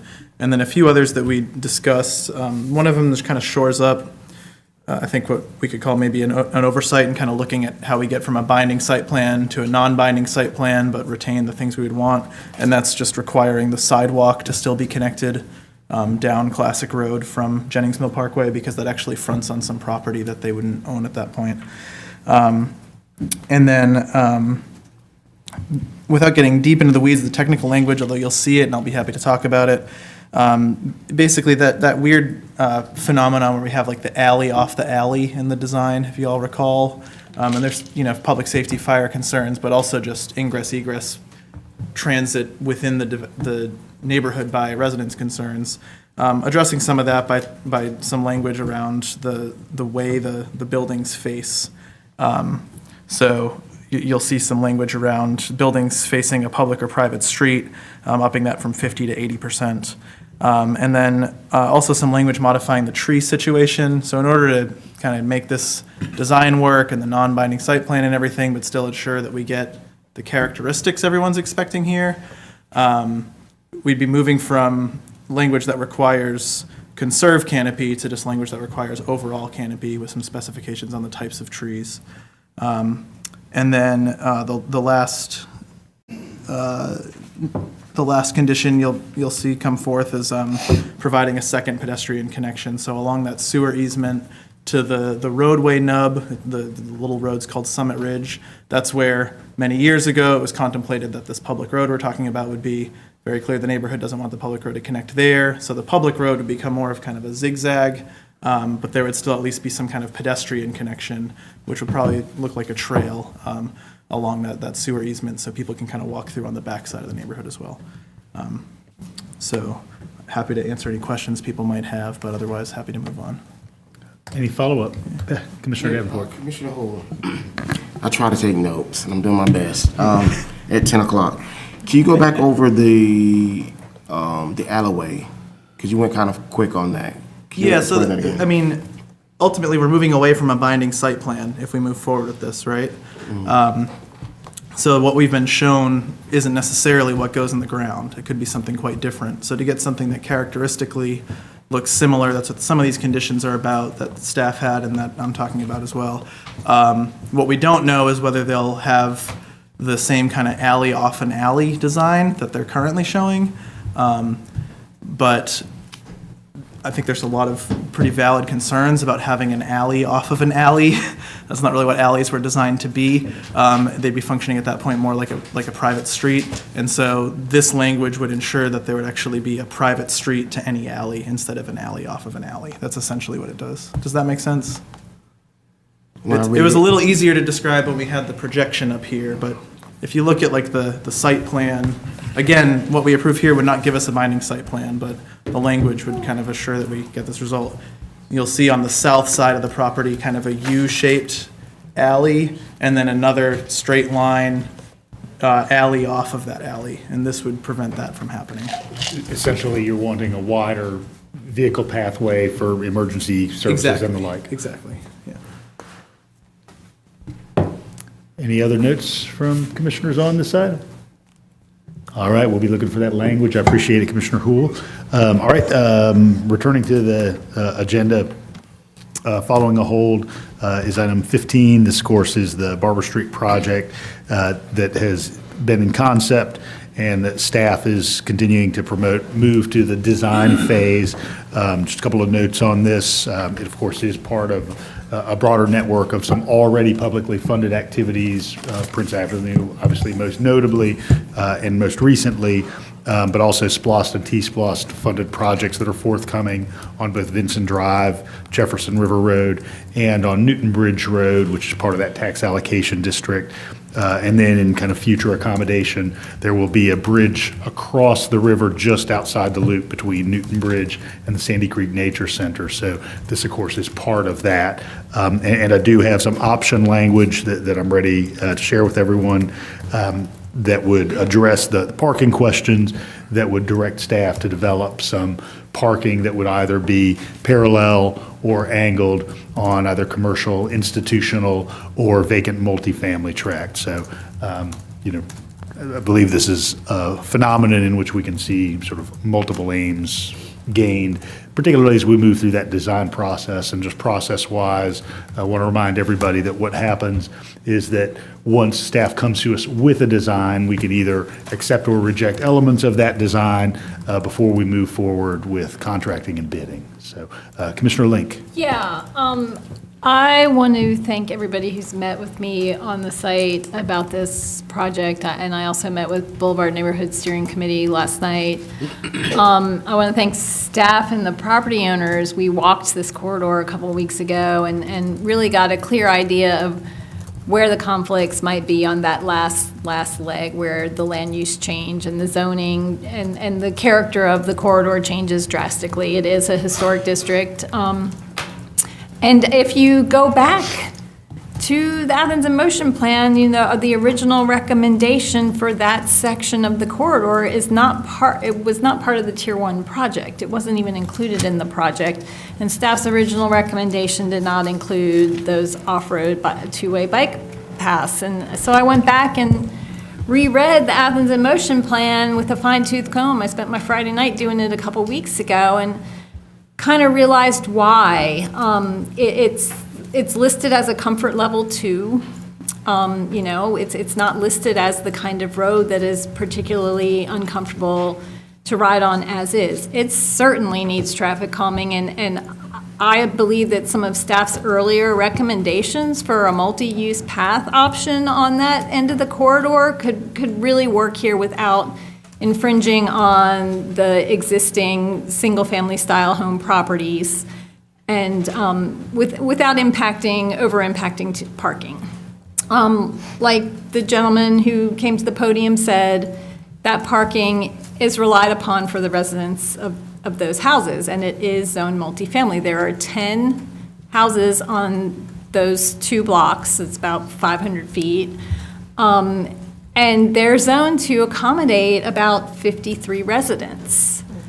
There's only about 2 or 3 on-site parking spots at each of those, and then on at least one of those properties, there's 0 on-site parking. So I'm developing language that will give staff direction to take a more nuanced approach. Maybe revisit the initial recommendations, maybe revisit those for just a smaller segment of it. And also to prioritize traffic calming. Regardless of what kind of bike accommodations are on this stretch, traffic calming needs to be prioritized. We definitely need a 4-way stop sign at Barrow Street. It's hard enough to pull out of Barrow Street in a car. It's a deeply angled street. It's even harder on a bike or a scooter. I ride a scooter, and pulling out in that angle is really hard. It would be much safer for all users if there were a 4-way stop sign there, and it would calm the traffic. Right now, for the most part, the traffic's pretty calm. I've been making a point to check my speedometer as I drive down the street, which granted, I drive like a granny, but today on my way in here, I looked and I was going 20 miles an hour. And I believe that has everything to do with the fact that you do have on-street parking on there now. I do fear, opening it up, removing all those trees, moving those power poles back away from the street could just incentivize speeders even more. So I think that we can get, with a little creativity and allowing staff to take a more nuanced approach to this final stretch of the street, we can get something that will truly be safe for all users and accomplish traffic calming and also beautify the street. If we can get some street trees and some plantings, maybe get rid of some of the concrete wasteland that dominates the far end of the street as it meets Boulevard. You know, it'd be nice to have a verge and some trees there and to close up one of those driveways. So I think we can make this work and, you know, accommodate the fact that this is a corridor that changes quite drastically in use and in character. Carol. Yeah, I want to start by giving a little bit of historical context here with this area of Barber Street. It actually is in the Athens in Motion plan of the 220-30 projects on there. Under projects by bicycle tier, the part from Barber Street, it's number 5, it's from Boulevard across to that corner by Big City Bread on the Finley Street over there. I remember I was on the committee before, that put this together before Athens in Motion was put together. And that project on Barber Street was separated into 2 projects, which didn't make a lot of sense. It was like down from Chase Street up to Boulevard, and then from Boulevard like up to Prince. And a lot of us asked, why are these 2 separate projects? They seem like they should be one project. And the reason was because the consultants thought there would be a lot of political difficulty with dealing with the section from Boulevard to Prince Avenue. Well, I'm going to put forth that we are actually having the political discussion now. And let's just go through it and work through it and deal with this part rather than coming back to it at a later point.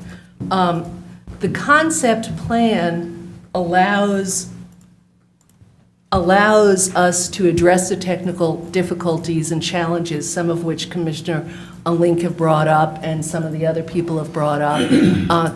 Our mayor is putting forth an idea about some creative parking ideas in there. I do want to say that I have complete faith in our staff and putting forward recommendations that are safe. I'm not sure, actually I know I cannot come up with safer options than they're putting forth.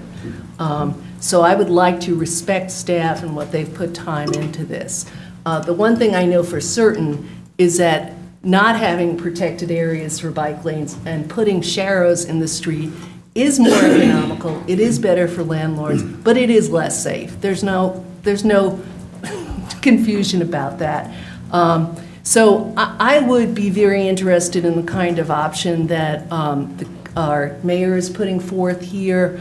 It seems silly, lack of it, to not deal with the whole thing. We're having the discussion. We were avoiding doing it before because it didn't make sense politically, but now with the efficiency of doing it all together and working it through, and hopefully we can find something that the neighbors, the Boulevard Association, the bike people, our Vision Zero people, or bike coordinating transportation people have all worked on this together, and we can find some solution and compromise to move forward on this. Oh, one last point. This is SPLOST money.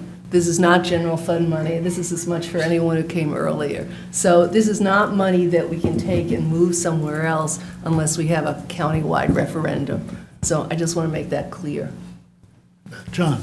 A couple of things. So I think the area is zoned multifamily. I think there is a problem that we pose taking away the roadside parking. If you look at the plan that they are, that the Athens in Motion has suggested, it's showing a 12-foot multi-purpose lane and then 2 5-foot sidewalks on either side. The cost of that is $1.1 million.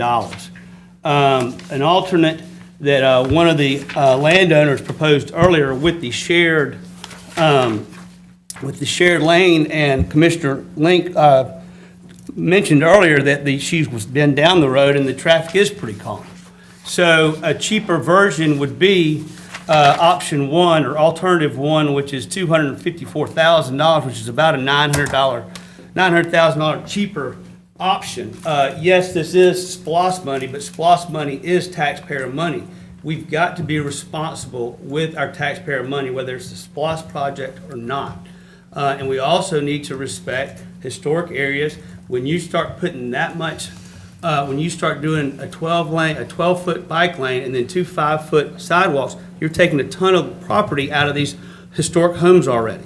So I don't think that's fair to the property owners, and it's zoned multifamily, and they need to have places to park. So I think we need to look at a cheaper alternative that's going to keep the roadside parking. Jesse. Thank you, Mayor. A couple questions for staff and then maybe a thought or two.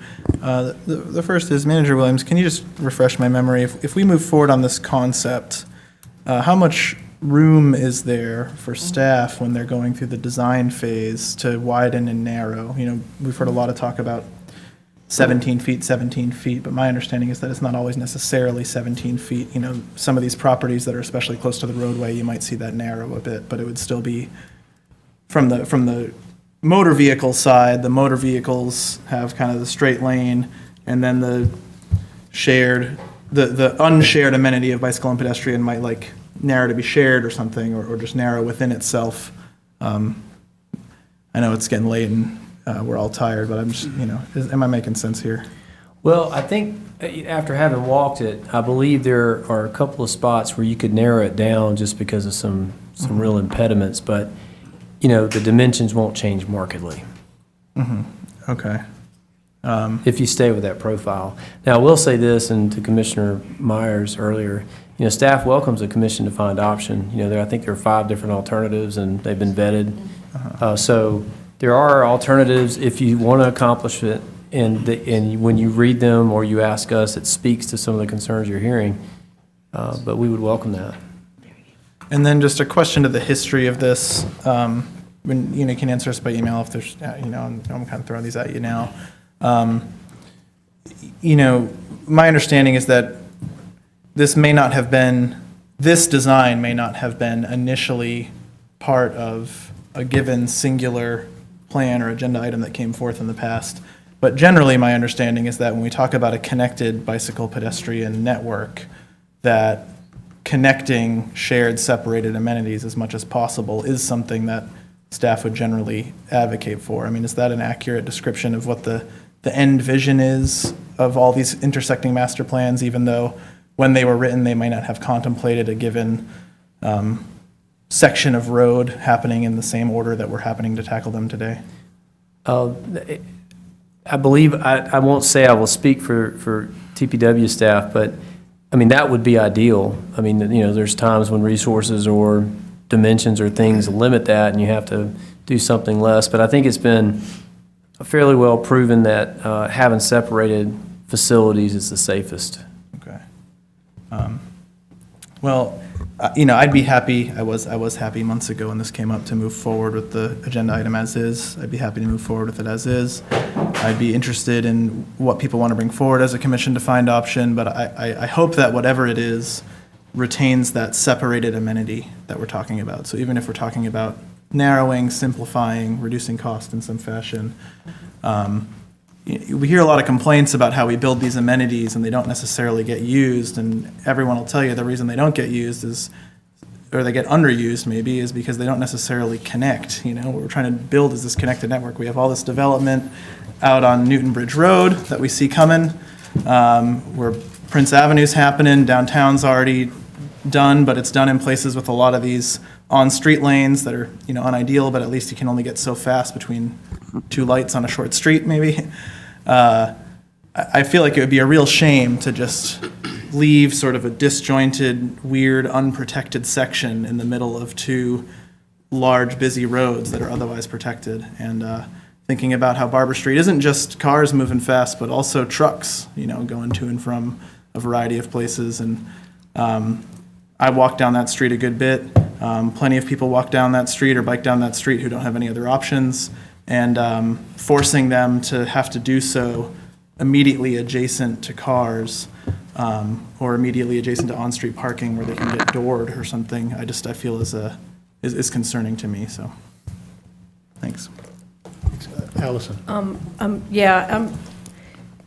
I was very disappointed to see this back on the schedule without us having studied some of the things that I thought we needed to address the last time this was tabled. The Pilgrim's Pride renovation, We have the Chase Street has already got a plan for it to be upgraded, and that alternative transportation route, the railroad tracks. And I understand, Mayor, you were saying that, if we move this forward, then we can discuss those. But I think once the drawings go out as is, there's going to be an expectation from people that that's what's going, that's what we want it to look like. So, Commissioner Link, I am happy to hear that you're jumping in on this. We did do a walkthrough, and it's just really, when you see the trees that are going to be gone, how quick the sidewalks are going to be. There's a new building in the corner by Cleveland Road that the sidewalk's already at. So for me, I think it's physically responsible for us to do what we can between curb to curb. There's already a sidewalk on both sides. We have places in the community that are begging for a sidewalk on one side, and for us to take a sidewalk up and move it into a front yard of where we might not even have right of way. I just, look how late it is, and we're going to have this, and we have other topics still of great importance, and I just think it's kind of a brain drain for us to be talking about this among everything else that we have for 6/6. And I will be more likely ready to just table it again so that we can focus on it with appropriate time. Sure, thank you, Mayor. And I certainly do think that Barber Street needs some sort of bike facilities that help add the protection and enables people to get around in the way they so choose. I will say this, though. I also think, and it's above Barber Street, that North Millage Road from North Millage Road to South Lumpkin is number 4 on the list. So if we're going to if Barber Street is costing $8 million, shouldn't we look at some other things that actually do connect? I mean, imagine that, y'all. If you can connect Prince Avenue to Lumpkin Street, you do have the connection there, because then you can go from Lumpkin Street all the way over to the east side and all the way, downtown, down Baxter Street. And that's what we ought to be looking at. How do we build that connection? And let's commit to doing something big like that. I agree Barber Street needs some help. I don't disagree to connect that. But there's ways you can maneuver down Boulevard and down Chase Street and such as that. But if we really want to connect, let's think big and connect. And having some sort of separated facility along Village Avenue might be something we ought to look at a concept for. Thank you. Oh, and by the way, I'll just make one more point. The SPLOST monies that we're using, you have to use them on pedestrian or bike, but you can use them for any projects anywhere that fit into those categories. Thank you. Melissa. Yeah, I just want to point out that there's been a tremendous amount of development on Barber Street just in the past couple of years, and most of it is very children-oriented.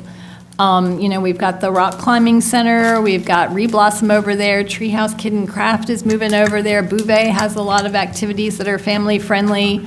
And this is in the heart of where multiple neighborhoods connect. So there is a lot of walking and pushing strollers and biking. I mean, I bike over there too, and I've got to hop up on the sidewalk and cut through parking lots to get over there safely on my scooter. So I feel like these facilities are very, very necessary. It just gets really, really tight when you get to that last couple blocks where you have historic homes right up on the sidewalk, and I think that staff can get creative and flexible there while still maintaining that separate, safe facility. I also want to point out, I asked staff for data for that last section, for speed data, and there is none. And that kind of disturbs me because when you look at the Athens in Motion plan, the speed data is what informs the kind of facilities you choose. They did send me some links to some GDOT data on volume, and the volume's around 5,000 cars per day, which isn't a terribly high volume number. But I'm wondering, Manager Williams, if we could get some speed data for that last leg, some speed data maybe around Barrow Street. He's not listening to me. Could we get some speed data for Barber Street around the Barrow Street intersection? Because as was pointed out, since the three-way stop sign went in on Boulevard, the speed has definitely gone way down. And I kind of feel like the speed has gone down since the Prince Avenue lanes have gone in, and you're not taking a big wide turn on as well. So I think that could help inform staff on the most appropriate facilities for that particular end that has a really unique character. That would be really helpful. Carol. Yeah, I just want to reiterate that I am very interested in looking at more economical ways of working with that part of the street. I just want to make sure that we're following the guidance of our transportation public works people and who have really looked very carefully about what the best and safest way is. I am a person who can clearly go with a smaller bike lane. I'm always going, why does this need to be this wide here? We can make it smaller. And other creative ideas. I just want to make sure that we get the stamp approval for safety from our transportation public works people, from our Vision Zero person, from our bike coordinator, and from the experts that we've looked to time and again. Thanks, Carol. All right, I think there will be some continued engagement and discussion on this ahead of the 6th. All right, moving on to item 16. This is the ordinance regarding the Firefighters Mediation Act. Any input on this item? Consent. Punchy. Hearing none, that sounds like consent. Not for an order. Punchy, very punchy. Any input tonight before we move on to the next item? Go ahead, Melissa. I have some comment. I want to thank everyone for being here, and I think, I made it loud and clear that I support this item. I support unions in general. I come from a long line of Pittsburgh steelworkers. My mother was head of her union as a nurse in Washington, D.C. I'm a member of Campus Workers, but regardless of all that, the presentation that we saw last week from union representatives, regional representatives, really impressed me about the resources that this partnership with this union could bring to the table and bring to this community. The funding, the services, the negotiation. There is a lot of negotiating with third parties, whether it's with the university or with other emergency agencies, with the state, getting these grants. I think this is just a win-win all around, and, we can really improve our services through that partnership. Jesse. If we're not moving it to consent, I would love to hear what we have left to deliberate, because I feel like this is sort of our opportunity to do so. So I just, I would like to understand what remaining concerns do exist among the body. Otherwise, legitimately, I'm happy to move this to consent. But, I'll save my remarks that I thought I may need to make for if there is any concern expressed. I know we've heard concern in the past, but if we're at a point now where we feel good about moving forward with this as is, then let's move it to consent. Any other substantive comments before I move on to others?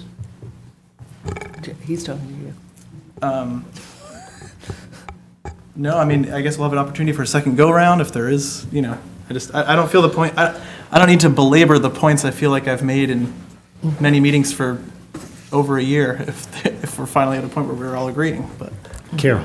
Yeah, I very much appreciate the work session that we had last week. I think the presentations, both from the firefighters and from Manager Williams, were really helpful, thorough, detailed, just to really look at things closely. I want to thank all the people who came tonight, and I especially want to thank the union for sharing their numbers of union members with us. That is very helpful to know there. And I also do want to stick up for our county government and the efforts that we're making already, because there's been a lot of points thrown out in discussions of this that I think are a little misleading in terms of our your retention rate and the hiring rate, because as was made clear last week, our firefighters are actually more fully staffed, although they need to be better staffed than many of our departments. This is a county-wide issue and really a community-wide issue in terms of hiring, and there just not being enough people to hire. I think also we've tried very hard with the recommendations from our staff over the past years to fund our firefighters as well as we can. And I appreciate those efforts from my colleagues and from the manager's office as well.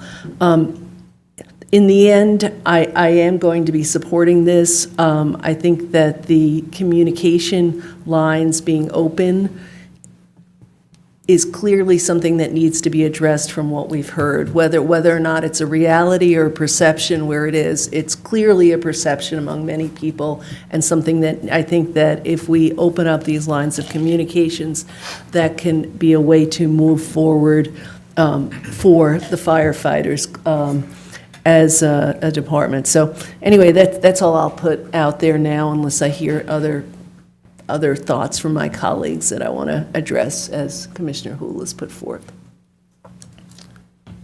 Thanks, Carol. All right, we are going to move on to new business. Item 17 is a request to amend pay for the members of the Board of Elections. Yeah, I'm sorry, Mr. Mayor. Can I just clarify? Did we just put item 16 on consent? Was that what just occurred? We did not. Okay, I have an additional thought then. if I may. Go ahead. Okay. I know it's late, y'all, but this is also part of how this is what we're here for, and we have an extra packed agenda because we're taking a month off. Yeah. So if we've had work sessions about this and delayed action on this for months, and this has been talked about for about a year, it's like, if we're not going to talk about it now, then when? So I guess I'll speculate at what I think the reasons for a lack of consent are, since I'm not hearing them. I do really appreciate the presentation staff put together. I know they've worked really hard to express their concerns in earnest. And I do really appreciate some of the additional things that staff is bringing to the table in terms of employee engagement. I did feel, however, that one thing that was a bit mischaracterized in the staff presentation was describing this as a political organization or a political decision. And why I think that's not particularly relevant here is because while any workers' organization, any union or otherwise, can independently decide whatever they're going to decide, that's happening, whether we acknowledge them formally as a body, as their employer or not.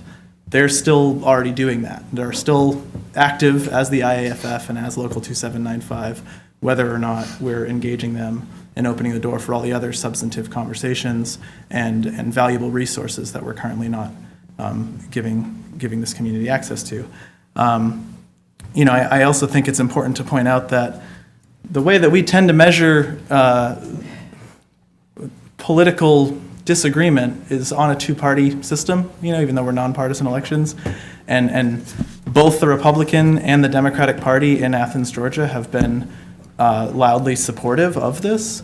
So I just don't feel like this is actually like a partisan thing. I think it's been made very clear that this is actually widely supported from people of a variety of political backgrounds. And so the question is not so much about the electoral politics of this. It's actually just about the substance of whether or not we as an employer want to engage with the Local 2795 as part of the International Association of Firefighters in order to open the door for that communication, to, yes, give them the opportunity to collectively bargain, but also to bring forth the opportunity for all these other resources that they've made clear we are not yet accessing but could. And so I really hope that we will do that on the 6th of June. I guess I won't add any more tonight if we're not going to get into a discourse, but I would hate to not have the discourse until the night we're having the vote and then pretend like we didn't have the opportunity tonight to have it. I'd rather, if there's lingering concerns, let's talk about them now and see if we can forge a compromise before the 6th instead of hashing it out the day of. So. Mike. Sure. Thank you, Mayor. And I'll just be brief. And I certainly support the what's on the table before us. But I'm just careful not to speculate why somebody would want to wait and not put it on consent agenda. There could be various reasons. Doesn't mean they're not going to support it, doesn't mean they are supporting it. But I want to respect them and give them the opportunity to think a little bit more about their decision and go from there. So I think we owe that to everybody on this body, and it's a big decision for us. And while I support it, I also recognize that some want to think about it a bit more, and I appreciate that. So, thank you. Carol. I'll give one final thought here on that as well. I don't think it should go on the consent agenda at all. We clearly, this has been something we've been debating, and it needs to be there on the voting for us to vote on individually. The fairness thing, one of the things I'm just thinking about, because I think that's really resonated with me a lot, the fairness point. But I was thinking about this with last Thursday's budget meetings, and when we heard from a lot of our judicial members who came in, and our judges, and talking about the judicial session.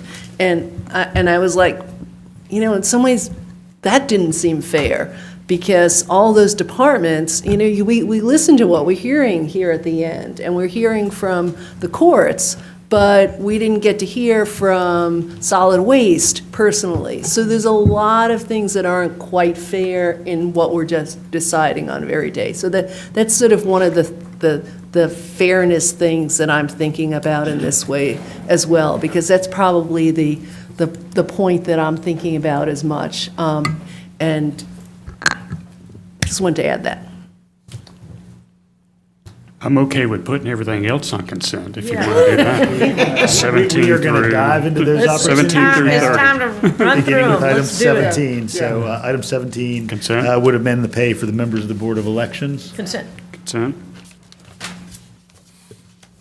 Consent it is. All right. 18 is Animal Services request for contingency funding to take care of those line items that you see. Consent. Item 19 is refinement of the previously discussed Athens Justice and Memory Project Affordable Housing Preservation RFP. Consent. Yep. Sure. Taking notes, appreciate it. Item 20, I do want to make a quick note about, this is the Community Energy Fund. These are potential projects and initiatives and allocation of franchise fees for these purposes, and a proposed related policy revision. I will note that this has a sort of budgetary impact. Might want to wait on that one. In that, I placed $150,000 for related activities in this year's budget before this agenda item was crafted, or at least before I was privy to it. So just a note, if you approve this, that's probably $150,000 you could shift to something else from general fund revenue. So I just want to make that note.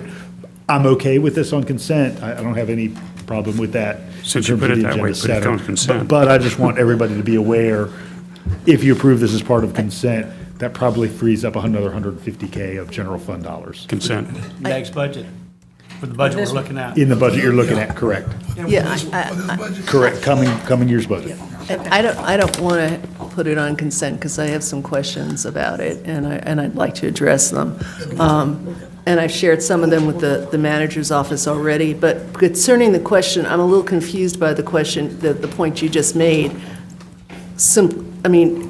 Had you forgotten about the money that was coming from the community, from the utilities? I didn't know that this was going to be on this cycle. I knew that was a forthcoming program, but I also knew that sustainability had requested some funds. Okay. And now we've got a defined funding source that would not have to be those general fund dollars, so. And unless you take action, there won't be any funds available on this agenda item. So that's assuming that you do, you change the policy to accept the extra Right. $334,000, and then that would make the $150 in the current budget redundant, unless you wanted to add to the $334. Well, this was a policy that we voted on, the commission voted on previously, that would have put the money that went beyond the numbers that are listed. It was like a cap for how much money was being collected up till 2021, and then anything in addition would go into this fund, and that's a policy, it was voted on before I became on the commission. But So there were this is- some triggers that were set up in that policy. Right, but this is, I mean, the first funding, this is for 2021, I mean, I'm getting, yeah, but that's when the first year of the funding was, because it actually refers to funding from last summer, that it was in there when I read it closely. So I'll follow up with this, because I do want to leave it on here. I did have some questions about some of the areas where the focus could be, because where the spending could be, and I wanted to talk a little bit more about that and see if there were ways that we could expand the funding opportunities to other areas that would work specifically with lower and middle income residents, which is really where the fund was very hyper-focused. And we've also added in the use of the money for Clarke County government projects in here, where right now we have $15 million there. So, you know, I'd like to understand more why we're doing that rather than focusing on the original intent, working on ways to get the money to our lower. Well, I know about the gratuities clause, but I mean, why could we, I don't think it's included in here, like giving the money to, not giving, having RFPs, working through nonprofits. Doesn't make a difference. It doesn't make a difference? No, that memo, I'd encourage you to read the memo. It specifically addresses that issue. Okay. But I did suggest to staff, you know, that CBDG funds can be used for this purpose. A lot of communities do use their funds for things like this. So that might be something to look at, for staff to look at. But I will say staff did approach us regarding these requests and want to use it for that.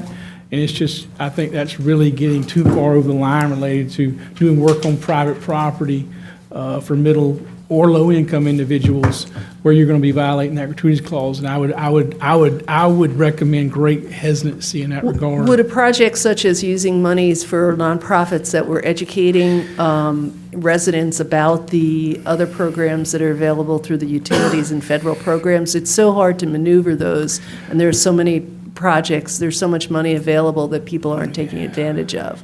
I think So- one concern Yeah.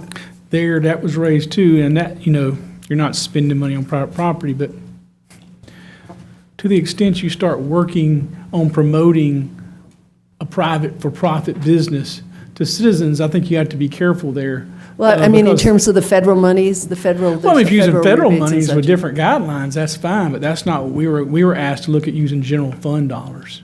Okay, I'll follow up with.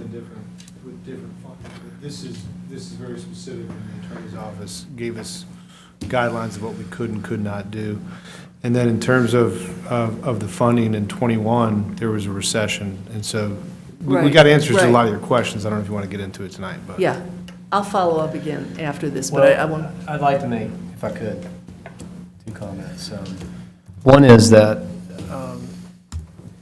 you know, the policy, the things you're being asked to do in this agenda item is amend the policy so that you can free up to $334,000. And then number two, give some feedback on attachment one on, you know, how you might want those funds best spent now that we've discovered that the gratuities clause, you know, is it restricting what I think we all thought would originally happen. So for the rest of y'all trying to make sense of it, because it is a little complicated, that's essentially what you're being asked to do. And so what might be helpful is certainly staff can respond to kind of those queries tonight. And if you have some kind of follow-up that you want to dive into, just if we could all get that via email. Great. That'd be helpful.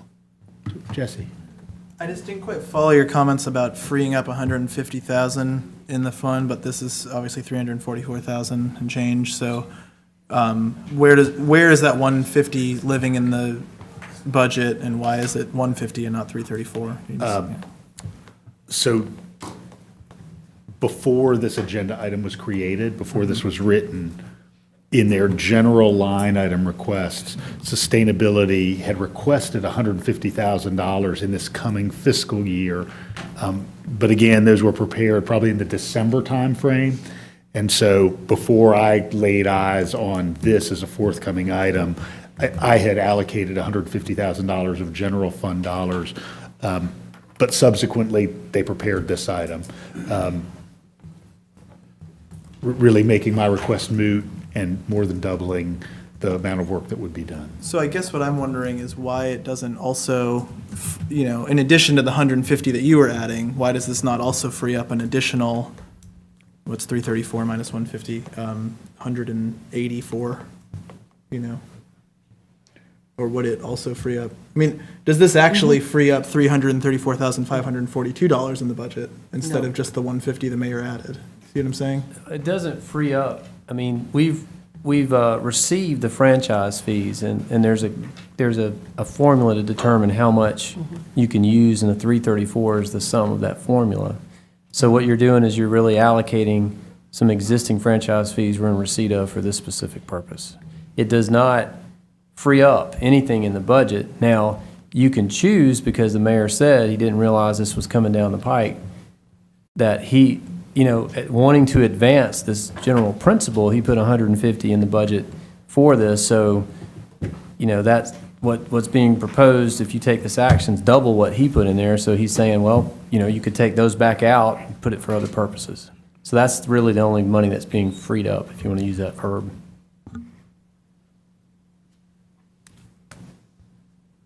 Yeah, I guess I'll follow up with the conversation by email, but it seems particularly relevant if we're going to be hashing out some kind of budget that I'm assuming might be a commission-defined option version. What amount are we actually talking about? Where's it coming from? So, I understand it. We can clarify that. Yeah. And of course, I know staff is preparing a memo about all those other budget requests too, so we can bake that in. And that'll start the Thursday meeting. Yep. Yeah, on that note, you'll receive a packet from us tomorrow that includes all the follow-up, the attachments, millage rate comparisons, things of that nature. You get all that tomorrow. The spreadsheet you asked for, the vacancy positions, all that we've collected, and we'll release that tomorrow. All right, so we'll leave 20 off consent. Moving on to 21, this is development of the much heralded Rock Hill Quarry schedule. Consent. Consent. And it's key, it's to develop. That's It's correct. to develop. Yeah, don't ask questions, consent. All right, 21 is consent, and myself not being a geologist, I don't think I'll be bringing any additional language to this. 22 is the mental health recovery facility, and you recall that this is both the project concept and the allocation of those additional American Rescue Plan Act dollars. Consent. Consent. All right. It's consent. 23 is purchase of ballistics gear for the fire department for the purposes outlined in the agenda report. Consent. All right. 23 is consent. 24 is the Bishop Park Improvements Award of the Construction Services. Consent. Can't go on consent, it's still got to be determined. All right. Yeah, we don't have a vendor yet. Does it? Oh. Yeah. Any other question about this item? We, of course, had discussed this in a work session months ago. 25 is the commissioning change order number 1 for the Classic Center. Not consent. It's Do only you have a question about that, or? I just want to ask a question. So Yes. is this another change order on top of what they presented to us last week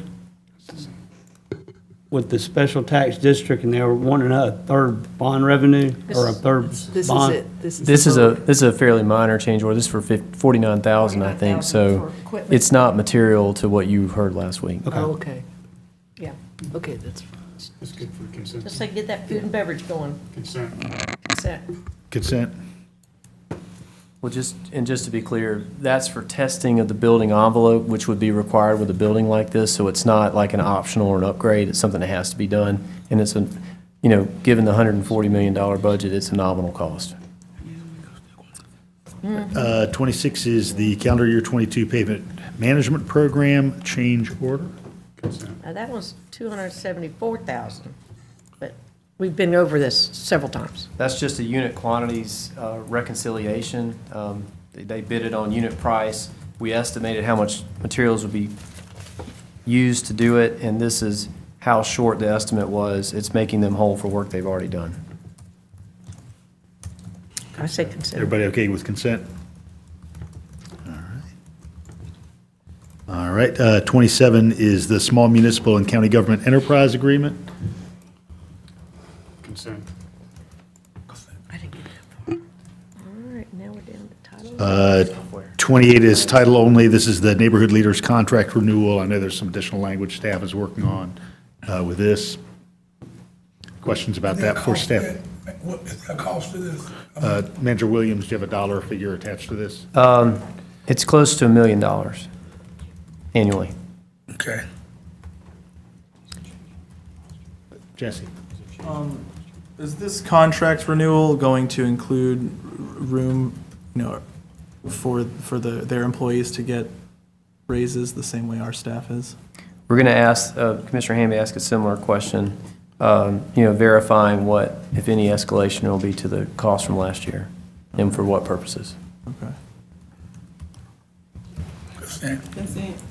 Well, We can't move title only. We need to wait till we've got a language before we do. That's a sneak preview. Yeah. Okay. 29, kind of in the wake of our mini retreat, this would allocate $27,500 of general fund contingency to partner on that workforce development program that would connect high school students to high-wage employment opportunities. And so just know that's forthcoming, and again, staff is working on that agenda item. And then 30 is the budget. That's not say where it is. And that will be a non-consent item, I would anticipate. All right. And again, staff's getting a packet for you tomorrow. Thursday night will be the next budget work session. I will not be there. I have to be in Atlanta for a presentation. But then we'll follow up next week with another session if need be. We are going to go ahead and go into our executive session. We have a brief conversation here, then we'll relocate to upstairs. You make a motion to adjourn, Mr. Mayor? We already made a motion to enter executive session upon conclusion of the agenda setting session, and then to adjourn upon conclusion of that. That's already happened. All right? Do you need a motion, Attorney Drake, to enter executive session? Just to. All right, I'll move to enter executive session. Motion from Jesse to enter executive session. Is there a second? Second. All right, got a second from Commissioner Davenport. All in favor of entering executive session, please say aye. Aye. All right. Any opposed? All right, we're now in executive session. Those who've been joining us, we really appreciate your time. Thank you much, and we wish you farewell.